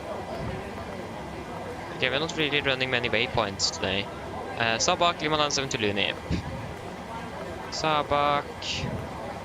That's gonna be you. Lima 997 to Lunib. And if I'm correct, arrival ILS1 on the right by the Lunib for Mike by Titla. Is what we can expect. Cost next 9 final reserves on this one is going to be 3 tons. Sorry, 2.9. Before I forget, we should probably request refueling. Refueling truck is Go on ahead. its way. Cruising Please don't at load aircraft until 36. the fuel truck arrives and asked to do it. Okay, all bags have been offloaded. Reclosing up now, and we'll speak to you next time. Roger. Hello. Hello. Hi. We're all done back here. Everyone's offloaded. Brilliant landing, by the way. We barely felt anything. Thank you. Thank you. If you need anything more, just give me a call. Of course. Yeah, that was an A-. Delayed arrival, that's probably the only reason why we got an A-, not an A. Yes, so descend.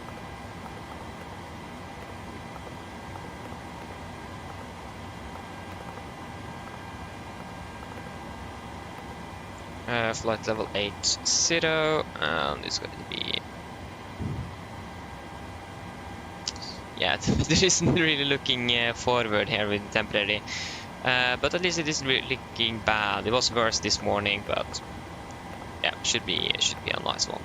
1110, 1081. Yeah, we're going to look through the flight plan then. Can start new flight.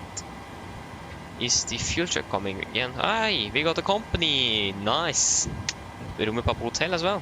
It's great to have company, isn't it? Can turn off you now. The fuel truck isn't here yet, but we're going to have 10.2 tons of fuel. Again, we have extra for at least one go around if that's needed.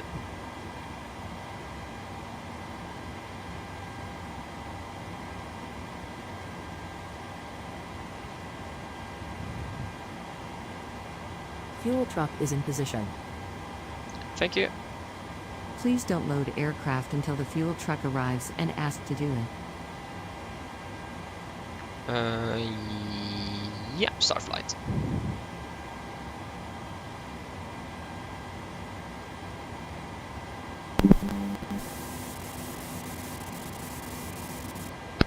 Ground to Cockpit. Go ahead. Hi, Captain. Microphone check, please. Read you loud and clear. Okay, Captain. Radio check complete. We'll contact you once the ground vehicles arrive and we're ready to start loading. Oh. Roger. It's a little bug with the GSX now. Maybe it didn't reload this flight plan correctly. Yeah, hopefully that's correct now. Yes. So again, we're going to look through the routing. Yeah, the route is shorter. I mean, that's great in itself, but still. We should probably increase the... Hello. Hello, Captain. Looks great. Okay, I've spoken to security, and I'm told they'll be ready to send the passengers down to us in a few minutes. Okay, thank you. No problem at all. Hello.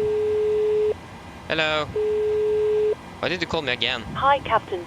The passengers are ready to come on board. Are we okay to get started? Boarding requested. Yes, you can start boarding. Excellent. We'll get started then, and I'll let the rest of the crew know we're ready. It might take a few minutes for the passengers to start arriving, though. Okay.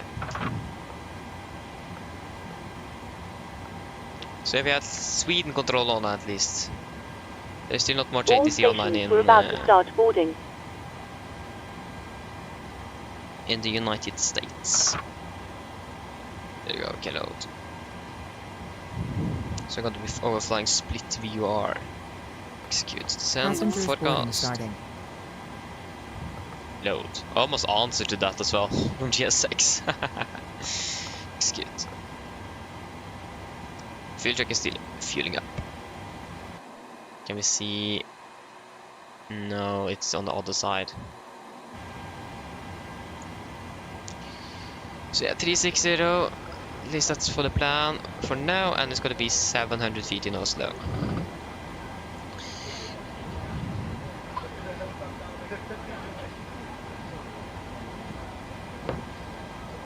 De sier me to whiskey or one whiskey, something with whiskey. Hello. Hi, Captain. We've started boarding. Passengers are coming through now. Thank you. Sirmi one whiskey looks to be the departure that we have planned for. So we'll just go ahead and make sure that everything is correct. So 480 feet, maximum 185. 185. We can actually take 185B. Again, maximum 185.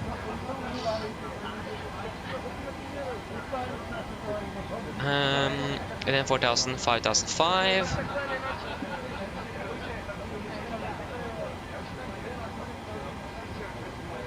Yes. And then maximum 185, 7,500 below. Yes. And then 21, 5,110. 21, 5,110. And then the Sydney whiskey 8,000 above Sierra Papa 03. Yes.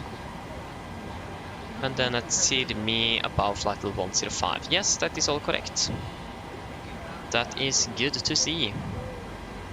Like that. The initial climb clearance is up to 5,000 feet actually, so we missed by 1,000 feet. But that works as well.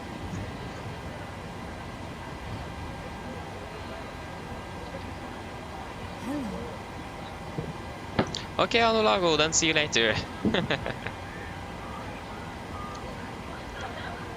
pass, please. Boarding pass, please.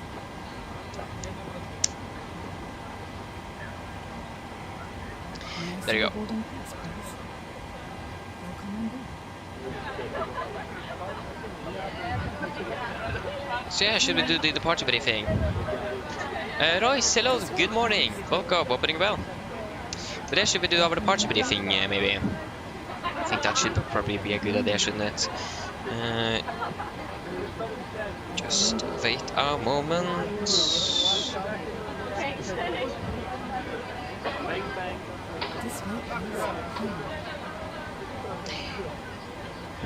Yeah, so departure briefing. First, I need to look at the engine outside. I haven't really checked that yet.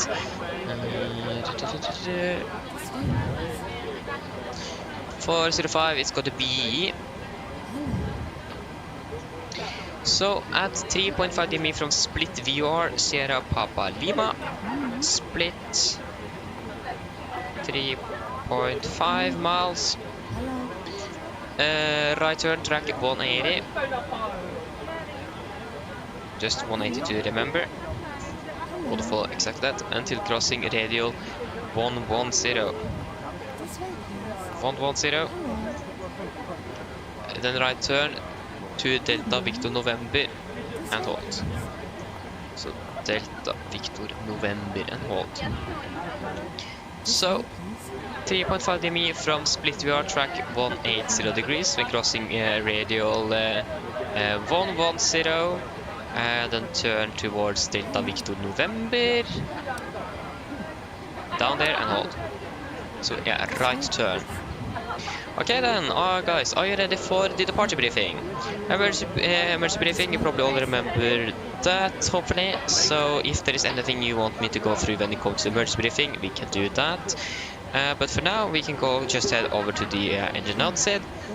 So, engine outside, we're going to be climbing down straight out. Maybe passing 3.5 DME from split VR, we're going to take a right turn to a head track of 180 degrees.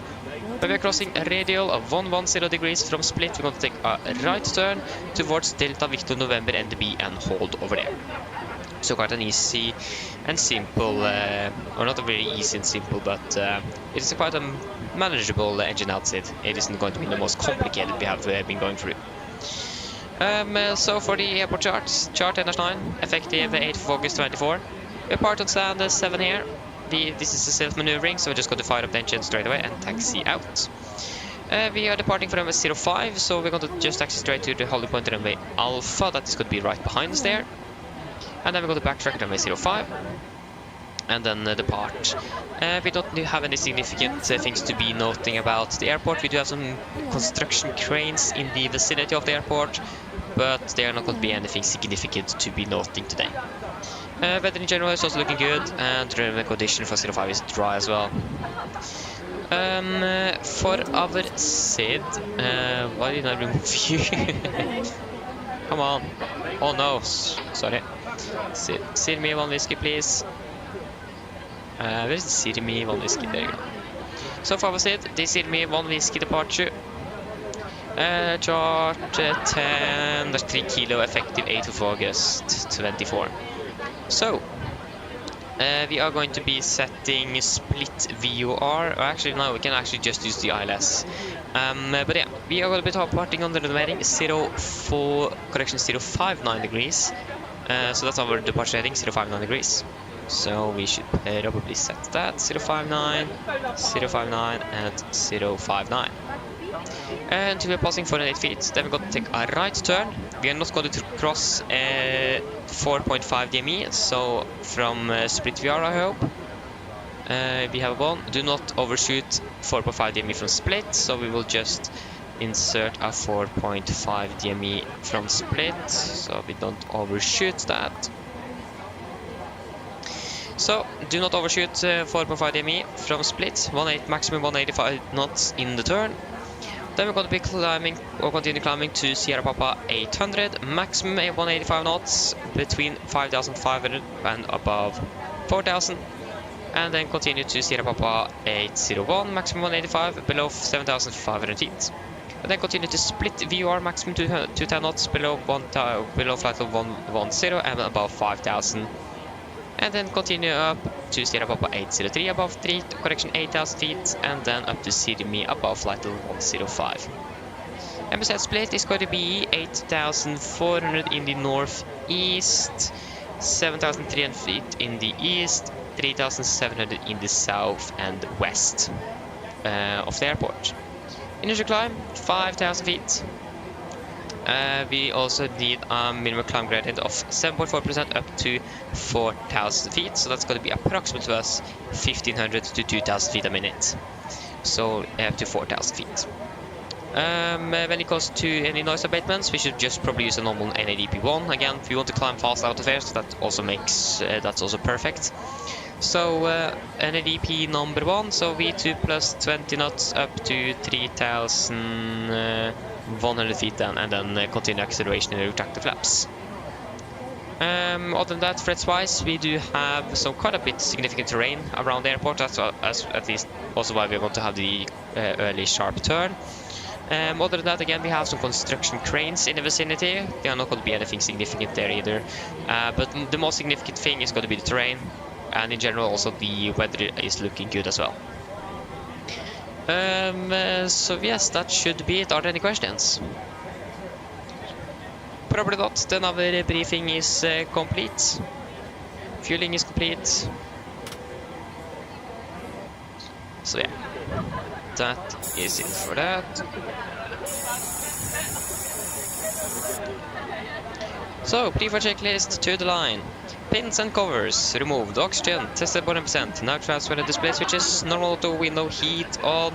Presentation mode selector, auto, flight instruments. We're tracking 090 degrees QNH, 1016 reading.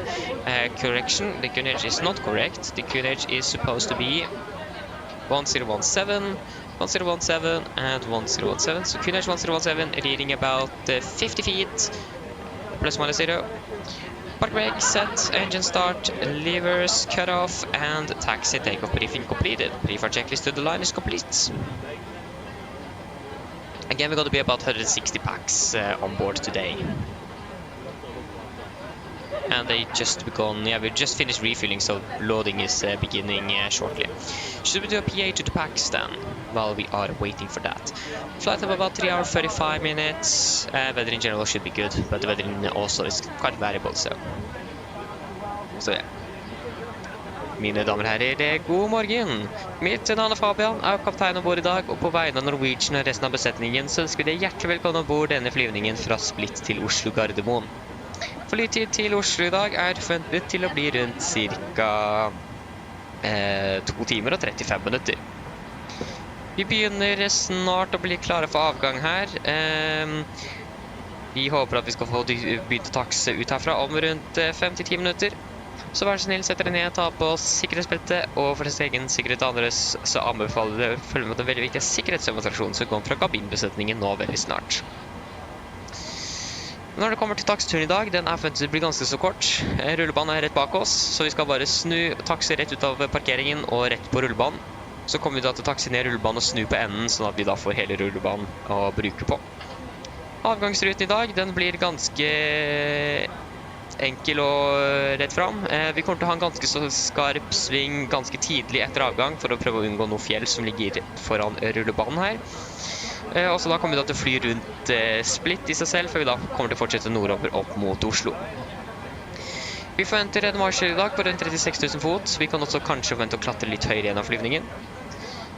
Flyforhold er forventet til å bli ganske så greit. Kanskje noe turbulens under avgang, og kanskje også noe mot Oslo. Men igjen, ellers så er det forventet til å bli bra, men som alltid vi anbefaler deg på sikkerhetsbeltet på, bare sånn til for vi kommer bort til noe uforventet turbulens.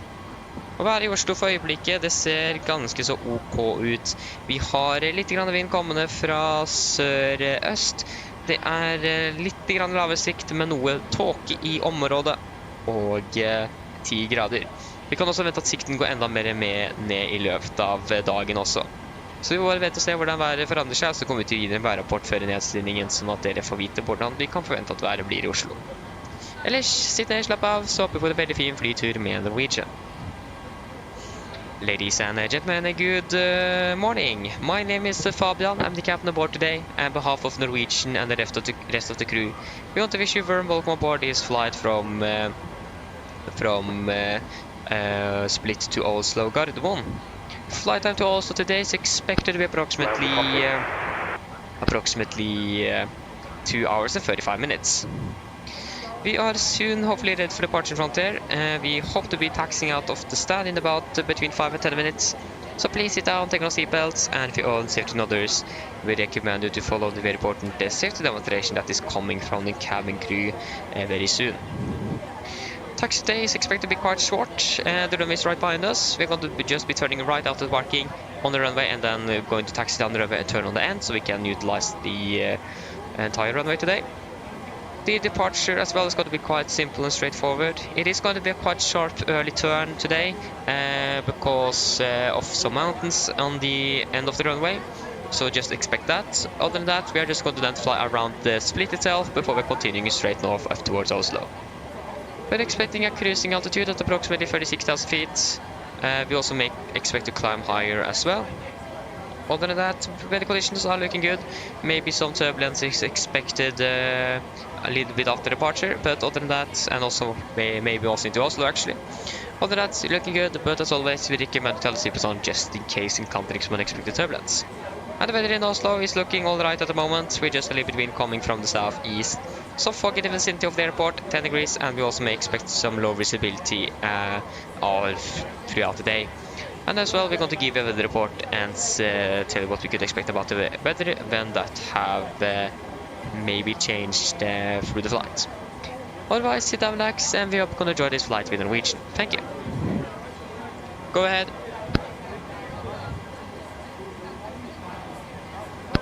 Hi Captain, just a quick update to let you know that we've started loading. We'll contact you again once we're done. Roger. Good. Then we need to do some calculations here. So we're in Oslo winds at 1305, 1017. 1305, 1017. Expecting to land 19 right. That runway is going to be dry. And we know it's 10 degrees, so yeah. It's looking good. Split runway 05 is what we are expecting. No engine anti-ice is going to be used today. It's actually downsloped runway, so that's good to know. The weather, we have information at 8:30, so that's the latest one. So winds are 040 at 5, 21, 17. So 0405, 21, 17. What did I say again? 0405, 21, 17. 0405, 21, 17. And we just need to wait for the load sheets. Panman, yes, you can show me the external view of the aircraft. Again, it's just the white livery today. Nothing significant. So yeah, that's our aircraft today. But I mean, it still is a beautiful aircraft, so not really complaining. So there you have that. Sorry for the late response as well. But yeah. Now we're just waiting for that load sheet, basically. So welcome aboard. We might actually expect a short delay because of a baggage issue, so we will do our best. Short taxi time. Departure weather looks to be good. Yeah, it looks like it's going to be a nice departure today. Palman, when the bugs I have is out or fixed, then we're going to fly with the MAX. I have some bugs here and there, so I'm not going to fly with it until that's fixed. And also better system depth in the aircraft, because it isn't really at level with PMDG yet. So it's lacking systems here and there still. So not yet. But I have the aircraft, but again need to have some updates first. At least before I'm going to fly with it on stream. I have tested it out on my spare time or free time, but again I have some bugs, especially with handling and the auto-flight system as well. So again there are some systems that is not really modeled yet either, or functioning correctly, so that is needed to be finished first. There you go. You are now not collide with each other, please. Thank you. I like how they're not even driving on the road.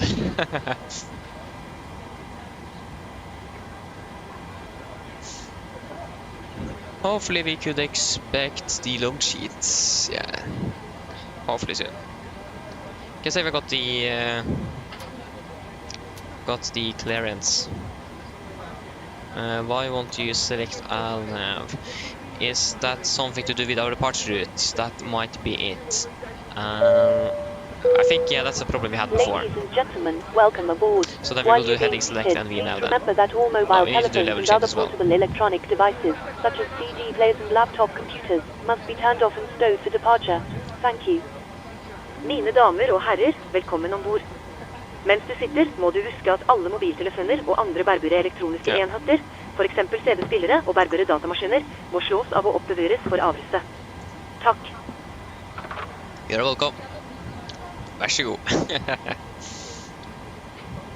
Again, we did request a win, did we? Yeah, we have. So again, we're just waiting for that load sheet basically to be able to finish up our calculations there and basically get out. Hi there, ladies and gentlemen. God morgen, mine damer og herrer. On behalf of the crew, I ask that you please direct your attention to the monitors as we review the emergency procedures on board this beautiful Boeing 737-800 aircraft. Why are we doing the safety demo now? Menneskepet. I need to wait for him to do the... Once the meeting lines is switched on, we'll contact you to begin pushback. Please listen carefully carefully Roger. to ensure not only your own safety, but that of The those thing is that around you. now we need to wait for them to be finished with the briefing before we get our load sheet, because they are going to give it to us. There are 2 emergency exits We need to on the aircraft. need to have confirmed the amount of passengers in the back. And note the display behind you. Count the number of rows to the exit. Det er 2 nødutganger på flyet. Ta deg tid til å Utganger. finne den som er nærmest deg, og legg merke til at So den we're kan actually være supposed bak to deg. depart in about 3 Tell minutes, but antall radder til probably going to be utgangen. 2 to 3 Should the minutes cabin delayed. experience pressure loss, please stay calm and listen for instructions from the cabin crew. We are still on Unicom, yes. So we can also, no wait, we can actually go ahead and set VR2, so we have the localizer on number 1 and the VR on number 2. Skulle kabinen oppleve trykktap, vær rolig og lytt etter instruksjoner fra kabinpersonellet. Oksygenmasken vil falle ned fra over setet ditt. Plasser masken over munnen og nesen slik, og trekk i stroppen for å stramme den. Hvis du reiser med barn, må du først ta på deg din egen maske før du hjelper andre. In the unlikely event of an emergency landing and evacuation, leave your carry-on luggage and items behind. Life rafts are located below your seats, and emergency lighting in the floor will lead you to the closest exit. I det usannsynlige tilfellet av en nødlanding og evakuering, la håndbagasjen og jentene være igjen. Redningsflåter er plassert under setene dine, og nødbelysning Redningsflåter? We ask that you make sure that all carry-on luggage is stowed away Did she actually say redningsflåter? Vi ber om at du sørger for at all bagasje oppbevares trygt under flyteren. Please take a moment to review the safety card in the seat back pocket Basically in like front of you while we wait for takeoff. lifeboats, basically, if you understand what I mean. That's what you see. I think you mean life vests, not I hope did she actually say that? Hello. Hi, Captain. Okay, here's the load sheet from ground. I've written the passenger count here, the crew count here, and the total number of souls, not including yourselves, here. Thank you. Okay, looks like we're all set to go whenever you're ready. Okay, great. I'll call the ground to remove the stairs and close the doors. No problem. So, that's going to be 73 tons. Yeah, that didn't really work, did it? GSX didn't really catch the load on the aircraft. So it is going to be 160 and 56.3. Oh, 160 and 56.3 on this flight. 56.3, yeah. That should be more closer to it. 66.6. Yeah, wait, 66.6. That's exactly 1 ton more. Yeah, we need to add with the 600 kilograms of extra fuel. Yeah, that's that's in. That's correct. Forgot about the extra fuel there. 66, 600, and these 20.1. 20.1. So it's gonna be a takeoff to 30.92.4, takeoff to 30.92.3. Yeah. So we can also start up the APU. So takeoff to 30.92.3, 30.92.4. Yeah. So it's gonna be 39, 41, 47. 39, 41, 47. 5 point, basically 6 on the trim then. Okay, close the door.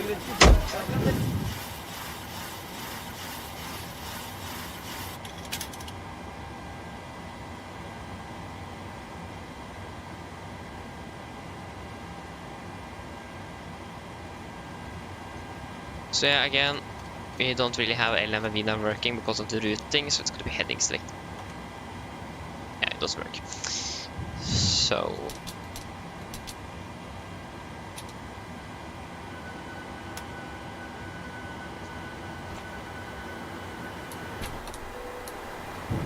okay.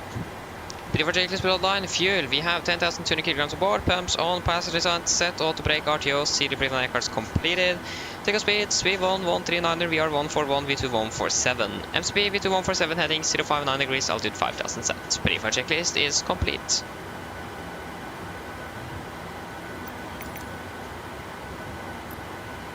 Cockpit ground.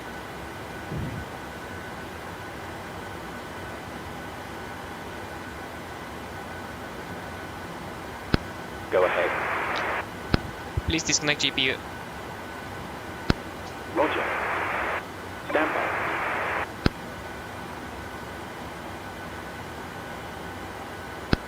Ground power has been disconnected.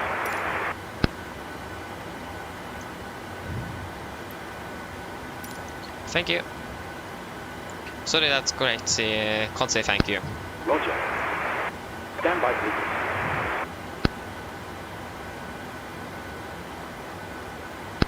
Ground power has been disconnected.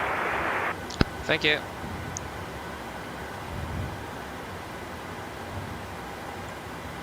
I can pressurize the hydraulics. There you go.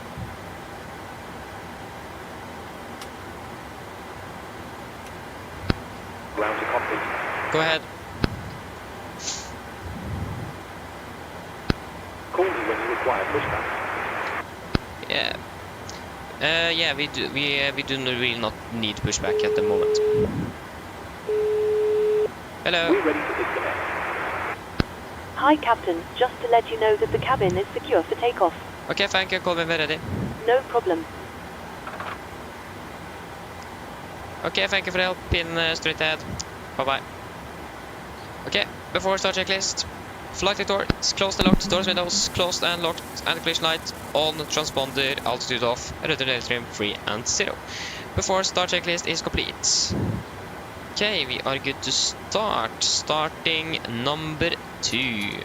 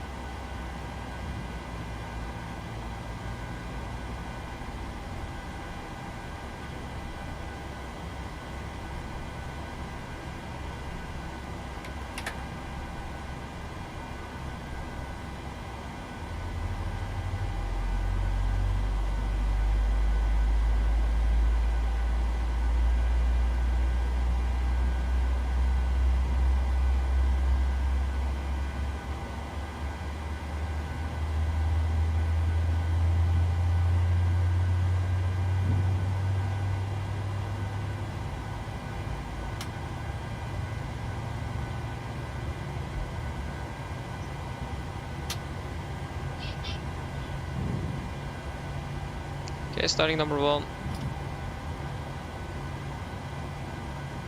Number 2 stable.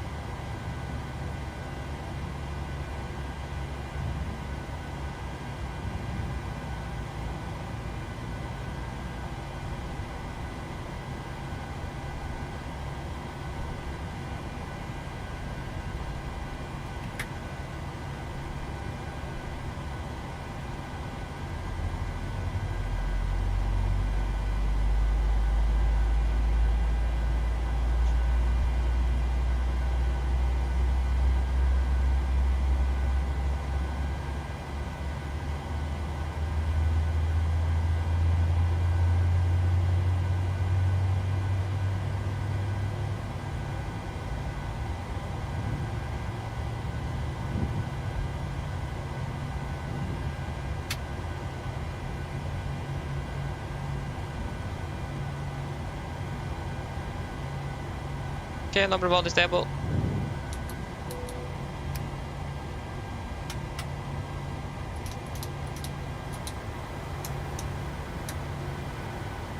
Yeah, I got the gear pin, so flaps 5. Flight control check.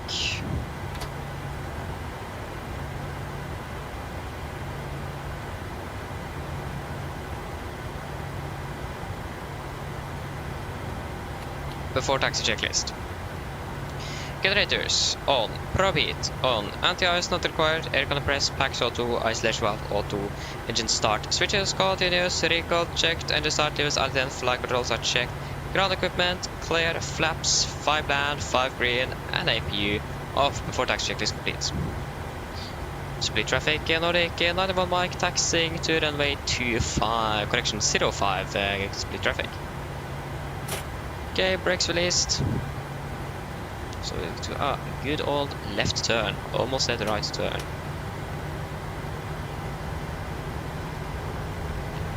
Look at the traffic. Yeah, Alexander, hello, welcome, opening well. Hope I'm not too late to answer that.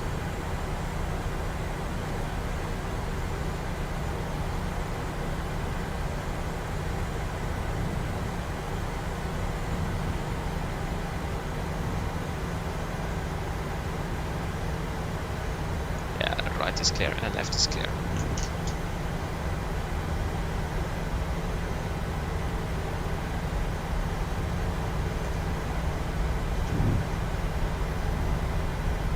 Looks like it is clear. Split traffic, Nordic, another one mic, backtracking, runway 05.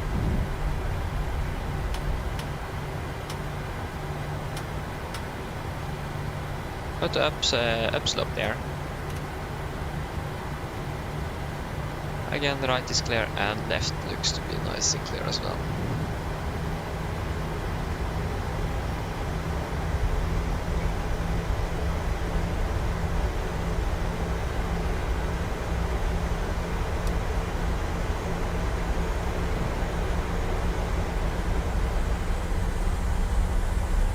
I have to feel that we're a little bit heavier now than we were on the flight down here.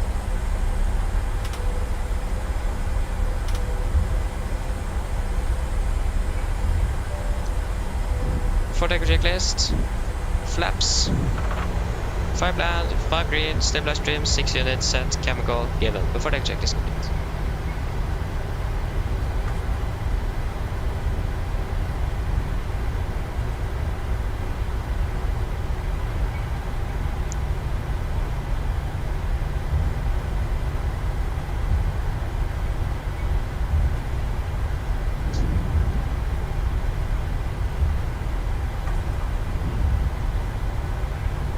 We are ready to go.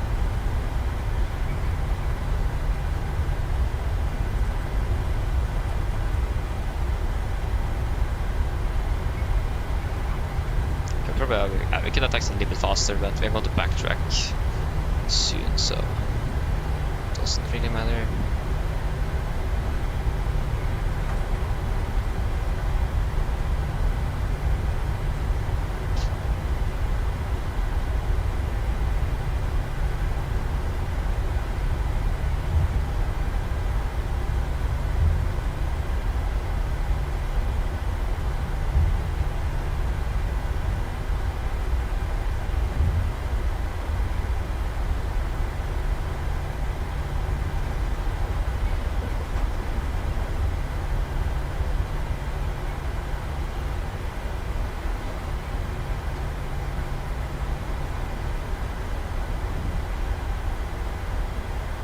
Split traffic, Nordic, 901 mic, departing runway 05.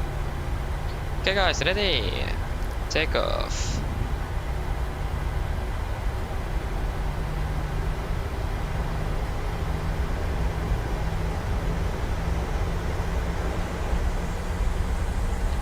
Setting thrust.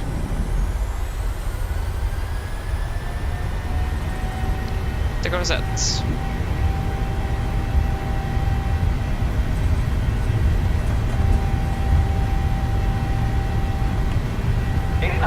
Checked.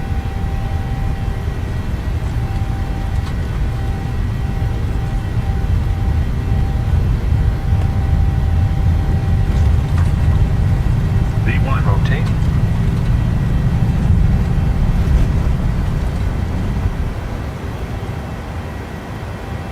Positive rate of climb. Get up.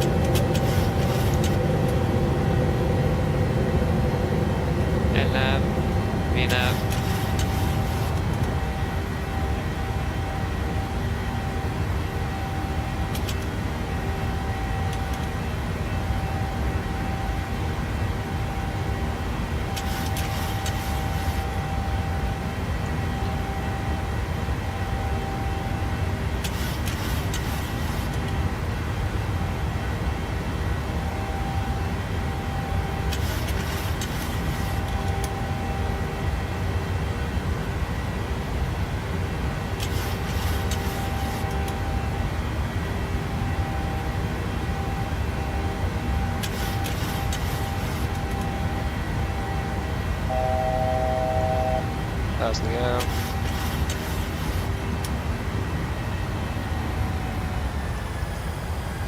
Okay, we can continue to climb up to flight level 360, that's set. Speed up, please.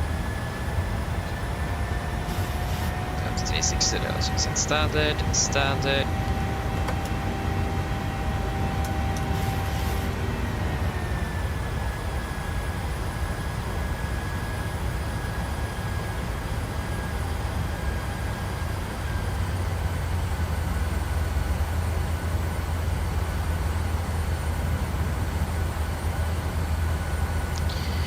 So yeah, now we're going to maintain 5,500.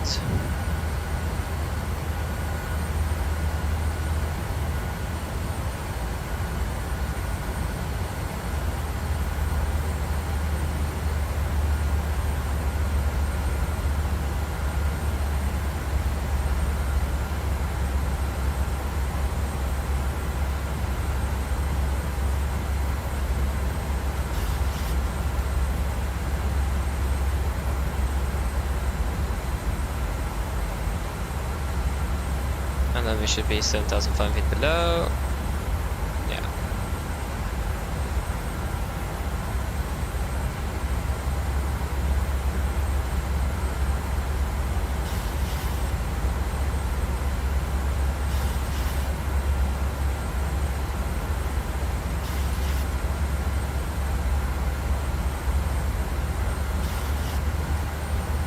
Okay, we can proceed direct to Sirmi. Center, but Sirmi, confirm, execute. Flap spawn, speed checked.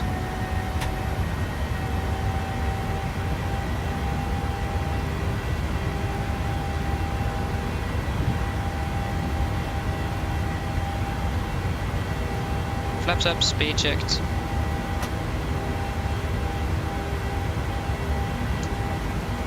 After takeoff checklist. Engine bleeds. On, packs, auto, landing gear up and off, flaps up, no light and no meters, standard passing 6,200 feet.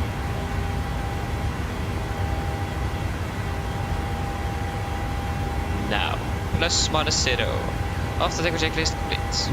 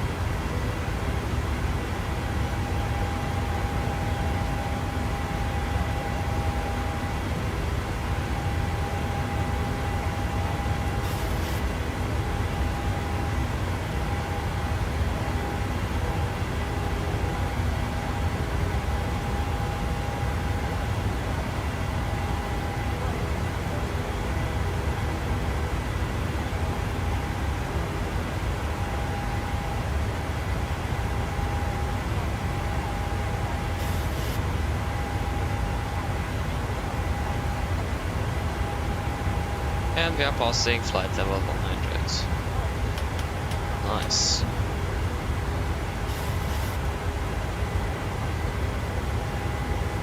Good. Good. So, have I missed anything? Okay, flying from Stuttgart to ja, okay, I'm not sure to pronounce it, but yeah, thanks Lid. Pitch your roll. Hello, welcome, opening well. Thank you, Adrian, thank you. Okay, we're in Austrian airspace now, that's great. I hope that was it. Or like, but I haven't missed anything else.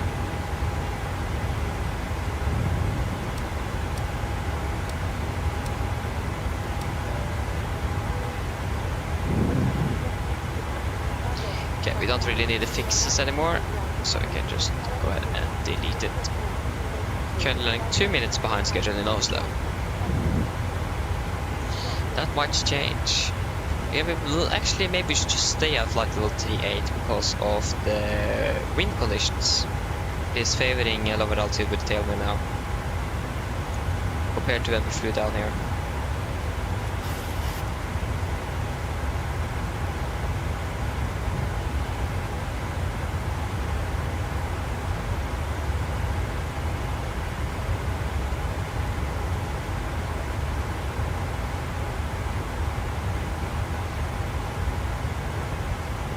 So great. We clear directly up to cruise as well. Yeah, we also have Sweden control on at the moment, and we are going to fly in Swedish airspace. So.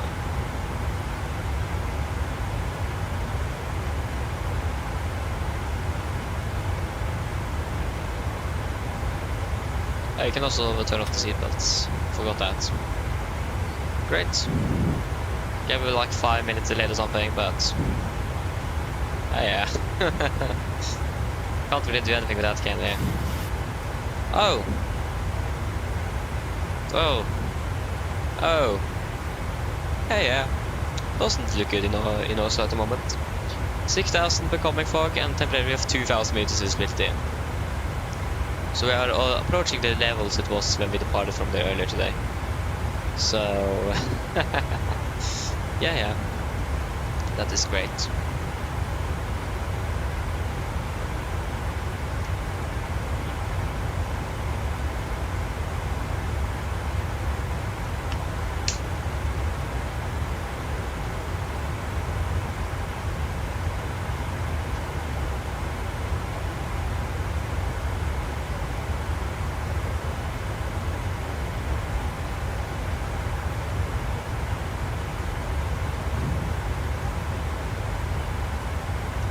So yeah, at least the weather is looking great up here, so...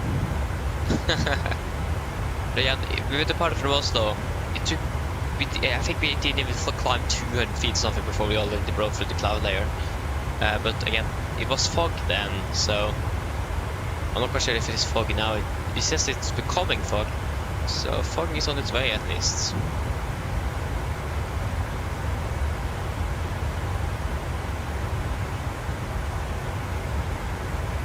So just wait to see how the weather is going to be in Oslo, but at the moment it doesn't look like it is going to be really good, but it is like 2.5 hours until we're landing in Oslo, so that could definitely change.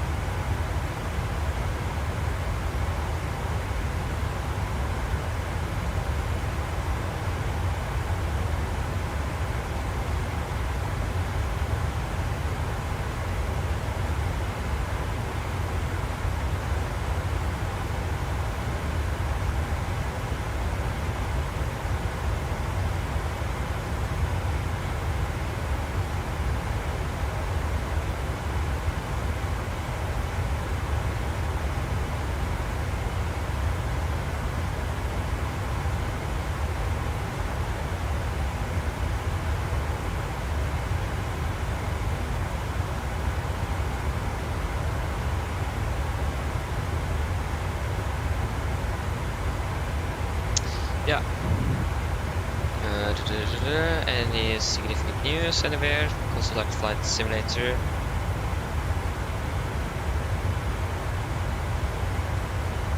Nah, nothing significant.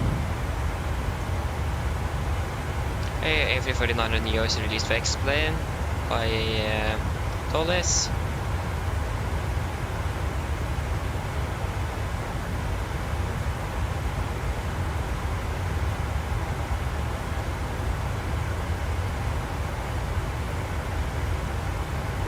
Norwegian PMDG.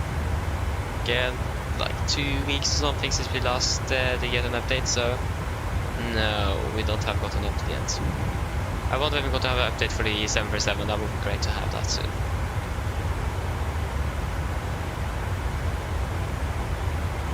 Travis, hello, good morning. Hope you're doing well.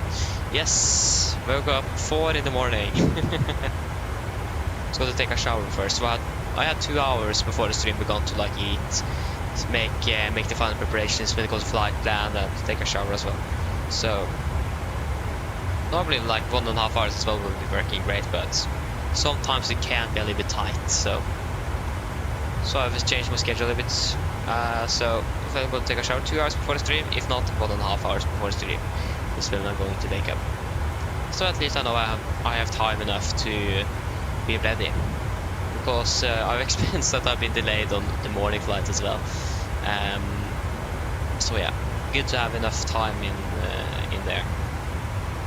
Like in real life, well, if this would be like real life, probably maybe we'll need to wake up half an hour earlier than that again. So yeah, depends. I live 40 minutes after Gardermoen, so that means I probably then need to wake up, yeah, 3:30 or something in the morning to be able to take a shower, and then an hour to eat, and then an hour to drive to Gardermoen. So yeah.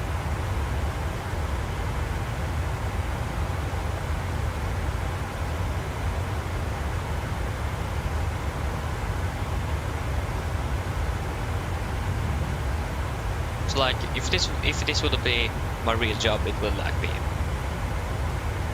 waking up early. Like, it is partially our job. This is our job basically, but not really a good paid one. So yeah.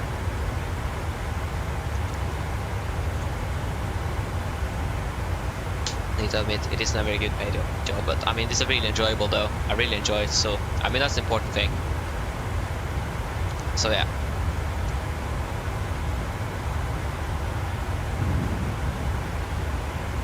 The only problem is that the rest of the family is sleeping though, so need to make sure I'm not too loud.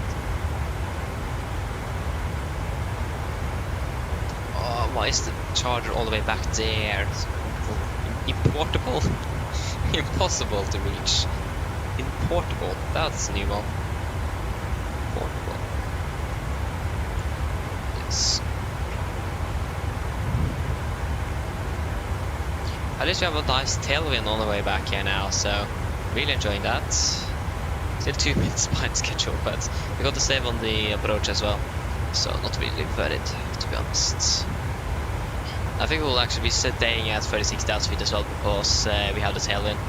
Don't really see a point climbing high when we have a beautiful tailwind that's going to make us fly faster.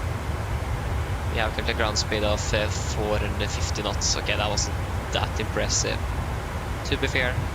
But yeah, it works. That's the important thing.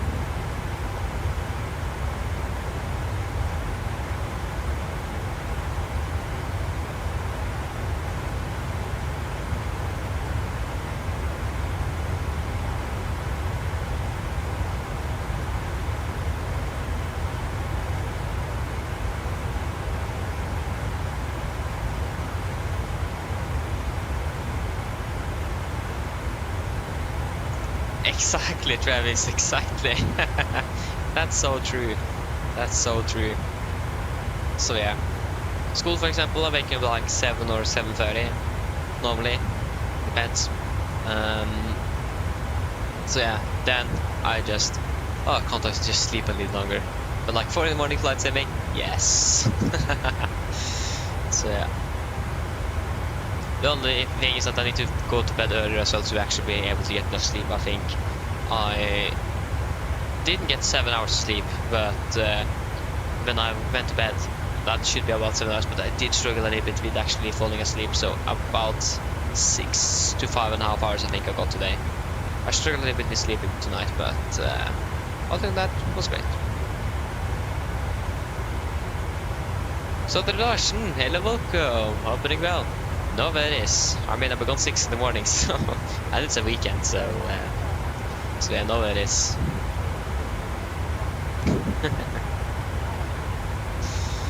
Yeah. Again, it's probably going to be same time as well tomorrow. I think everything was like we're starting. If I'm able to find a flight, though, that's the thing. So we'll wait and see what I will find. And I need to be finished before 12. But I think again, Norwegian normally gives the crew a little bit shorter duties. So the departures. Because if I'm correct, it's going to be a Granca flight tomorrow morning. Vilnius, Paris, Edinburgh, Milan, Nice, Milan. Yeah, Granca. So early, 7:30, 7:45, but yeah, that was actually much earlier than I expected. Okay, they have a lot more flights tomorrow than they normally have. Oh, they have definitely changed the schedule. Was more flights tomorrow than today. But don't they have an later departure to like Gran Canaria or something?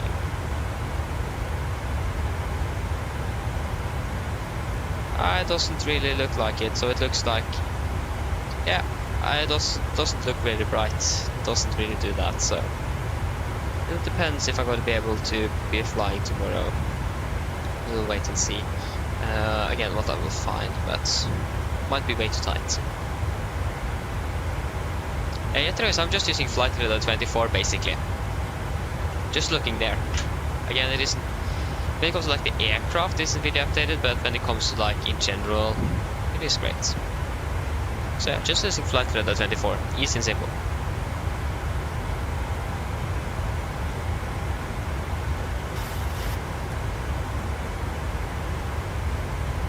Yeah, we have, for example, Berlin is landing 11:15, so that is probably a possibility. Do we have any departures 11:45 or 12? Probably. 11:55 to Ålesund and 12 to Bardufoss. Okay, that doesn't really look good. If you check the Berlin flight tomorrow then.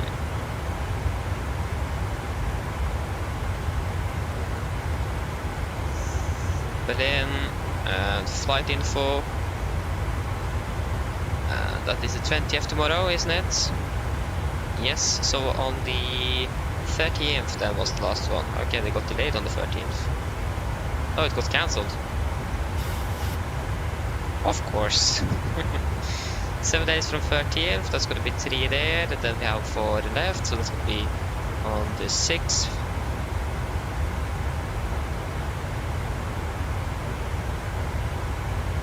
So, yeah, and then they flew from Oslo to Ålesund, yeah. So they flew to Ålesund after that. So that doesn't really work. And we have Palanga as well, we can check on that.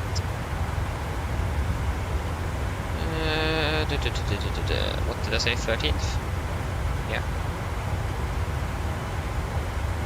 And then, yeah, the Palanga flight is then flight to Bardufoss. How's it go? So again, it doesn't look really bright. They have changed the schedule, to say it that way. They definitely have, so I don't think they're going to be able to fly tomorrow. Ah, that's actually... Of course they're changing the schedule now. But like landing 11:55 from Copenhagen is probably a bit too tight, isn't it?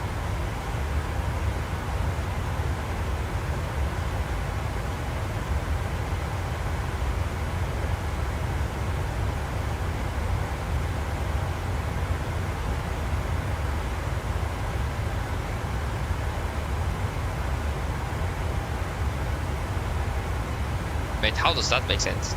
Schedule for 11:55, departure to Ålesund 11:55.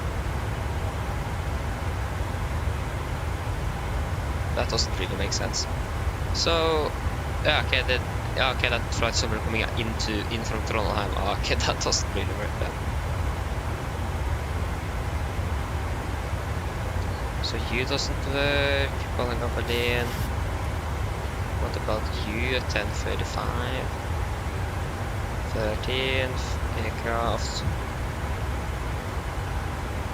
So Oslo, shutdown, Oslo, 10:45, and then 11:15.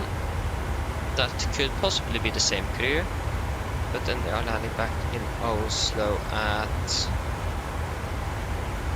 Yeah, that's definitely the same crew. Yeah, so that doesn't work either. Again, so typical that they're changing their schedules now.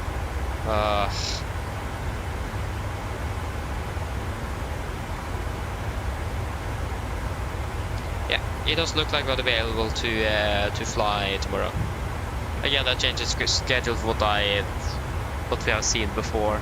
It's changing the wind drop schedules now, so no, it's not good. Don't really like that. Yeah, again, I can't really do anything. Okay, we'll go ahead and call the cabin crew. I want some snacks or something to eat, at least I'm hungry. Can the simulator please unfreeze?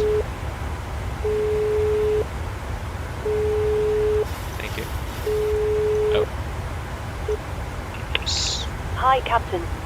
Yeah, hello. Just wondering if I can have a snack. No problem. I'll bring it once we finish serving drinks. Okay, thank you. So yeah, doesn't look really bright, doesn't it? Oh, this was like the problem before. There was like not many flights that we could do because it was like then and then a crew change and so on and so on. But now the problem is that we don't have that anymore. Okay, that's really unfortunate. I mean, the good thing is that I can be sleeping longer tomorrow. The unfortunate thing is that I'm not going to be able to sleep longer tomorrow, so... Great, isn't it? Oh, yeah.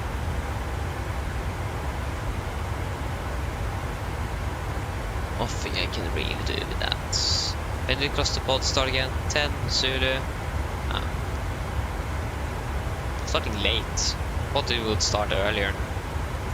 Yes, quite a few flights, or quite some long flights today from across the pod probably.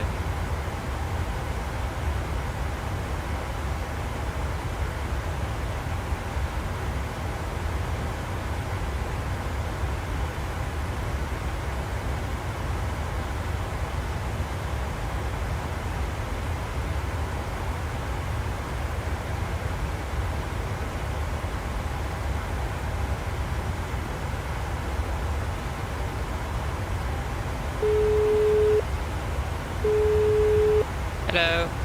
Hi, Captain. Your food is ready. It's in the storage area, so feel free to collect it whenever you're free. Thank you. No problem.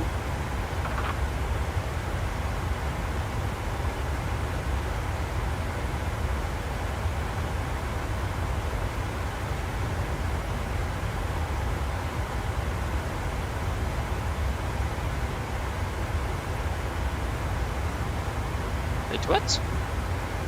It looks like there's actually a Norwegian crew from Oslo that is flying the Göteborg flight. No, we could have been flying to Göteborg. Ah, that's a little bit unfortunate. Yeah. How should I know that? Thought it was a Spanish-based crew. Again, getting together for the Norwegian would be much better. Yeah, I will just go ahead and see if there's something I can snack on, and then I'll be back shortly.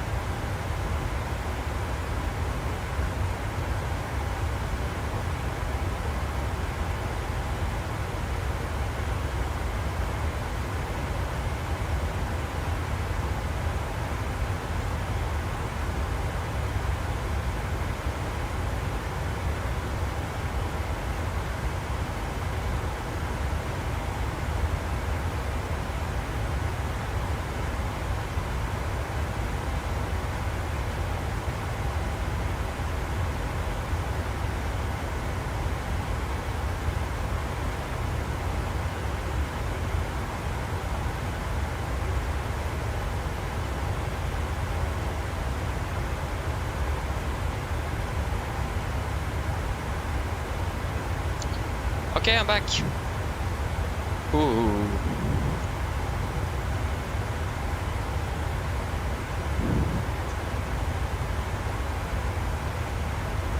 Okay, 33. Oh, it's a crosswind. What? Ah, that's unfortunate. That's really unfortunate. Yeah. Can't really do anything with that, can we?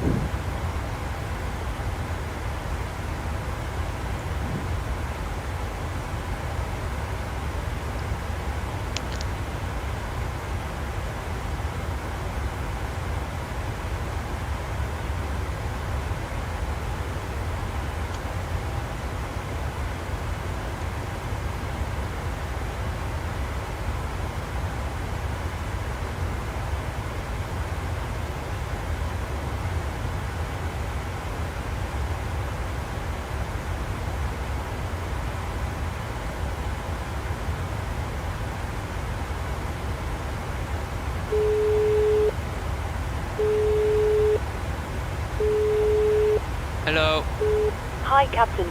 Would you like a drink, tea, coffee, or water? No thanks. No problem. Give me a call if you change your mind. Yeah, of course. Great. I still have coffee left. I made the coffee like 4:45 or something in the morning, and it's still warm. That's great.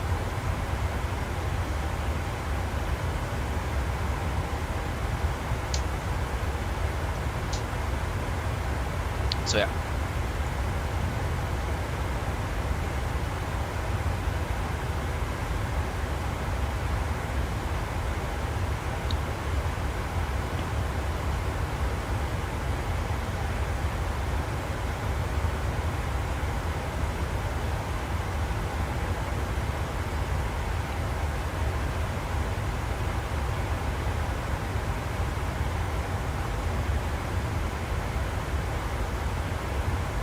One, 3, 3. Just two numbers. This is the 850. Yeah, 921.9. So 921.9. 921 now. Oh, whoa. 1,100. Ay. That calls for an auto land soon. Ay, that does look good. That is really bad in Oslo. Normally the worst weather in Oslo is always during the autumn and the winter. In the summer it's actually normally quite good. It's just a bit windy. But visibility wise, autumn and winter is the worst.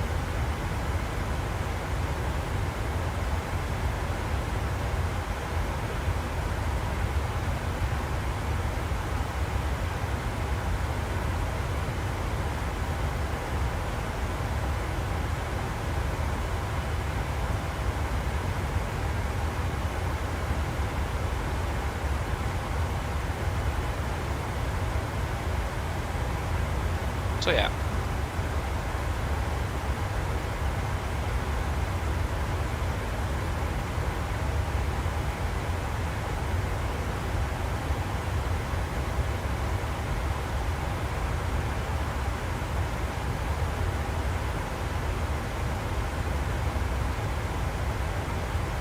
There you go, we have fuel, so that's probably the left center. Boom. We have about 10 kilos or something left in the tanks. So yeah, it isn't much. And that's on the right center tank as well.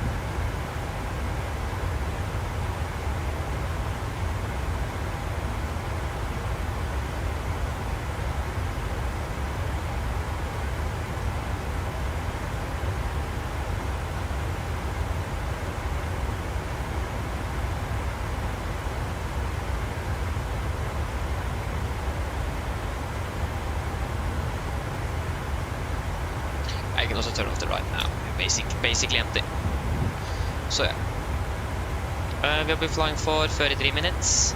We need to do the full check with the next 27. Oh! We parted exactly 10:53, didn't we? Or 10:50, sorry. So the 8:50. So that is going to be then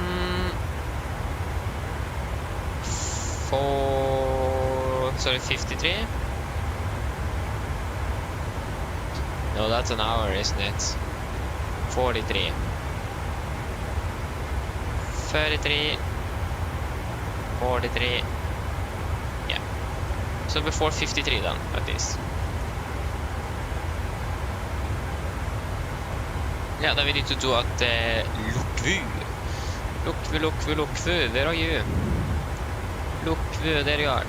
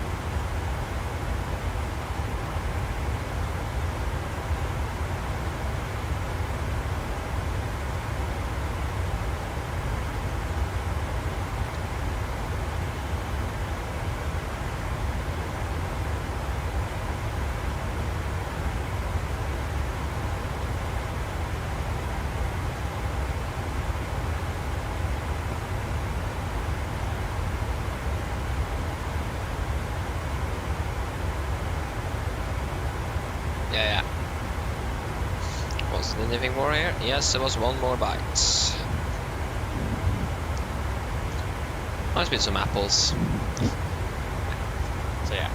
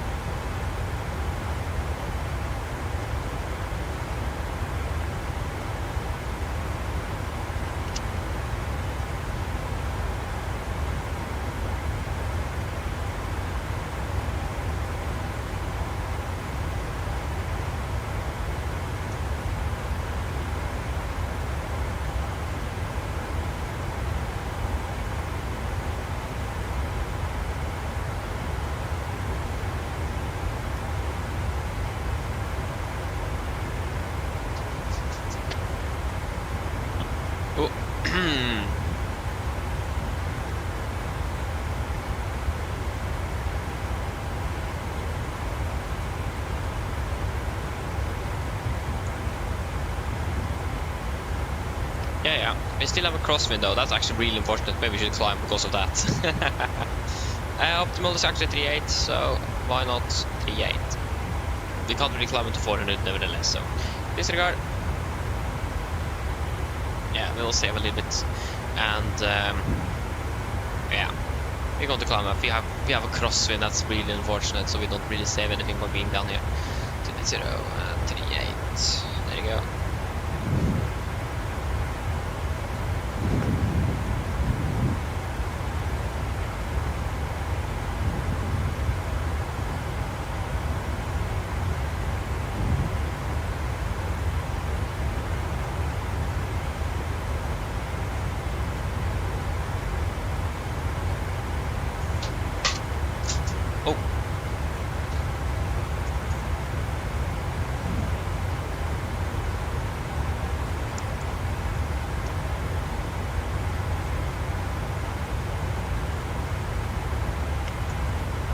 Again, if we need to go to an odd level, we could descend down to 3.7, but I think the optimal is going to be climbing to 3.9. Remember to if you don't disregard. We can delete you. And disregard. Now we're landing for once we say 2 minutes for now at least. And again, we do just have a crosswind, so we don't really save anything at being a lower level when it comes to like winds. That's actually really unfortunate. They're probably going to be changing a direction hopefully later on. That would be great. Again, probably going to happen.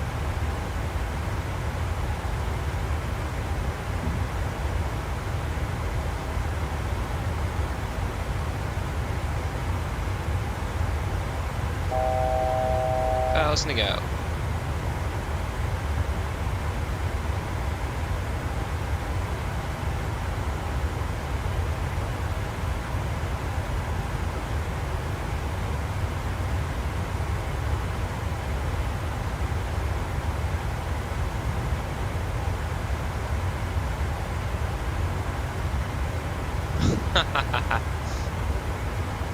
Nice.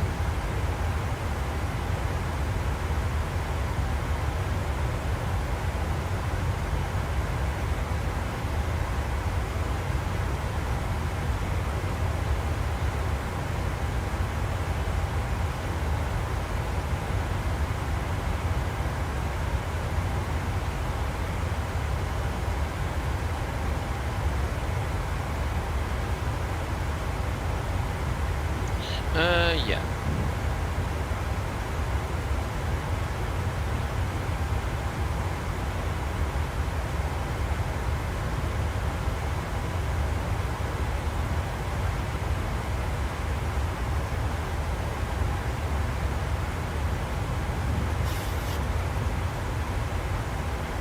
So it's still 71 miles to go before the check.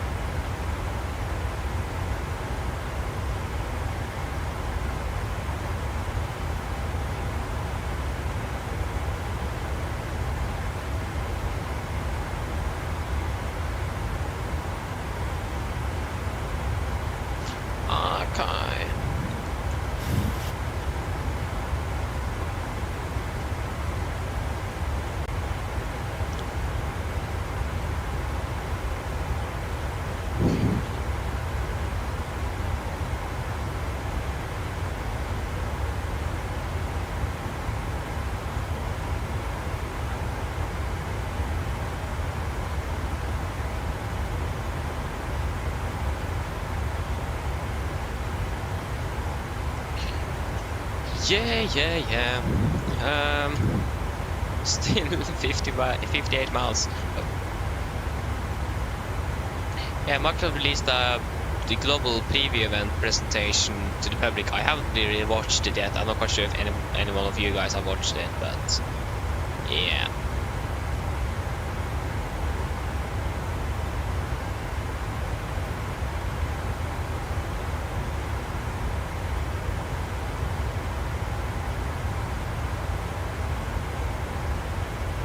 Yeah, so cross the pond is beginning, of course. That is going soon. Cross the pond. Looks like that bunch of people flying with the 777, and that makes sense. At least one is live, like one content creator. I haven't seen really anything else.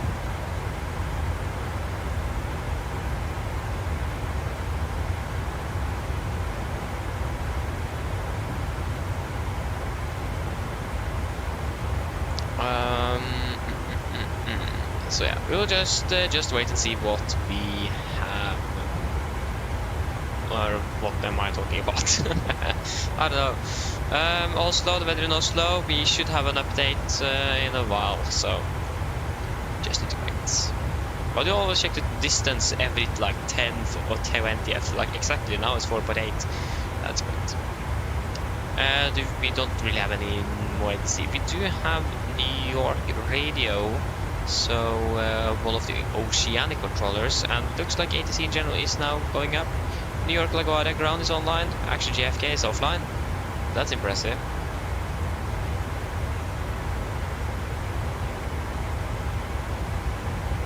Yeah.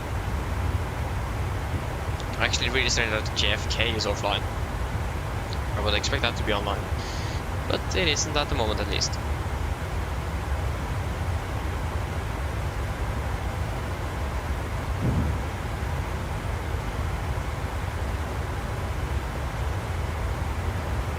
Oh, come on, just work, please. No, no.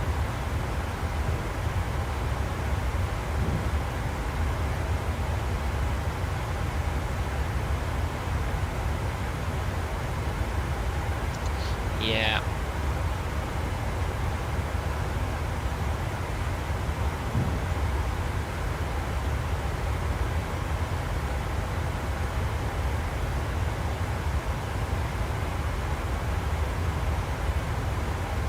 So it looks like, for example, Widerøe is actually really afraid of the new taxes that is coming, because the government, like the government wants airlines to help Avinor more with their financial issues instead of the state. So Widerøe is now saying that they're going to drop the plans to expand their network in the north if that happens, because of the increased taxes.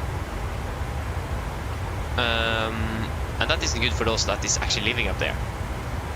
And Widerøe don't really like, no airlines don't really like this. SAS are really mad.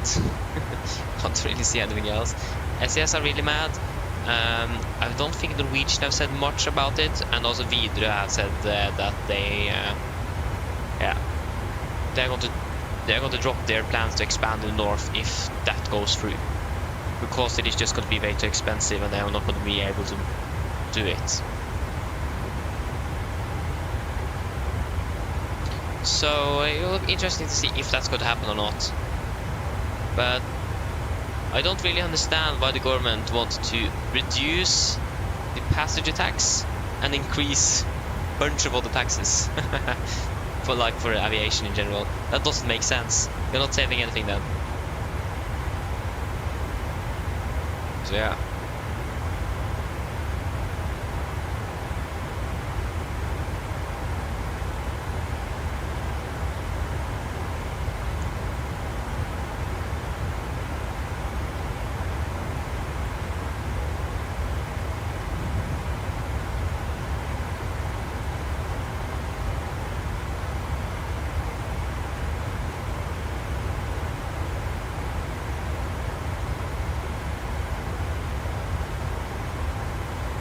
So yeah, it'll be interesting to see what the government is going to do with that. I didn't really read through the article, to be honest, so I'm not quite sure what they're actually going to do.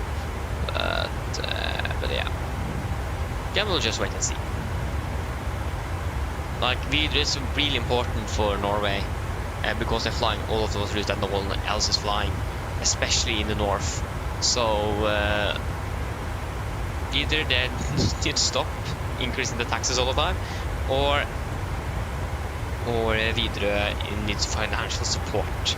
So then you're basically not, then you're just stuck there.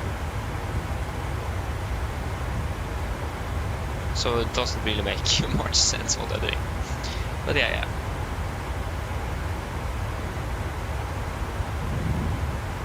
But isn't Avinor state-owned? I thought it was. I think it is. But yeah, I mean, Avinor is like earning money for like 3 airports. All the other airports, they're losing money. They own like 45, 44 airports in Norway, and they earn money in like 3 airports. At least Oslo and Bergen, I think also Stavanger. Maybe also Trondheim. I'm not quite sure about Trondheim. So Avinor isn't really earning much.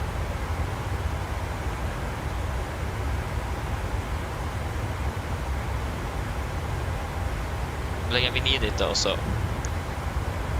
otherwise you don't have any want to operate the airports in Norway. Like, there's quite a few airports that they don't own. They don't own Kjeller, for example, Moss, Rygge, Torp. So at least those 3. But the Kjeller is going to be closed down because of this. yeah, people here that want to close it down, even though it is an historical airport, one of the oldest in the world. It is about 112 years old, and they chose to close it down to build a residential area. What a great idea!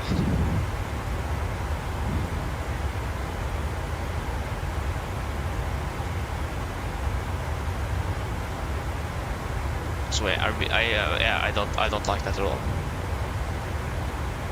But yeah, I don't know. I don't know what we could do to like try to reverse the decision. Okay, fuel check. 6.4, 7.2, 3.1. Yeah, 3 tons. 51, 49. I like how this county, I think it is, I don't really know, kommunen, yeah, at least in Norwegian, I've used so many millions of Norwegian kroner to actually just find out if they should close it or not. 6 years, many millions. Ugh. I still don't understand why they need to close it.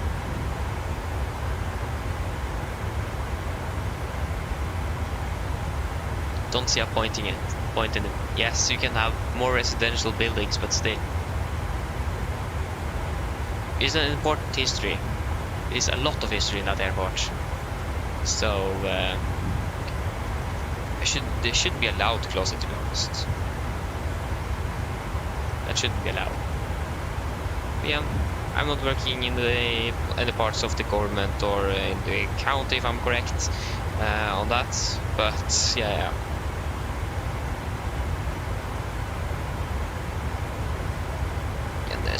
There's nothing really we can do either. That's the worst thing. You can protest, but that doesn't help, because they don't want to listen. So yeah, I'm not sure what we should do. But again, the army is not going to leave Chile before like in 2026. They still have some things going on there, so it is still going to be open for at least 2 years or something.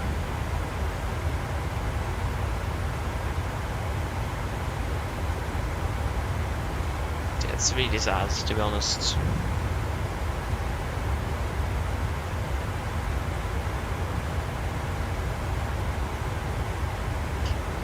So yeah, we'll just wait and see. Again, the army is working at like 2026, so it's going to be a while until it closes at least, if I'm correct.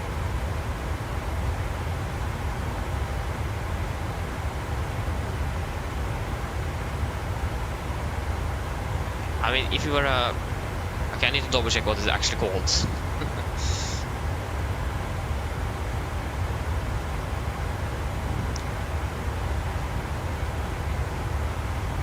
Municipality? What? Municipality? What the what's that? Municipality, that's okay. I was quite wrong. The municipality, or municipality, yeah, that's so strange. Municipality, never heard that word before.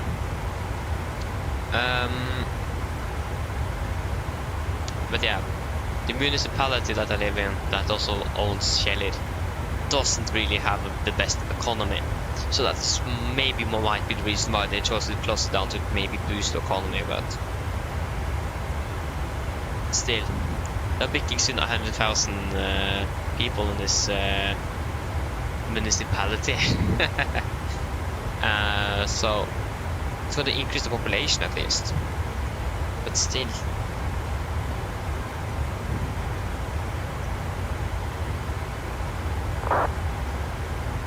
Don't really like that decision, and there's a lot of people that's angry, so they need to be able to do something.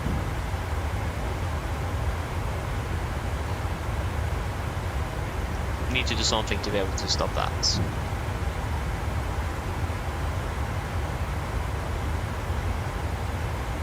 not even sure when it is actually going to be closed.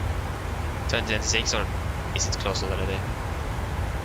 There's like 2 local flight clubs there. There's a flight school there, so you can't fly. There's so much happening there. And again, it's history in that.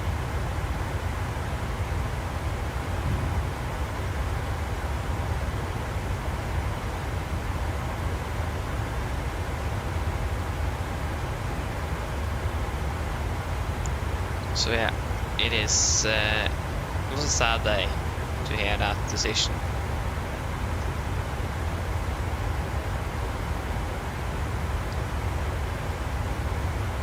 So we just need to wait and see what's going to happen forward. If there is a way to reverse the decision or something.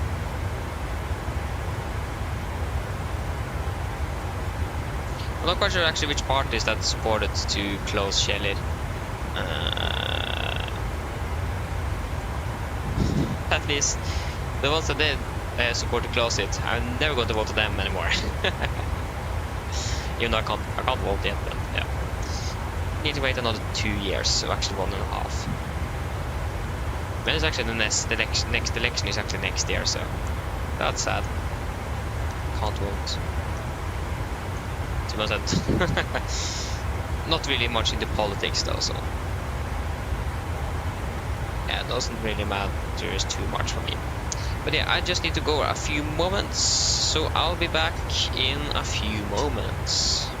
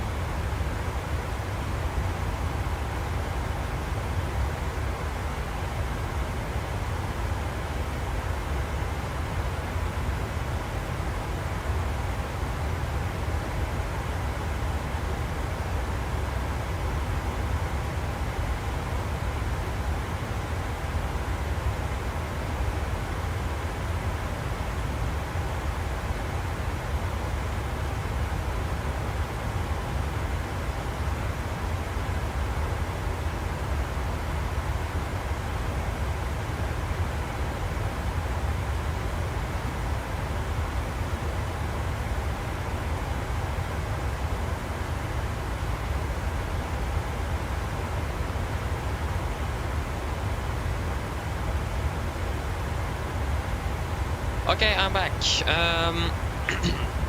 At least now we are getting a little bit more tailwind-ish vibes here. So that's great. Still having 32 though, still having 2 minutes behind. But again, we will save a little bit on the shortcut and things like that. But I got the toilet flushed.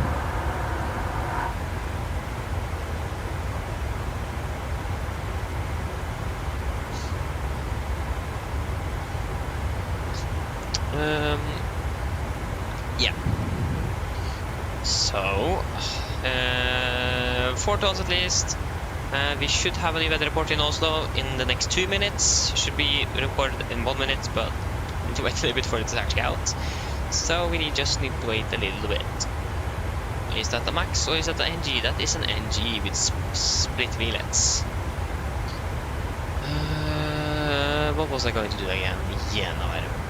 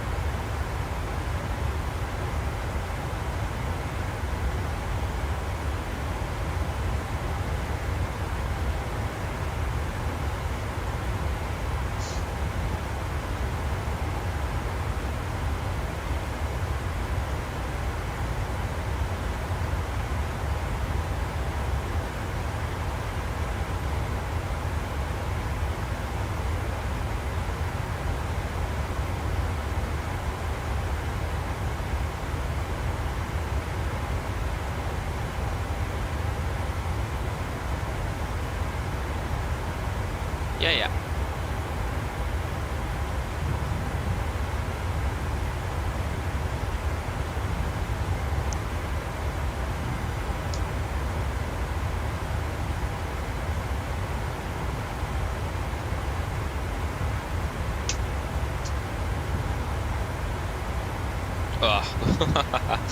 There go, we've been exactly from for 1 hour now. And again, we should have a weather report now any moment for Oslo. There you go. The visibility is not better. And it's becoming fog. Yes. What a great day. It is still 500 meters above the minimums, but I mean, it doesn't really look promising, does it? I mean, it looks like we can do an auto land, a manual landing, but I don't really know. What am I going to do? Yeah.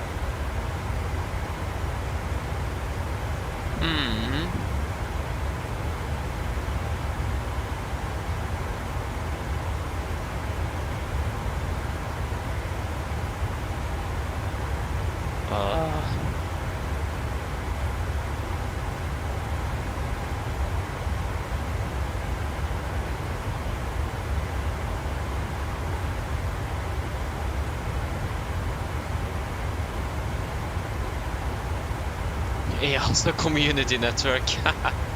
I can't really find, so bad or so sad that we don't really have 80s information for the different, like the real 80s from the airports.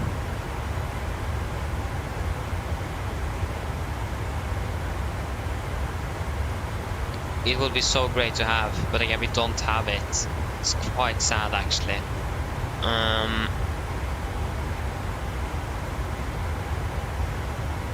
Actually, we do have some airports, but that's like by live ATC. It's like Tallinn 80s. Like Gardermoen, we just have Tower, for example, and Polaris Control. That's what we have.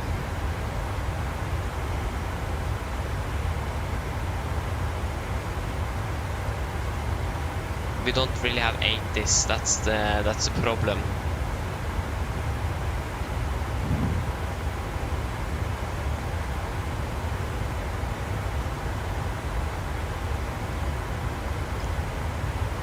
Okay, I think this is the wrong type of 80s.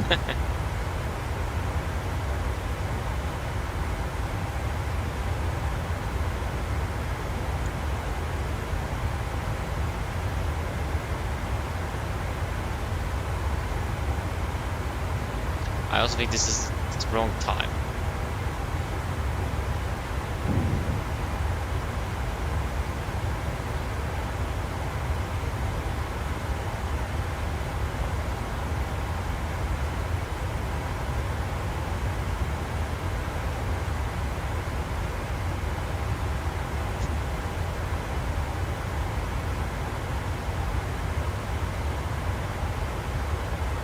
Again, this website that doesn't really work either. Compensation for delayed flight, yeah, that's definitely not what I'm looking for.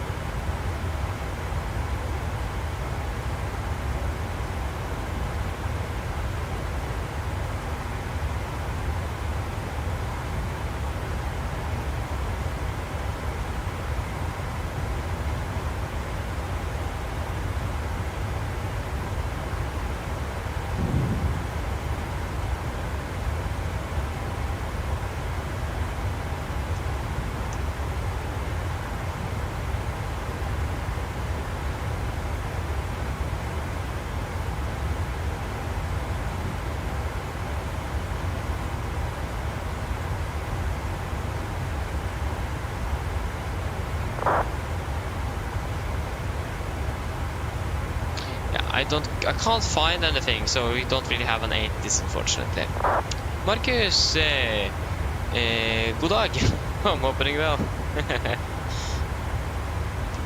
Maybe I can find out something by listening to live 80s from Polaris. Maybe that could help. Like when it comes to like what they're using, when it comes to like the procedures.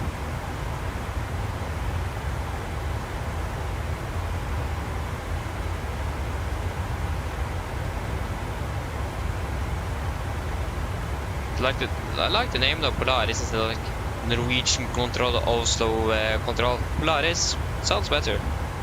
Really creative name, I really like it.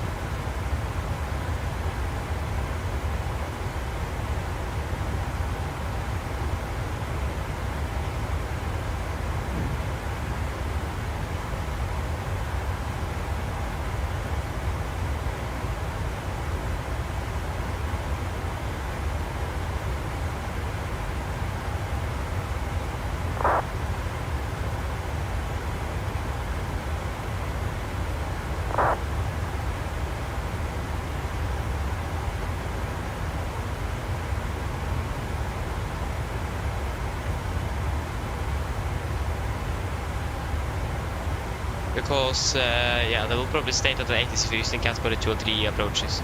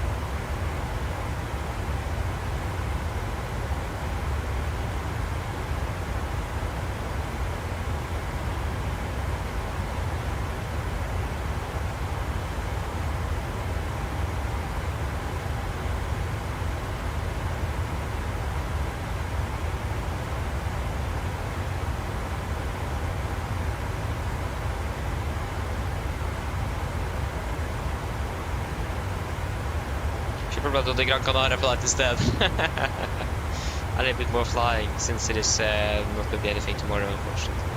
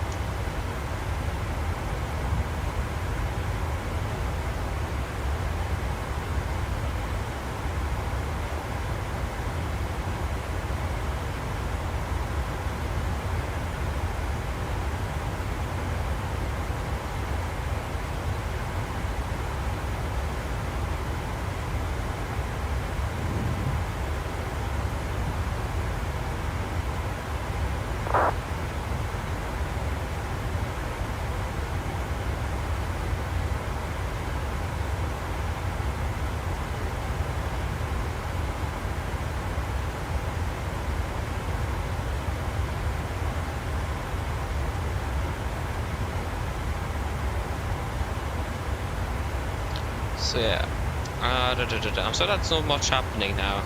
I'm just trying to find out if they're using category approaches in Oslo or not. It gets really hard to find out when, yeah, we don't really know.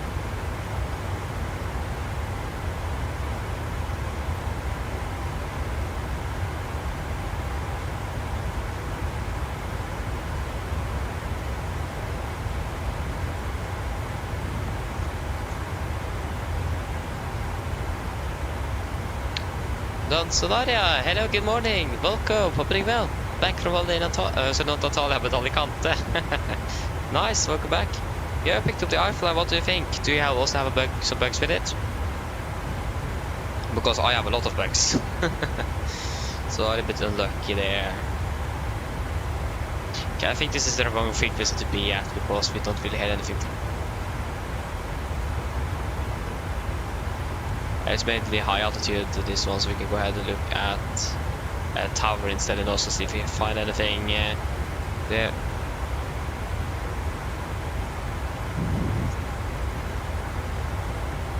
Ah, okay, land scenario, okay, understand. Then you will find out soon if you have any problems. Blunk, blunk. Just kidding. But I have some handling issues with some of the aircraft, unfortunately. And there's some bugs here and there, but again, it's a pre-release though, so it isn't really finished.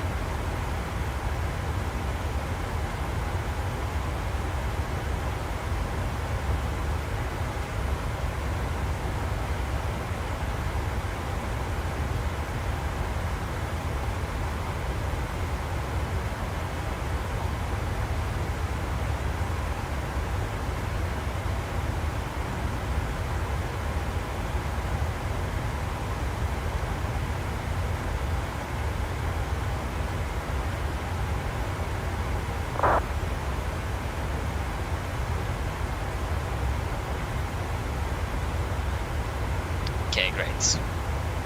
But till then again, we're landing till 33 though. We haven't said anything about climbing or descending or whatever we are doing. Not good.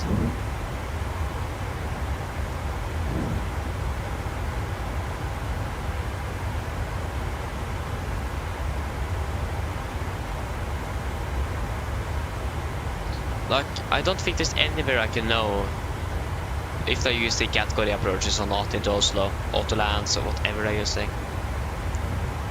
I can't really find that out, and it's quite unfortunate.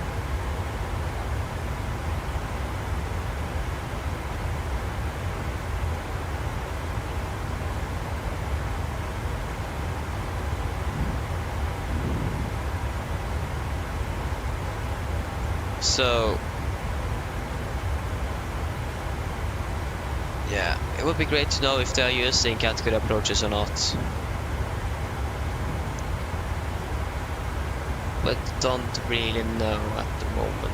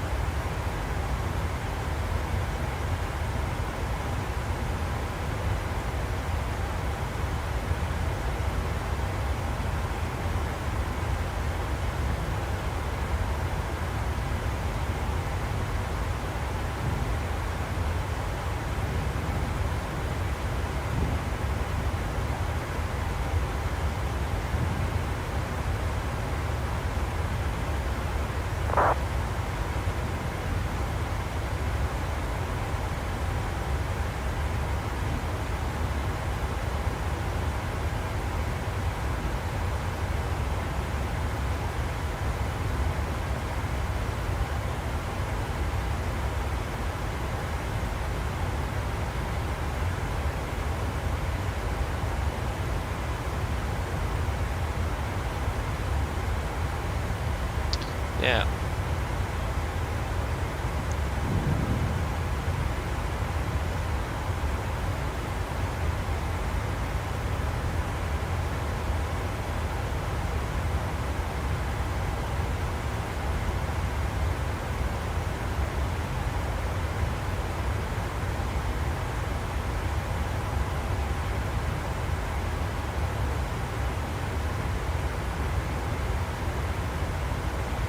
Oh, sorry. My fault.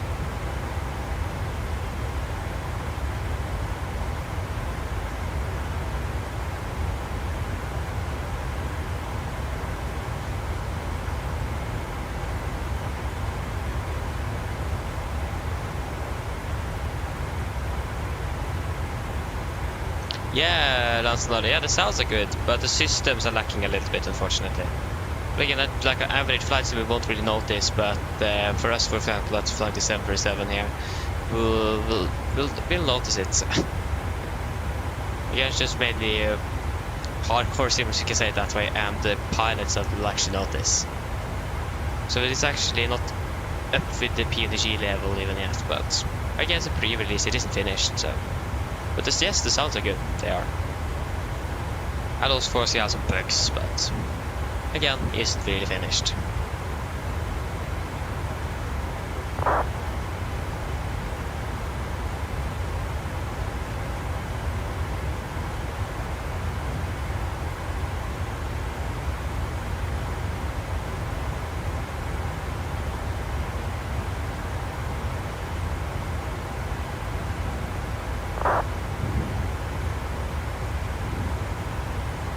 Why isn't this working?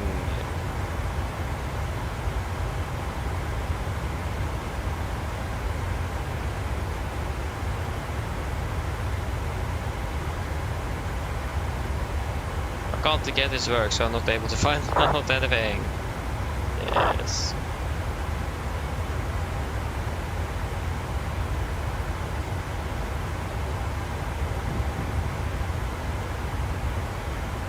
Yeah, so so it is, for example, the VNAV calculation isn't really fully modeled yet. There's a bug here and there, for example, it just, in VNAV it does struggle a little bit with managing speed, for example.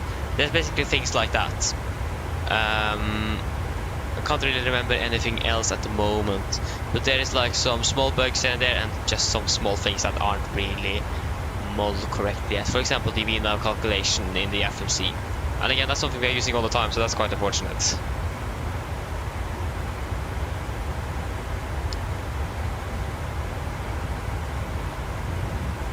Why aren't you working?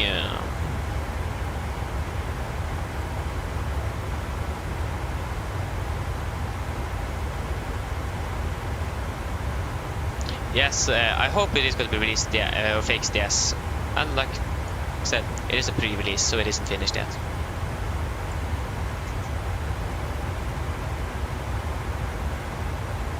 Of course, we get the METAR of the airport, but you still don't get the ATIS.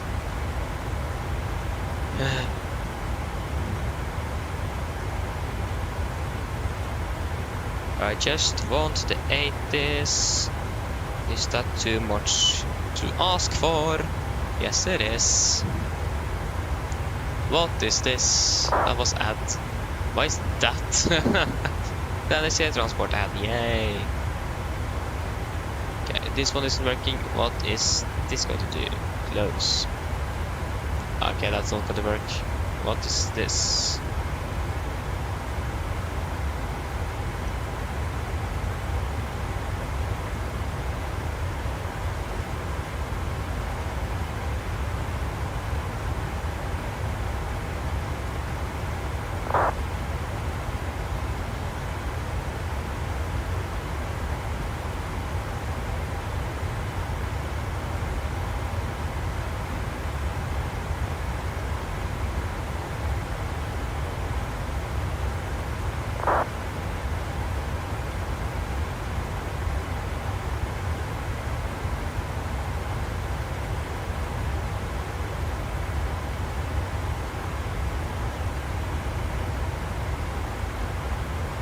Yeah.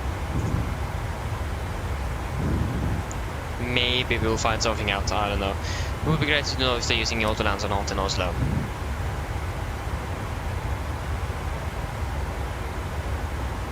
Because that should be stated in the 80s. And again.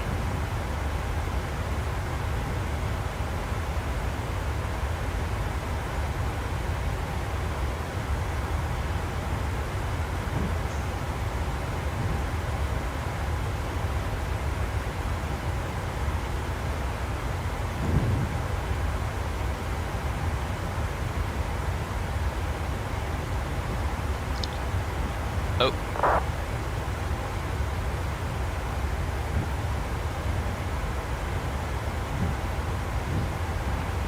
Oh. But does it say anything in the charts about when they might use category approaches?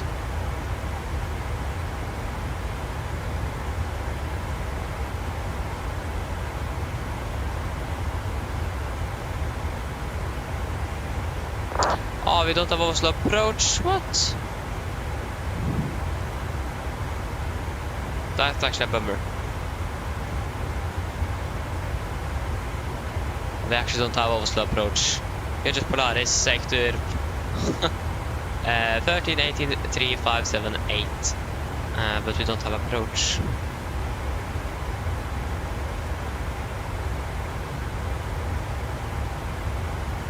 That's actually a real bummer.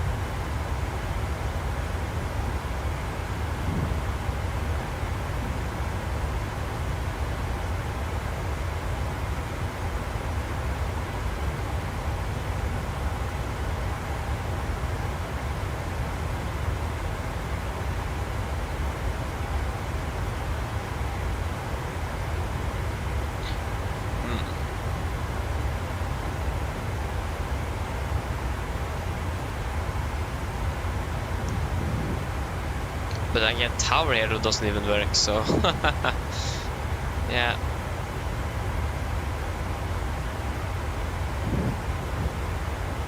Still landing 33 though.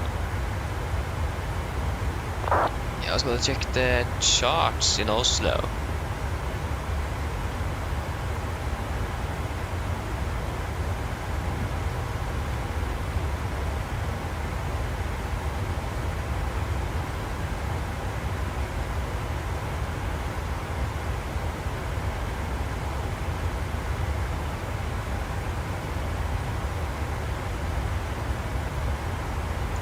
The LVP, so LVP preparation phase are initiated by ATC normally when the RVR is less than 1000 meters of ceiling, less than 300 feet.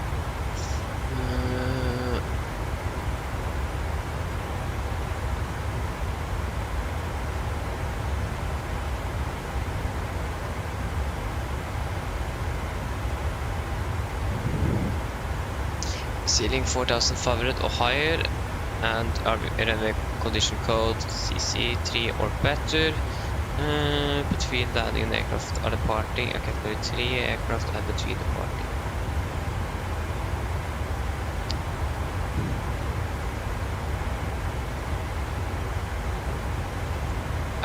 doesn't really say anything.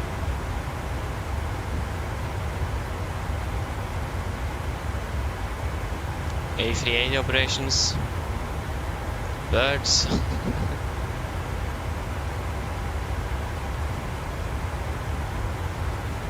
But it doesn't really say anything about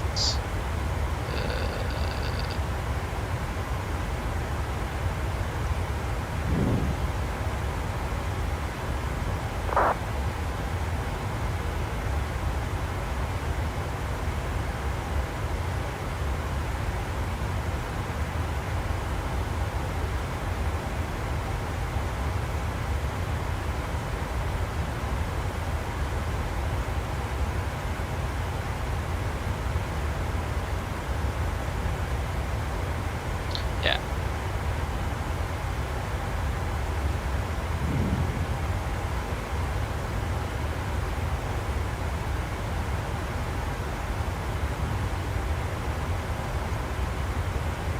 I don't really find anything, so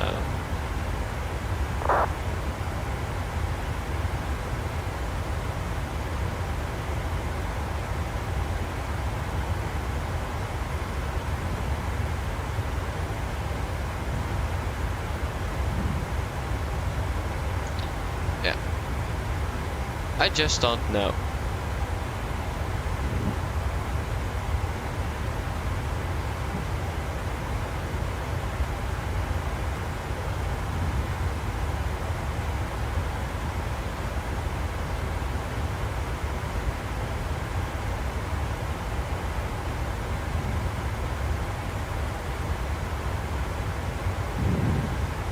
So we'll just wait to see and look at the weather.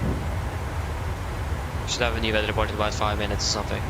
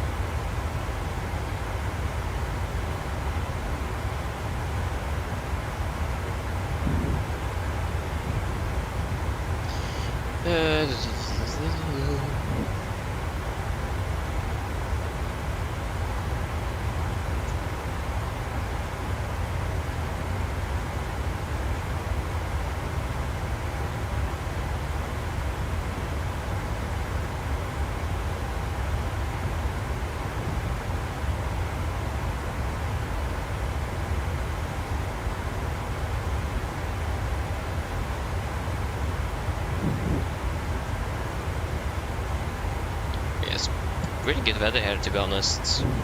Like, there's almost no clouds, okay, a bit there, but it looks nice, looks good. Happy with that. Still delayed by 2 minutes. I mean, 2 minutes isn't really bad though, to be honest, so.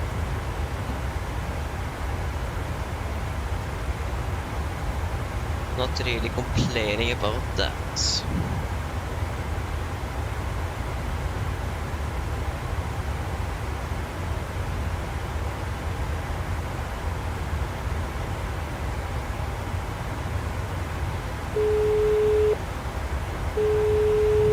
Hello. Hi, Captain. Just checking to see if everything is okay. Yes, everything quiet here, thank you. Great. Give me a call if you need anything else. Of course. That's great. We have Raymond radar online, but I think we haven't got to contact me, so we are not flying in this airspace then. So, just waiting for that new weather update for Oslo, basically.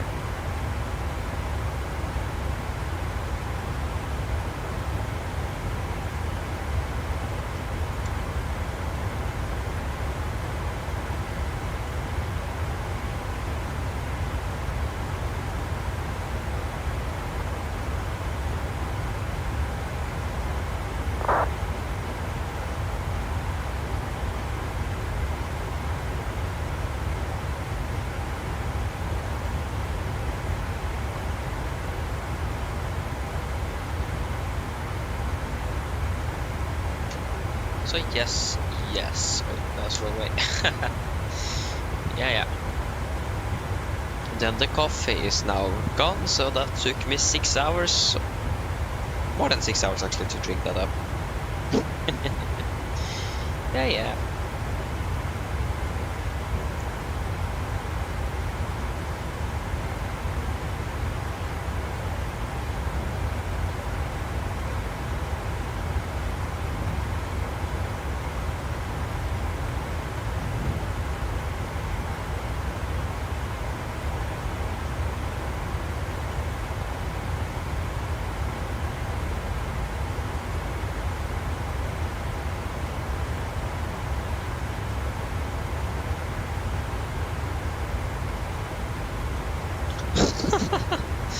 Nice.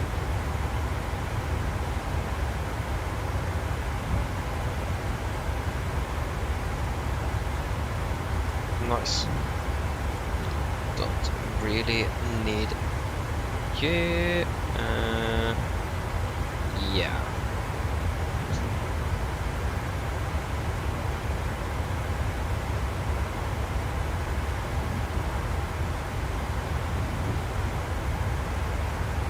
So we have a new weather update around now, so we'll see if we have it. Okay, we need to wait a few moments. I think we should just do the fuel check at Salo. Don't you think? Yeah, because there's about an hour until landing then, so why not? We can do that. And we are descending at 54, so 24 is going to be 30 minutes. I have a feeling that they might be changing over to category 3 operations soon. Because again, the weather is not really looking the best.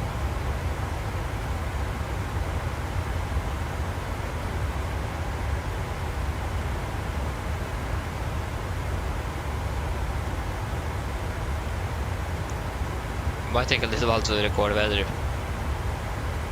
If it is good, then easy and simple, but if it isn't really the best, then yeah, makes sense.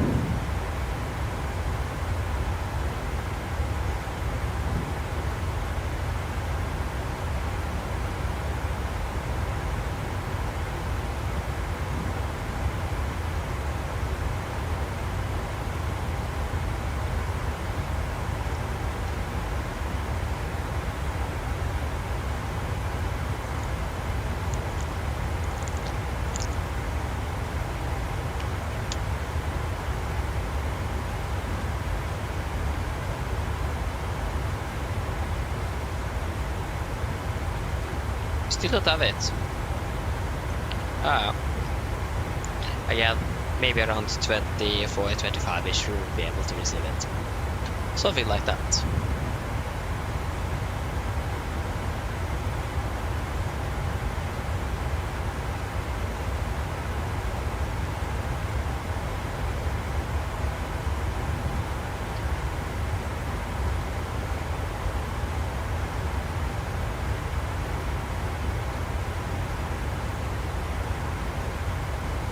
Come on. Come on. Yeah, we don't really have the 80s unfortunately, but at least we have the meter, so otherwise we will have been having some issues.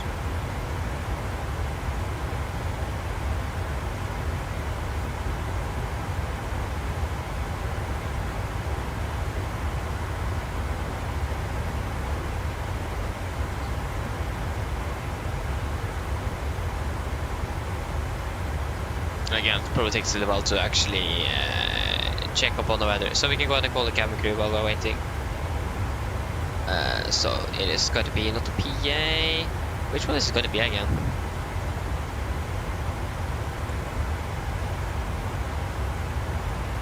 Is it you? I think it is you.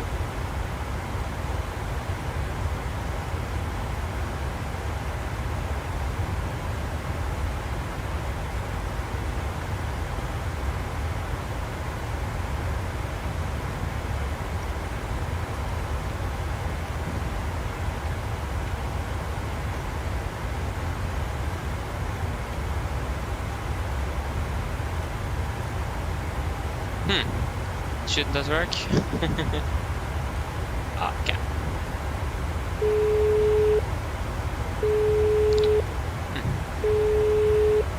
Check if the PA works then.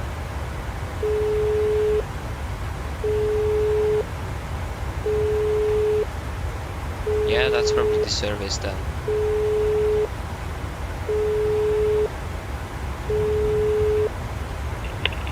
Hi.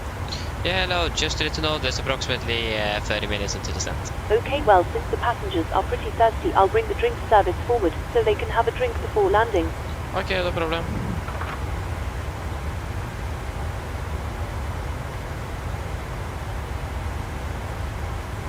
Now we should have it. There you go. Okay, the visibility have increased. We still going for all cars at 200 feet. Okay, we're going to do an auto land. With the current conditions, auto land is what we're going to do. We have oil cost at the minimums, so we are not going to do a manual landing with that, for sure. At least oil costs need to be at 300 feet.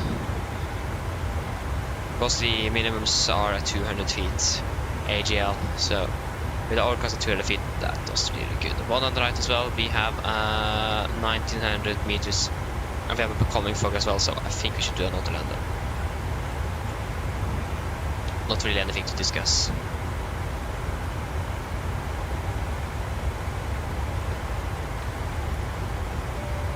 There you go, that worked. And if you just...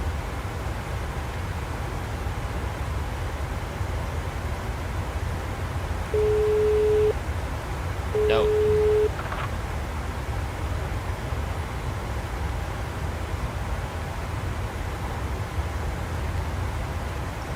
Yeah. Yeah. Still landing 32, still 200 miles descent. So I mean, look at the weather here. It's so good. Like, it is really good up here. And then if you think about the weather in Oslo, quite depressing, isn't it? Again, I think they're probably using 1-liner right. 1-liners still.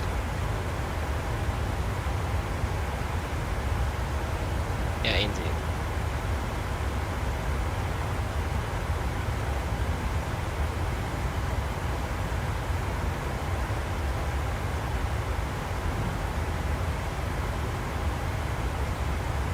Right, the real aircraft is flying over Sweden now, so yeah, they're a little bit ahead of us. At 360. 463, we are flying at 472, so we actually are faster than the real aircraft. For now at least. But they're still a little bit ahead of us.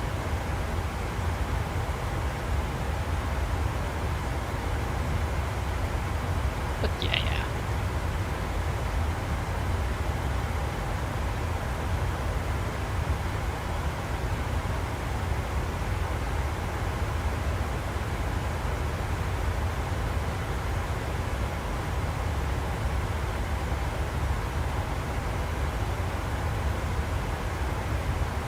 Hey! I found the guy that flew with us down to Split. That's great, he flew with the Max as well. Don't have the Max aircraft in FSLTL, so I need to see if we can find a solution for that. But yeah, that's great. So we have a picture of the Virtual Norwegian Discord server with him and then us in the background. That's great.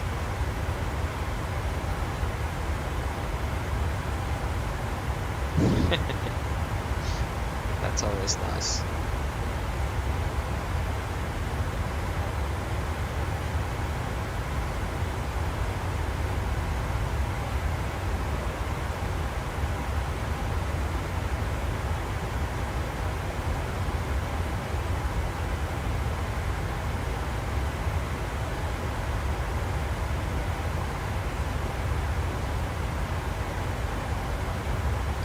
So yeah, that's great. Again, always great to have some company. Always great.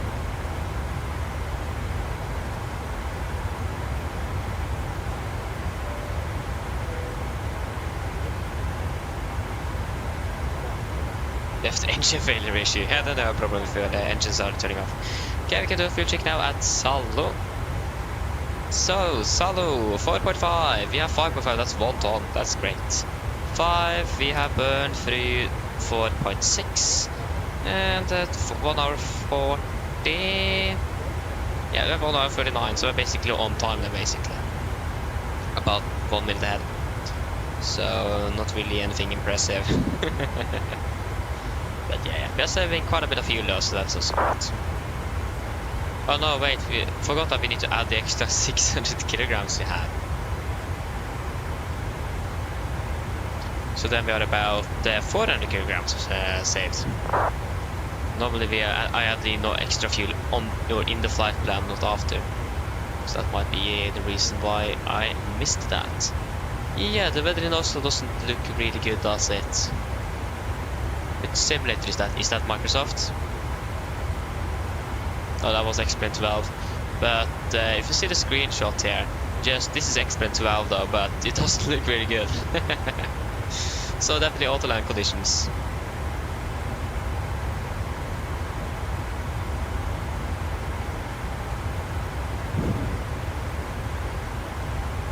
So it's gonna be nice to do an auto-land again. It's a long time since we've actually done that. I mean, shame that we can't really hand-fly the aircraft, but auto-land as well is nice. Nice to do that sometimes as well.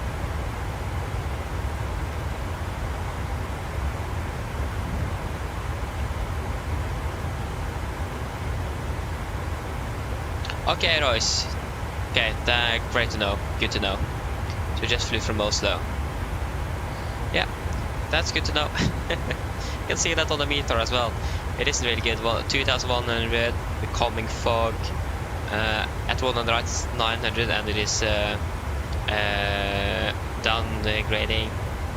Overcast at 200 feet. So yeah, it doesn't look good. Really doesn't.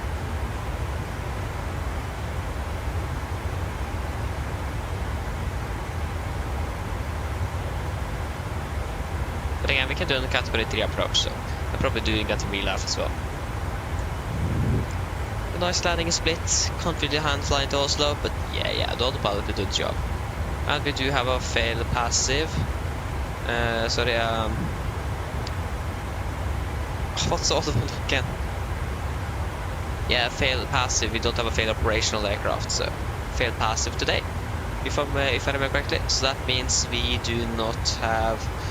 What was that? That is probably okay. That's you. So we have a fail. What did I say? Fail passive. Because fail operational, then you will be able to. The autopilot will be able to control the rudder pedal or control the aircraft on the runway. But we are fail passive today. I hope I don't mix those two up and we just opposite way around. But yeah, at least we need to disconnect autopilot. Manually on landing. I haven't crossed the Polygon yet. I don't really know.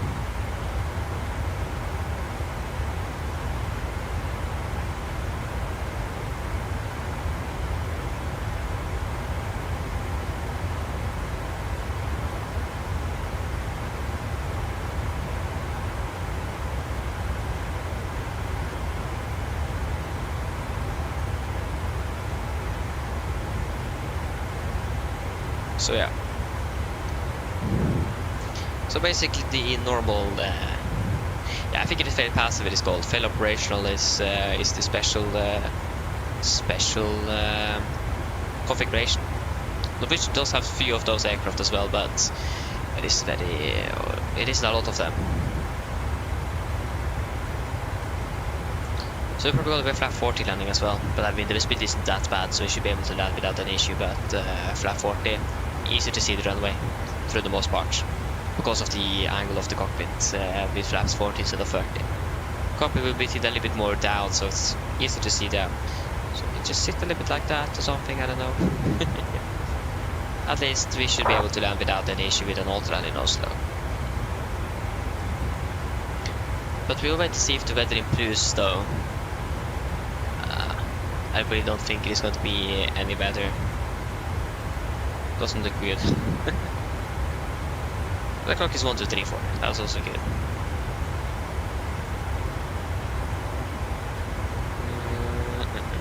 was going to check the TAF in Oslo, if there is any changes to that.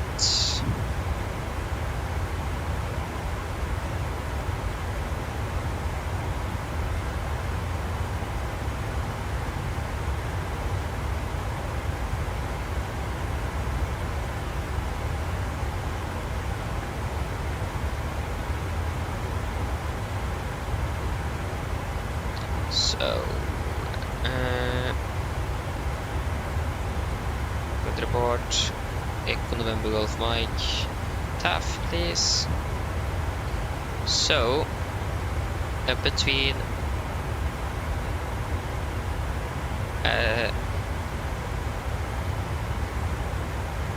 wait, what? Yeah, 8:28 UTC. That was really precise. To between 8 and 6. Throughout today, at least, we're expecting fog, vertical speed 200, 800 meters in visibility. When we are arriving now, it's probably to 40% of 6,000 meters, light drizzles, mist, and broken at 500. Between 8 and 12. Between 12 and 14, that's not when we're landing. So, yeah. We could expect some low visibility in there, and we can see that. And the dew point and the temperature is also the same at the moment. That also is very good.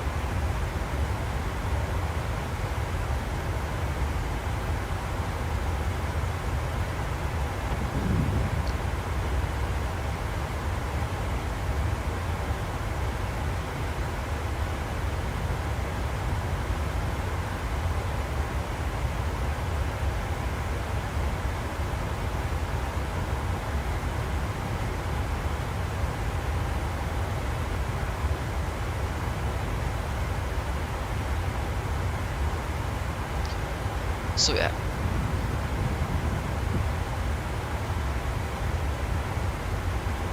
Again, the question is just, is the weather going to improve anything, or do we need to don't we have any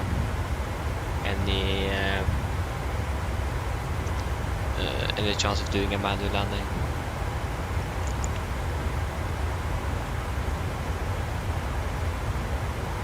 Because if the weather is improving now, that could mean that we could do don't really want to do Northland, to be honest. It is best to do a manual landing, but yeah, we do need to do some Northlands as well, to be honest, so I think we should just proceed with Northland. Again, for the moment, the weather isn't looking good. We should have a new weather report right before the 10th. So yeah, but we need to prepare ourselves so we can begin that. Just proceed with the Northland. Don't have anything to lose with that, to be honest.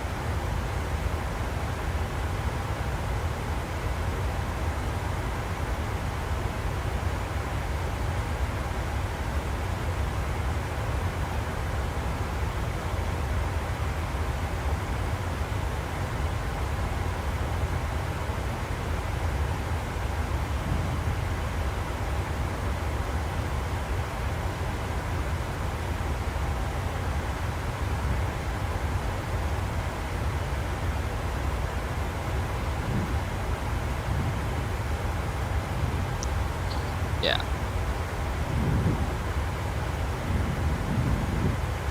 Again, at least with the weather we have now, it doesn't really look look good. This is the weather where I live is better than in Oslo, if I'm correct. Yeah.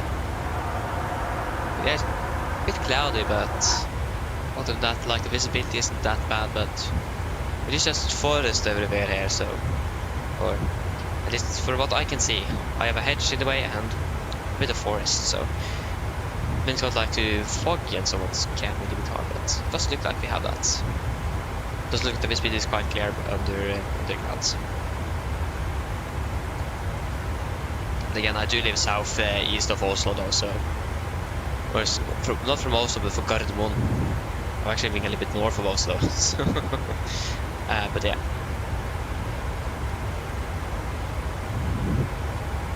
I just control check they're still using 19ers in Oslo. Great to know.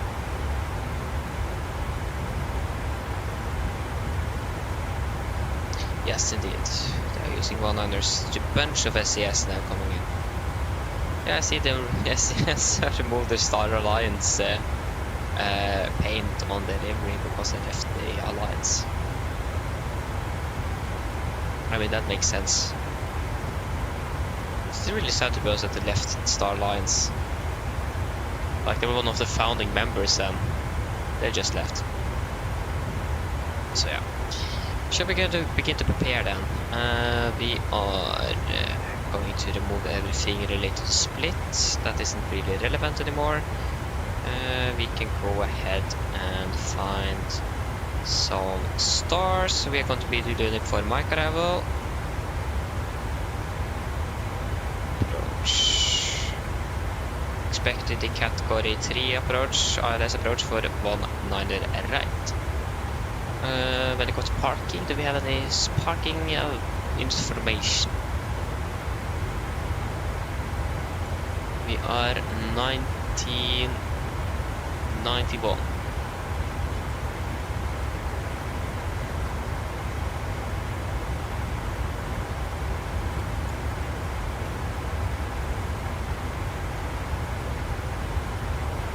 There you go. 1991. That is 191. That was the Videre flight, sorry. Got a 9 there. So this is going to Hania afterwards. We are going to be parking stand 69er. So that means on the east side of the airport then. So it's going to be a little longer taxi, but not significantly longer. Okay, that looks good. One on the right for landing as well. Great. Yeah, it's going to be 012 correction 192, of course. 192. 192. It's going to be 1113 and 1113. It's going to be 50 feet. Decision height. So that is going to be 50 feet radio. Boom, 50 feet. We already set you.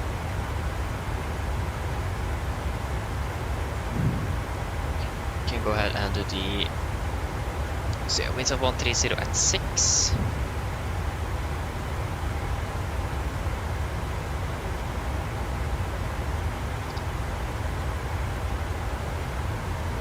Yeah, so 13 at 6, 11, 17. 7, 6, 11, 17. One on the right, runway dry.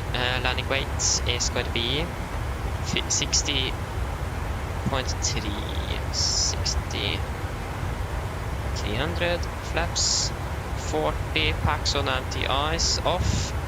We are going to use. I can use normal reverse thrust on this one. Yeah, 5 on the wing correction as normal. There you go. So 140 then, so 135. Flaps 30, 135. It's looking good.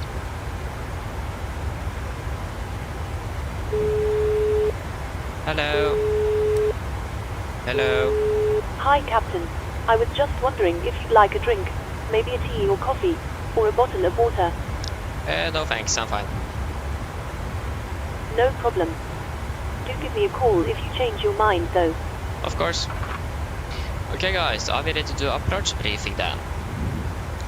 So, we can begin with the arrival route. Or the start, we are expecting the LIP for mark arrival into 19ers. This is a chart, 10-2 Juliet, effective 3rd of December 20. So, we are coming in while LIP, maximum 250. DDAX 250, both mic force 47, maximum 250, below 120. circles, bike 46, 250 at 90, and then for maximum 220 at 422. The continue like that was 423, 424, 425, and 453. Before turning to Titla, maximum 220 above 5000. I would say 3009 feet, maximum 250 knots unless otherwise instructed. Frets, the visibility is not optimal at the moment in Oslo. It looks like it might be improving, but we are not quite sure when that's going to happen. But otherwise the visibility is not really looking good, so that's going to be the threat today. It's going to be the visibility and the weather in general. Or the weather in general is looking good, but it is just a low visibility at the moment, so we need to be extra cautious, especially taxiing around on the airport. For the approach itself, we are expecting the category 3 approach for runway 19 right, distant 11-4 Bravo, effective 1st of December 22. So we are coming in at Titla, mandatory 220 knots, 5000, continue descent to 4000, maximum 200 at duty, and then turning final for 19 right. Heading 190 degrees, ILS missing 111.3 Gold Sierra Whiskey. Yeah, 192 is all set, and 1113 is also set. Minimum 16 knots to 240 ME. 3 glide minimums, we are going to be a category 3 alpha approach, so this is around 50 feet. And it's going to be 50 feet radial, so not barrel like we are normally used to. For this approach, special air crew and aircraft certification required, and we already have that. Transition level, flight level 80, and for the mist, we're going to climb on the track 190 degrees to DME 2.5 Gold Sierra Whiskey, then turn right to track 2 to 3, climb to 5000, expect the Oslo approach. Since this is going to be the autoland, we are going to be a little bit stricter when it especially comes to being stabilized. If anything significant happens, we are going to go around immediately. If so if the autopilot disconnects, especially after we disconnect both autopilots, we are going to do an immediate go around and then try again. And of course, if you don't see the runway to the minimums, we will go around. But again, we are outlanding, so that should probably not be any problem. We are going to be landing with flaps 40, so it's going to be maybe a little bit easier to see the runway. Wind correction of 5 knots, so final speed is going to be 140 knots, VRF 135. No motor thrust, no motor brake. And it is a failed passive, so that means we are going to... Or I actually don't forgot the difference of which one is which.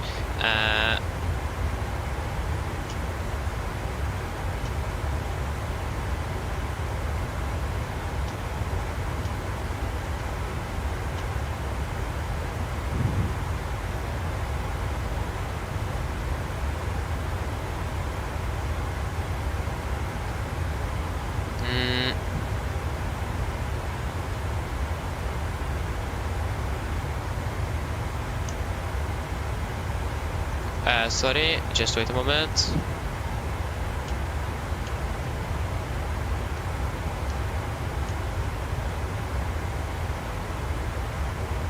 Because I think fail operational is normally not used.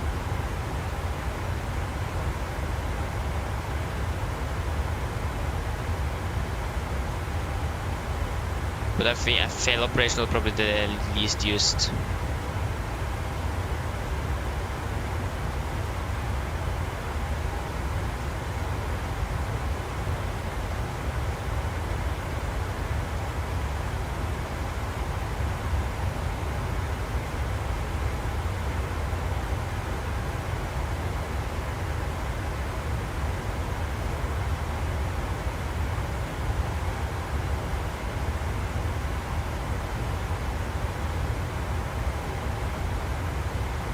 Yeah, so it is failed passive.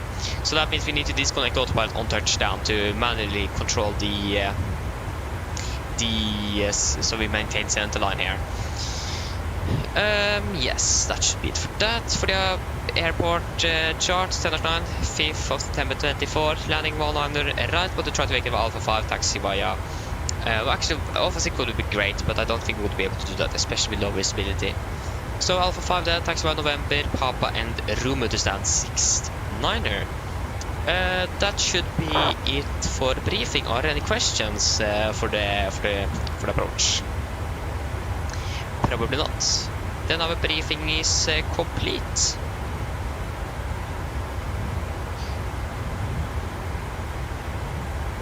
So, and so the aircraft is a failed pass. We just shouldn't really remember which one were which at the moment, and that isn't good.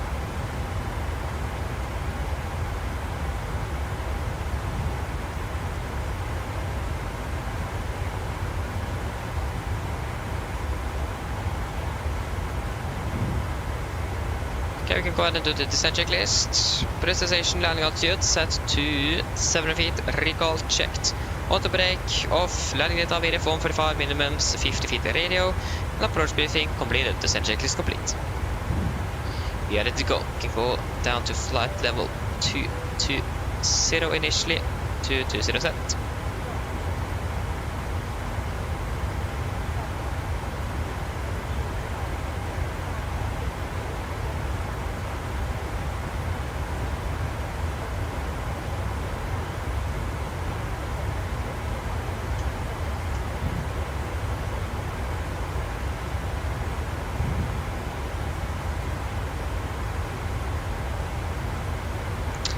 Marcus, no, I don't really have anything like that. No, I don't.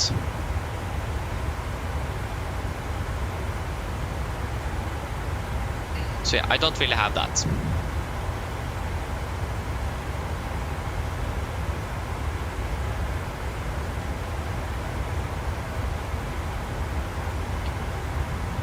I wondered about buying Active Sky once, but it was quite a bit expensive, and it looked like for the most part that the MSFS was actually more realistic when it comes to like the weather than Active Sky. So yeah, I don't really have any add-ons when it comes to graphics, at least from what I can remember.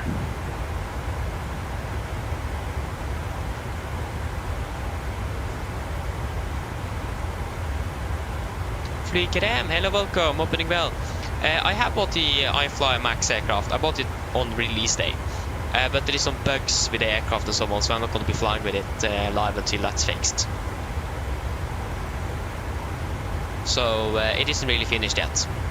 That's why we haven't been flying with it. And of course, we need to be flying out of Stockholm because there's basically no Max aircraft flying out of Oslo. So I need a weekend to be able to get that up and running. And also the systems aren't really there yet either, so we just need some more updates to it, and then we'll go to fly with it. Same here, yeah, you have some bugs as well, yeah. The worst bug is that my aircraft is banking left and right without me commanding it. That's the worst thing.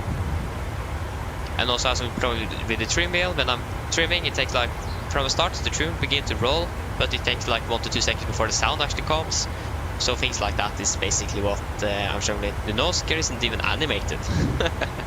Turning the aircraft on the ground, the nose gear is stuck. It isn't animated, so that's also really strange.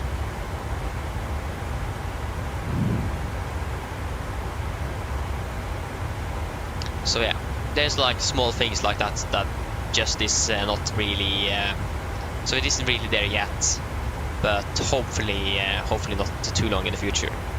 But again, it's a pre-release, so it isn't really finished at the moment, so we just need to wait and see. But again, when it's better, I'm going to try to fly with it after update, see if there is any fixes to it, and when I think it is good enough, then we'll take it to a flight with some flights with it.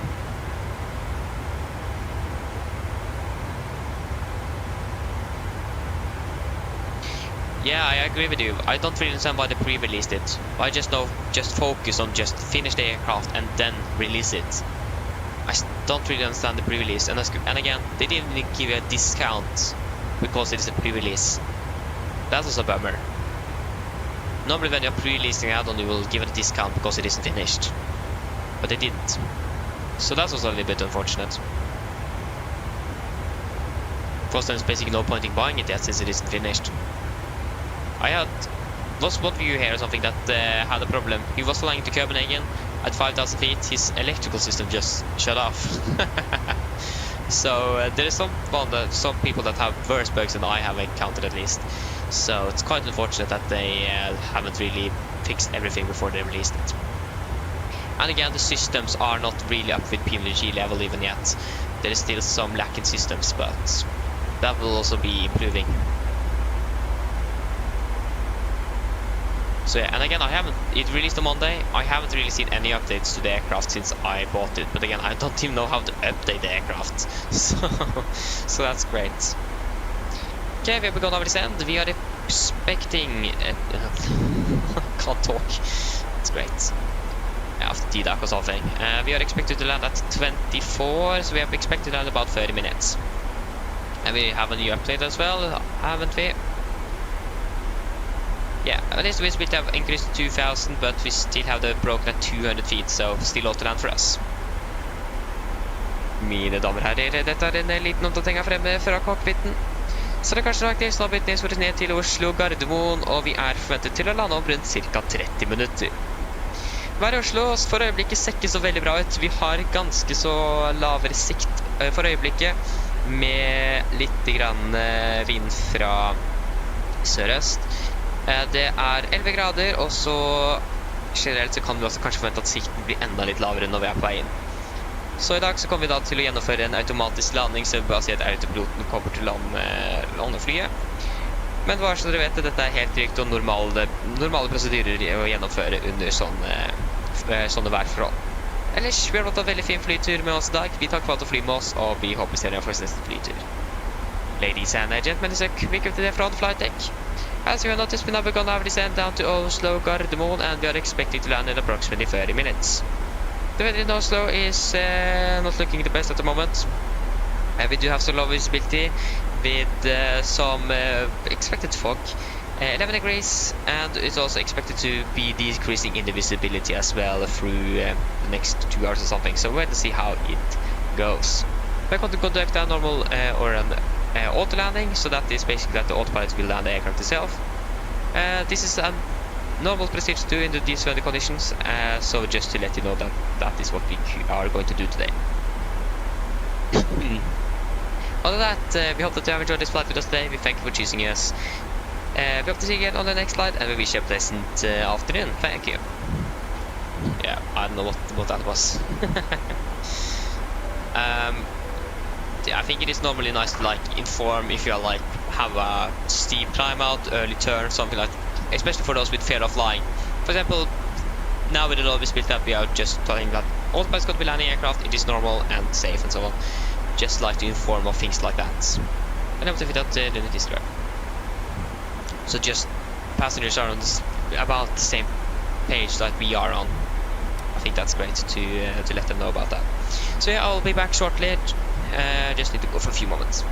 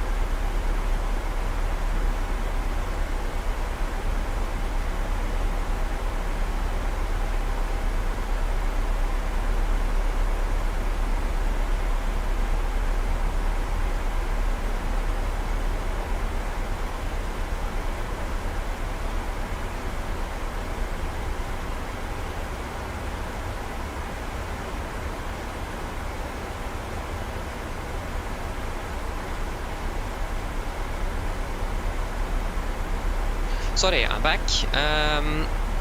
We have passed level 300, so we can go ahead and turn you over. Yes.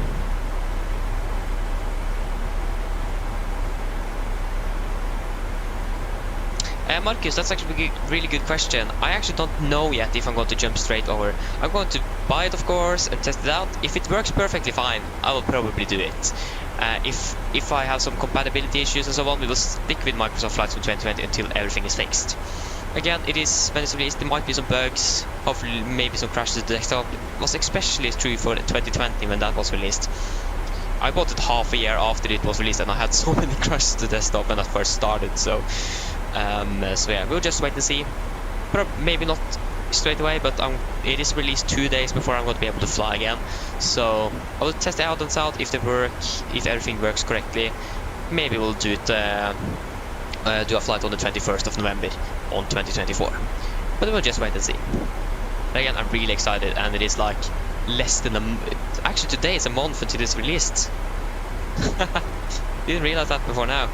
It's a month today. That's great. So yeah, it's going to be interesting. Looking forward for it. It's going to be great. Again, when it's released, might be some stability issues maybe and so on. So I'm not going to uninstall 2020 until everything is working correctly with 2024.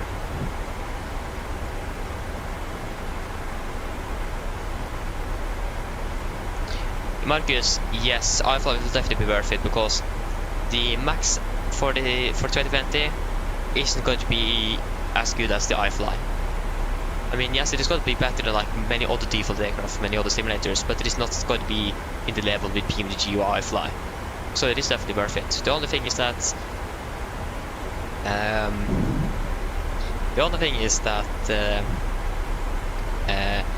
hope that we don't need to pay for the update to 2024. Yeah, Alpha said if it's going to be too much work to implement features or make it compatible, you need to give up. You need to get. You need to buy the update instead. Small fee. I mean, it makes sense. They're a company, but still. Although I said it's better to buy the iFly after the sim is actually released.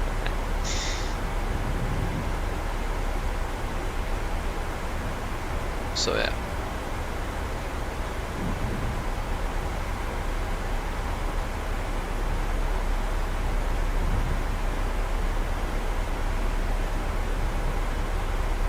But again, the max for Masobo probably good to be a default aircraft, but not in the level with PMDG or iFly.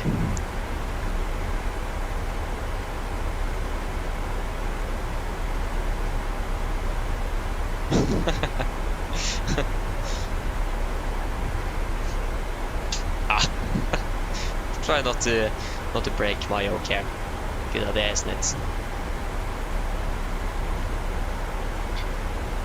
So you can continue down to flight level 120. 120 is set. We check up with the traffic into Oslo. Is there a lot? Is there, or if there isn't, that would be great. Shore roll traffic, there is a bit, but we are the first one though. There is no one else arriving that's like close to us. Yeah, so we are the first and only at the moment landing in Oslo, so that's great to see. That means we have some space, basically. Unable to fit the ducks, disregard.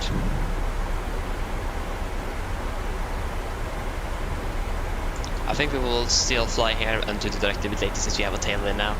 That will help us a little bit with the time here. Instead of changing that over to crosswind. So yeah. So at least the overcast has changed to broken, but it's still at 200 feet, so still is a cloud layer on the minimums for the normal ILS approach. So yeah.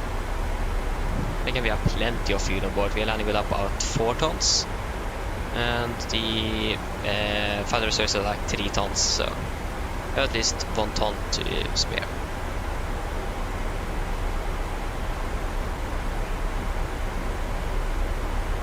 Marcus, I did watch quite a bit of it, or I have watched a lot of Flyaveri-konversjonen. I did watch a little bit more of it before, but it have been varied a little bit. I mean, the only thing I don't really like with that is that the cockpits are not real. That's the only thing, because if you have the real cockpits, you're going to have a different feeling from the pilot perspective. Because again, the cockpit as well looks a little bit too big, but I mean, it is a film set, so what do you really expect? I mean, yeah. But I mean, it's good to be, like, for learning wise, it is. So, did watch it kind of a bit more before, but not really watching it anymore. It's been a while at least since last time. Basically forgot that it exists. Do you still using one-landers? Yes. Why is there a guy landing on 01 here? I don't know. Like, it would be great if we like could have access to. I think our aircraft is soon turning final. Yeah, access to the access to the 80s. That would be great, because people normally just they look at the wind. Sometimes they don't even look at the wind. Also, that was a helicopter. Sorry, I thought that was a guy landing on 01, but saw the a medical helicopter. That's great. But yeah, because sometimes the winds and the runway news might not be correct. Like, sometimes the preferred runway is still used even though we have a tailwind, for example. So then you need to look at flight level 24, but an 80 report would be quite a bit nicer to have. Enable 250 disregard.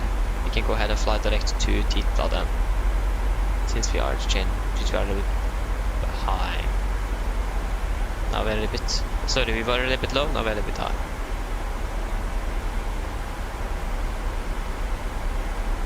Yeah, you just watch it. That's great. If you have watched it of Flyaveri-konversjonen, I recommend to watch the movie about it. It is even better. I think the movie is just called Sully or something. But the movie is even better. Like, it is even more realistic. So really recommended to watch the movie about the Hudson River landing. Like, there's a realistic cockpit, everything. So it's a really great movie. Definitely recommended.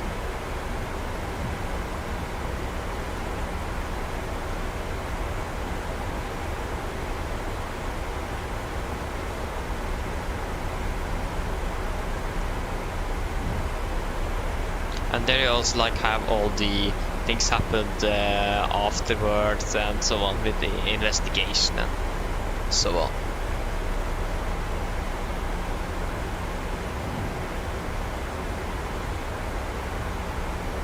So it is a great documentary, it is, or a great movie in general. That's one of my favorites actually. Like, it's Top Gun and that movie basically. I don't really watch movies in general. If there's going to be any movies, definitely going to be something to do with airplanes. So yeah. I don't actually really watch anything else on airplanes, to be honest. So yeah.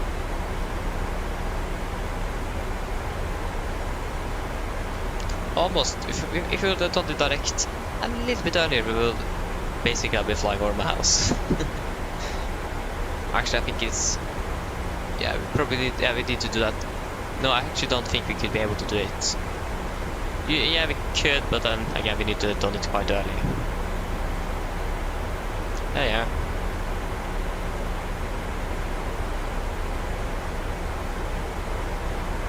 Yeah, we can go ahead and sit. Prepare the cabin.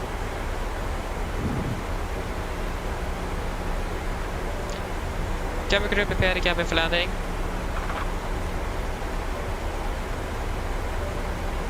Oh, you should actually be on. That's communication between the pilots, isn't it, if I know it correctly? I actually don't think the radio panel here up here is actually set correctly. Michelle 1H2 and flight. I think it is actually supposed. I don't really remember what my radio panel was set in the 707 when I was jump seating, but yeah. I think I could at least tear the radio, so.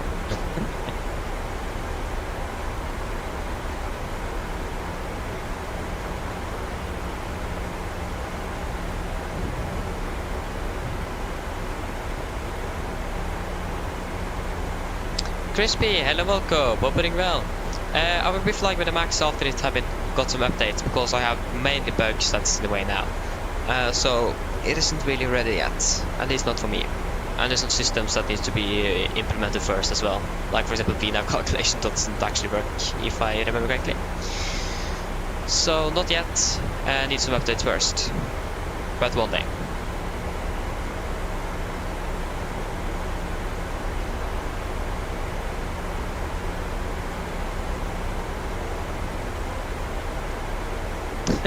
That's great to hear, Marcus. That's great. Gonna send out to 5,000 feet. Good edge in Oslo is 1017. 1017. 1017.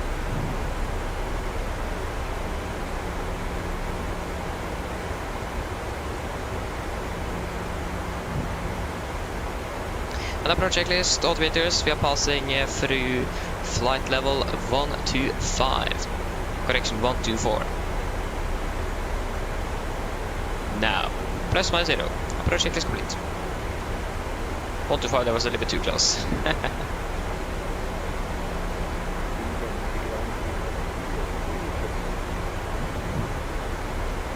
5 by 5.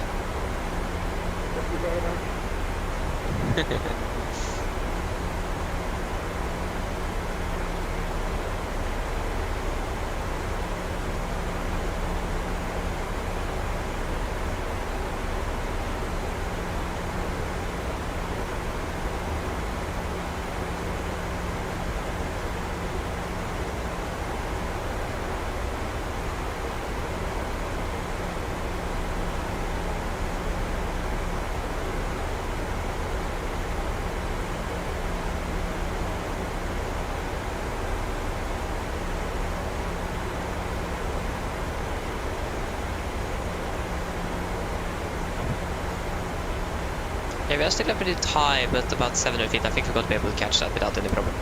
Yeah, we do have a tailwind also. Slowing down the aircraft might be a challenge in itself. I remember what happened to the Iceland Air aircraft in 2000. Or 2000, early 2000, I don't really remember the exact year. But almost crashed because of the... one of the factors was the tailwind.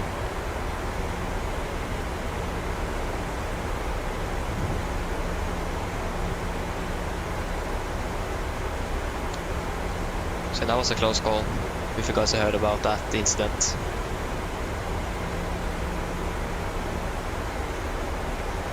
Actually flying over there. Oh, we're flying over there. Ah, that's great.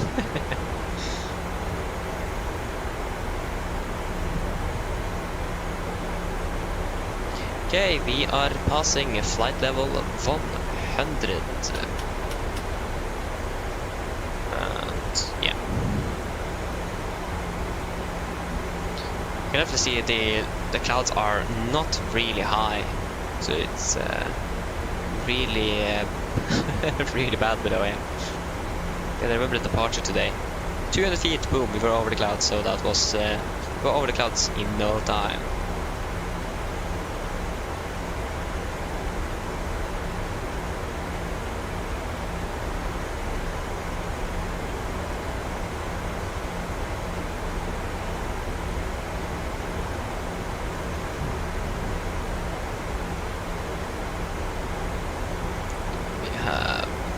Tromsø, we have an aircraft at Tromsø here. Of course, some X aircrafts. Hello.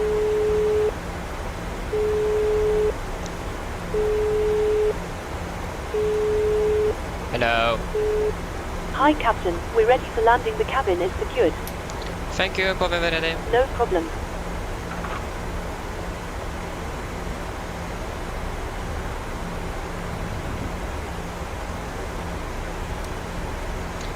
Still, okay, we are not really catching the altitude.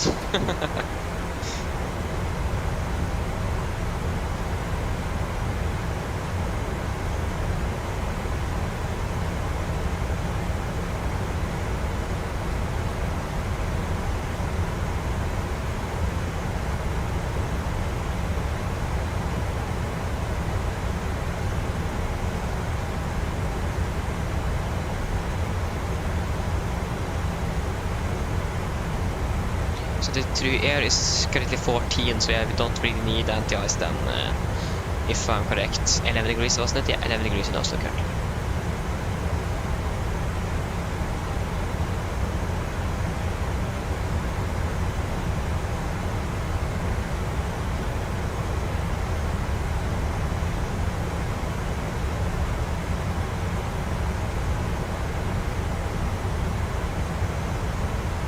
Okay, speed to 20. And we can put it down to 4,000 feet. 4,000 set.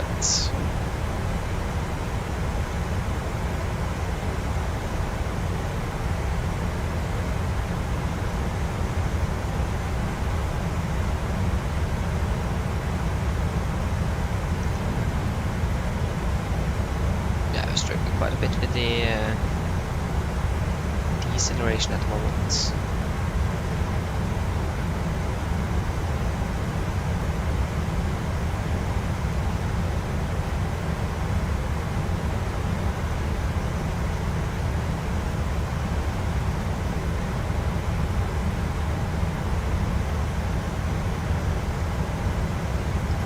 Okay, we are turning base.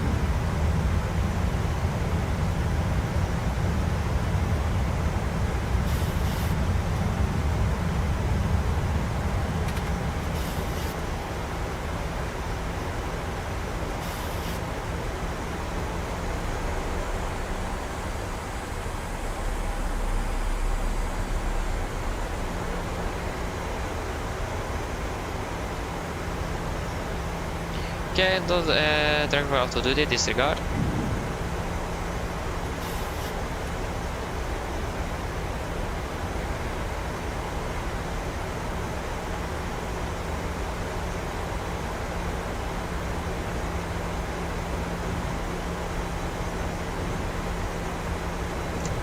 Speed 200.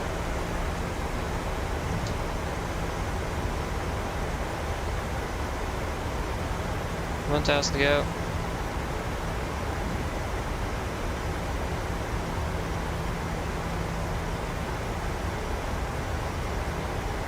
Laps 5, speed checked.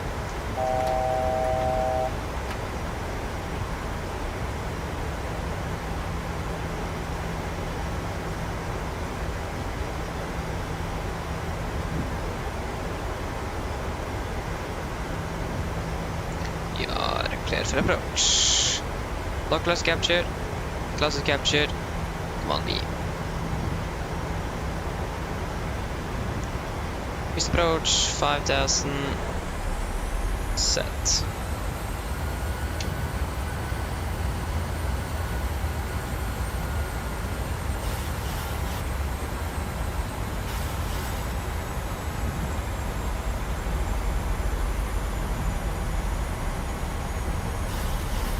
Corner traffic, Nordic 9-1 Mike, established as 19 right, 11 miles out, carbon traffic.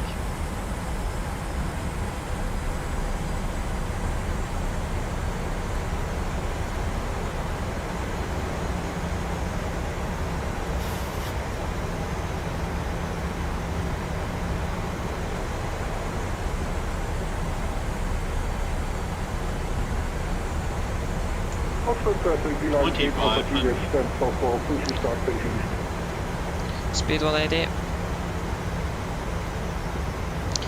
Entering the clouds.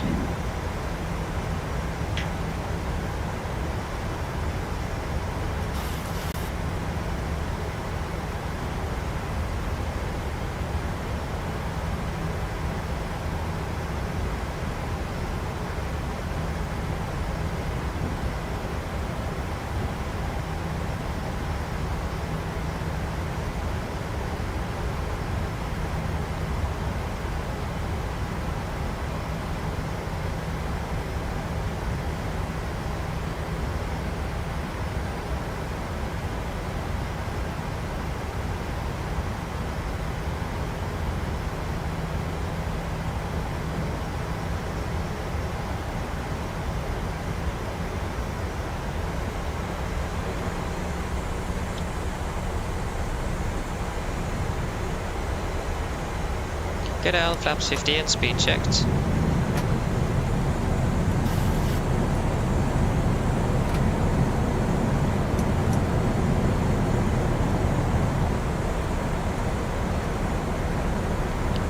Okay, how does this actually work? There you go. Have crew, take this landing, please. Okay, landing flaps, chemical, given, enter start switches, continuous, speed brakes, on, laying it down, flaps holding 15. Flaps 25, speed checked.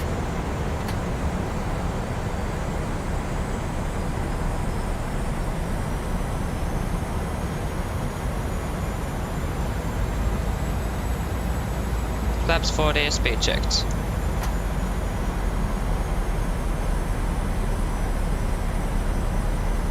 Complete land checklist. Flaps 40 plan, 40 green, land check complete. We are approachable fast, we are stabilized, and we are cleared to land.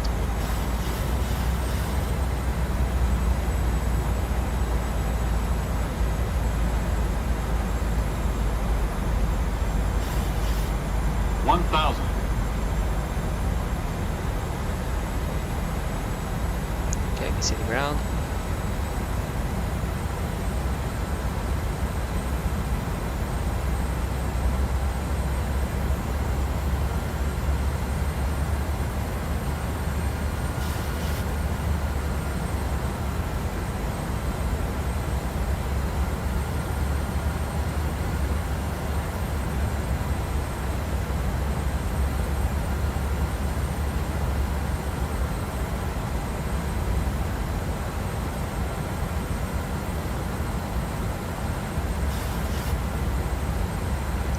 Approach lights in sight.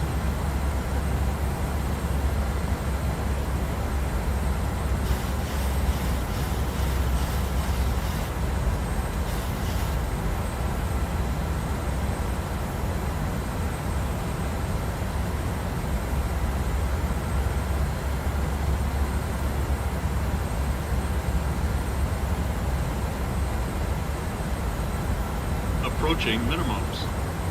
100. Minimums. Continue. 30. 20. 10.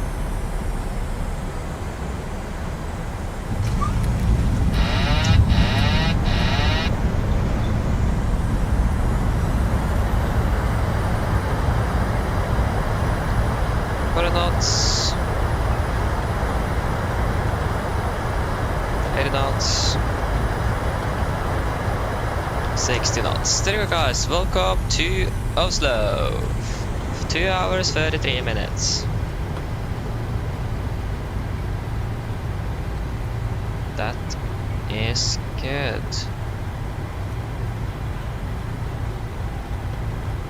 Let's see. I could have done a manual landing there, to be honest. The weather wasn't really that bad, but you can see that the weather isn't really good either. It's a little bit better than it was this morning, but still. Right is clear and left is clear. Carbon traffic, Nordic, 991 Mike, runway 19 right vacated. Carbon traffic.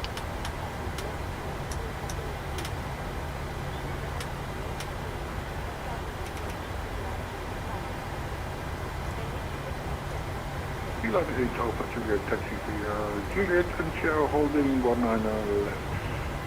Yeah, again, right is clear and left is clear. I've got the first stand 6-9er, so I should be on the opposite side here.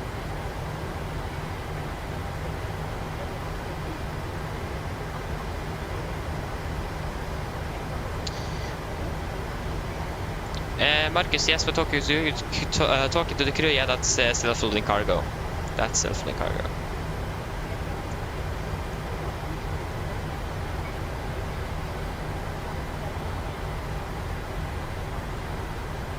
Pilotorsk, welcome back. Great. I can show it to you after we have parked. I can show it to you. Just wait a moment to let us park the aircraft first. Left is clear, right is clear. So we have a Brussels Airlines taxiing in the vicinity here. think the pushback for one of the 4 stands, so that's going to be on the east terminal, so that means he should not be in the way for us, and we should not be in the way for him. If he didn't taxi up via Sudo Romeo, but yeah. He's going for one on the left at least, so we shouldn't be going this way.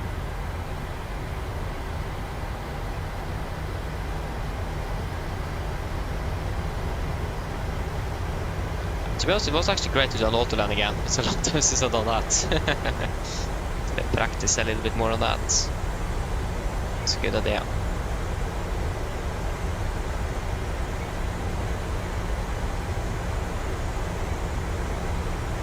Yeah, Pilotorsk, I can also to explain that after we have parked. Right is clear, left is clear. So yeah, then I'm going to show some charts and so on, so it's better to do it after parked, so I can concentrate on taxi because of the visibility at the moment. Yeah, the visibility is really good here, as you may see.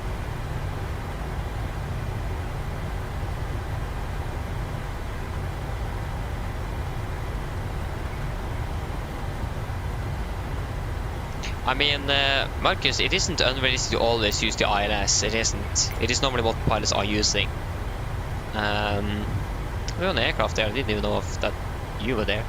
But yeah, that's normally what the airports are in general are using, because it's much easier when it comes to like traffic flow and so on. So I mean, it isn't really unrealistic. But if you're flying with Norwegian, for example, many pilots may ask for the AR approaches into Oslo because you save time.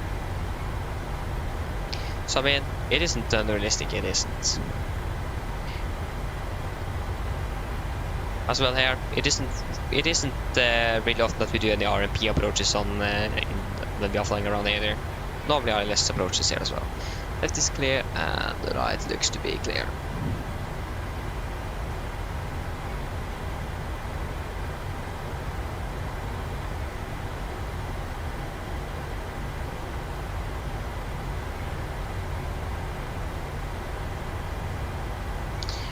Okay, stand 6-9er. Okay.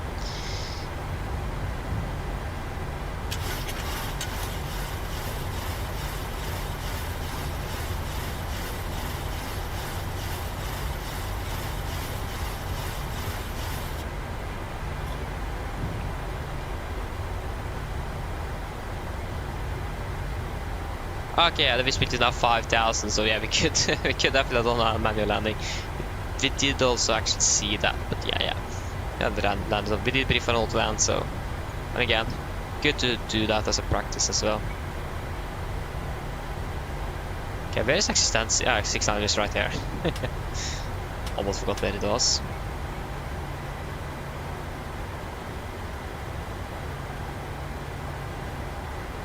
Okay, we're not really normally parking on this side of the airport. It is normally on the opposite side here. Either on the back there, or it's going to be behind here. That's normally where we're parking.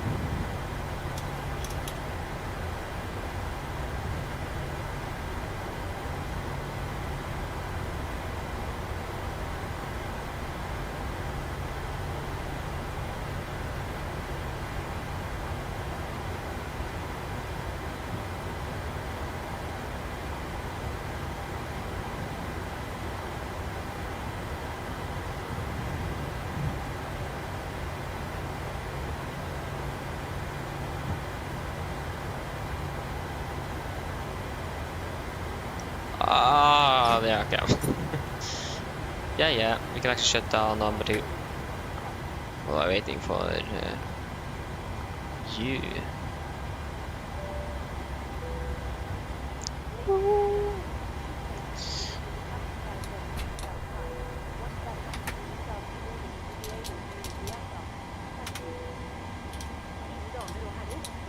Oh, that was the wrong switch. Can it be easy to take switch the correct switches in real life? You don't have a mouse to think about.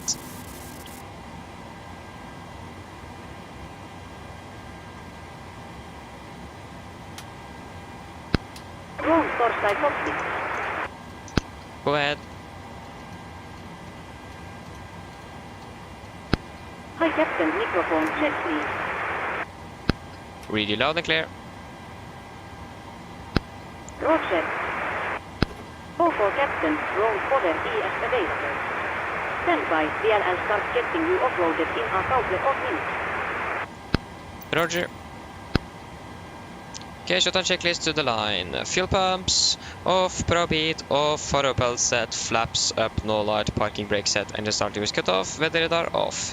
Shutdown checklist to the line is complete. The boarding requested.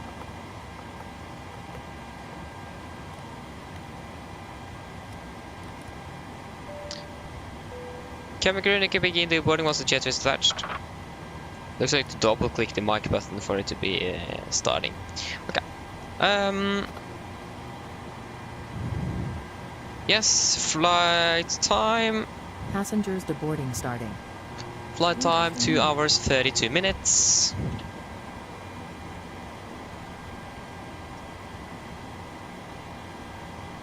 Two hours 32 minutes.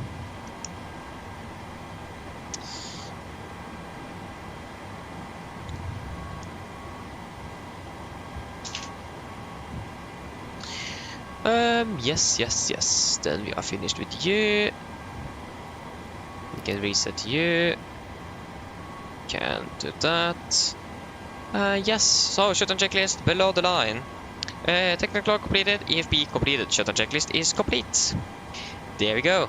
Pilot Torsk, you are still there, I hope. Just to confirm that you are still there, so I can answer your question. Perfect landing. Yeah, okay, nice. Like all the except for the cargo and the passengers, like the aircraft landing better than my landings. Yes, okay. If that's great. Just got to answer Marcus' question here first, and then I will answer yours. Just wait a moment.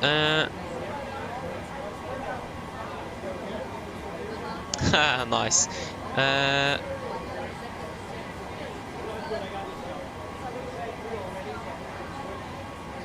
Marcus, no, it doesn't say any OFP. You can just search up a flight number, for example, and then it might say there. So you don't really find that on the OFP. You don't. Yeah, Pilot Torsk. So, if I remember correctly, your question was first minimums. So, that's a really good question. For the Autoland, the 747 is category 3 Alpha Pro aircraft, or also category 3. But there is also 3 different variants within the category 3 category. So, category 3 Alpha, Bravo, and Charlie. Charlie is normally actually not even used. It is basically just a Fury almost, if you understand what I mean. But yeah, the 77 is normally category 3 Alpha approved, at least if you are flying a failed passive aircraft. So in this case, the aircraft we are flying with today. If you're flying with a failed operational aircraft, so that means you have an extra recall button here on the where the MFD switches are located. Then you are a category Bravo certified aircraft, basically. So basically what the aircraft does mean is that you can have the autopilot on for the entire landing, so the autopilot will maintain center line. But with a passive aircraft that we are flying with today, we need to disconnect the autopilot and maintain center line also by ourselves. And for so that's basically for the minimums. And also it says decision height 50 feet. When it comes to category landings, you will use the radio button instead of the barrow button. So that means your minimums will be 50 feet above the runway or above ground level, instead of so many feet above sea level like you normally are using. So radio is also used then for category landings. So I think that is the basics when it comes to the minimums. Again, category 2 and 3 approaches are autolands basically, and category 1 approaches are just normal ILS approaches, easy and simple. I hope you understand what I mean with that. For second question, how to determine? Normally in real life you should get notified by 80s or something if they're using category 2-3 approaches, because the airport need to prepare for that. But to determine that yourself, you can first of all, if you go to let's see, for example here for the category 3 Alpha approach, decision height 15 feet and 200 meters in visibility is required. If you go to the normal ILS approach that we normally have here in Oslo, that we normally use, you can see that the required RVR is 550 meters with full landing lights, and 200 feet above the airport elevation. When we debriefed, we had broken clouds at 200 feet and an RVR of about 2,000 meters. The RVR was good enough to do manual landing, but since we had a broken cloud layer at 200 feet at the moment of briefing, that means we will then go through the clouds on the minimums, because everything except few clouds are basically categorized as a cloud layer. So if you have any cloud layers except few clouds at the minimums or below, for example in this case 200 feet or lower than that, you can't see the runway on the minimums. That means you need to go around. So and also if you for example have fog. So but when we landed now, we have currently 5,000 visibility and a cloud layer of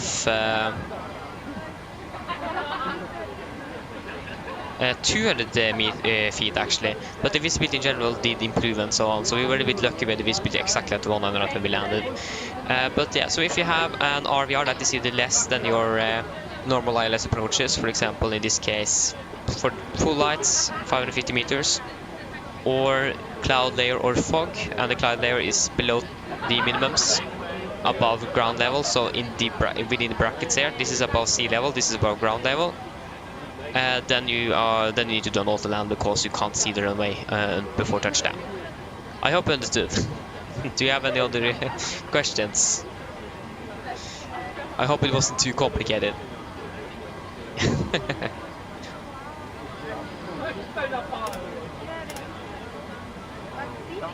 That's also one thing when I think about now that I don't really like with iFly.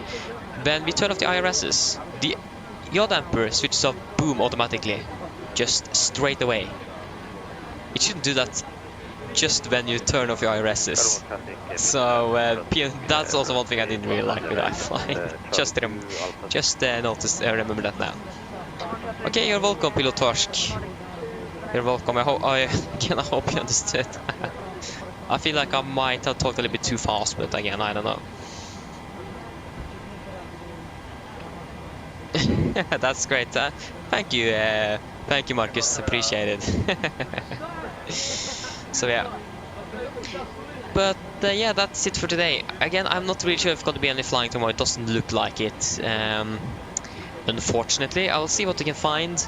But again, it doesn't look really promising. But again, we will find out. Again, I need to be finished before 12, and it doesn't look like any flights are finished before 12 tomorrow. So Norwegian definitely changed their schedules now. So yeah. But that is it for today. I hope that you guys have enjoyed this one. I certainly have. And I hope to see you all again on the next one. So have a great weekend. Bye bye.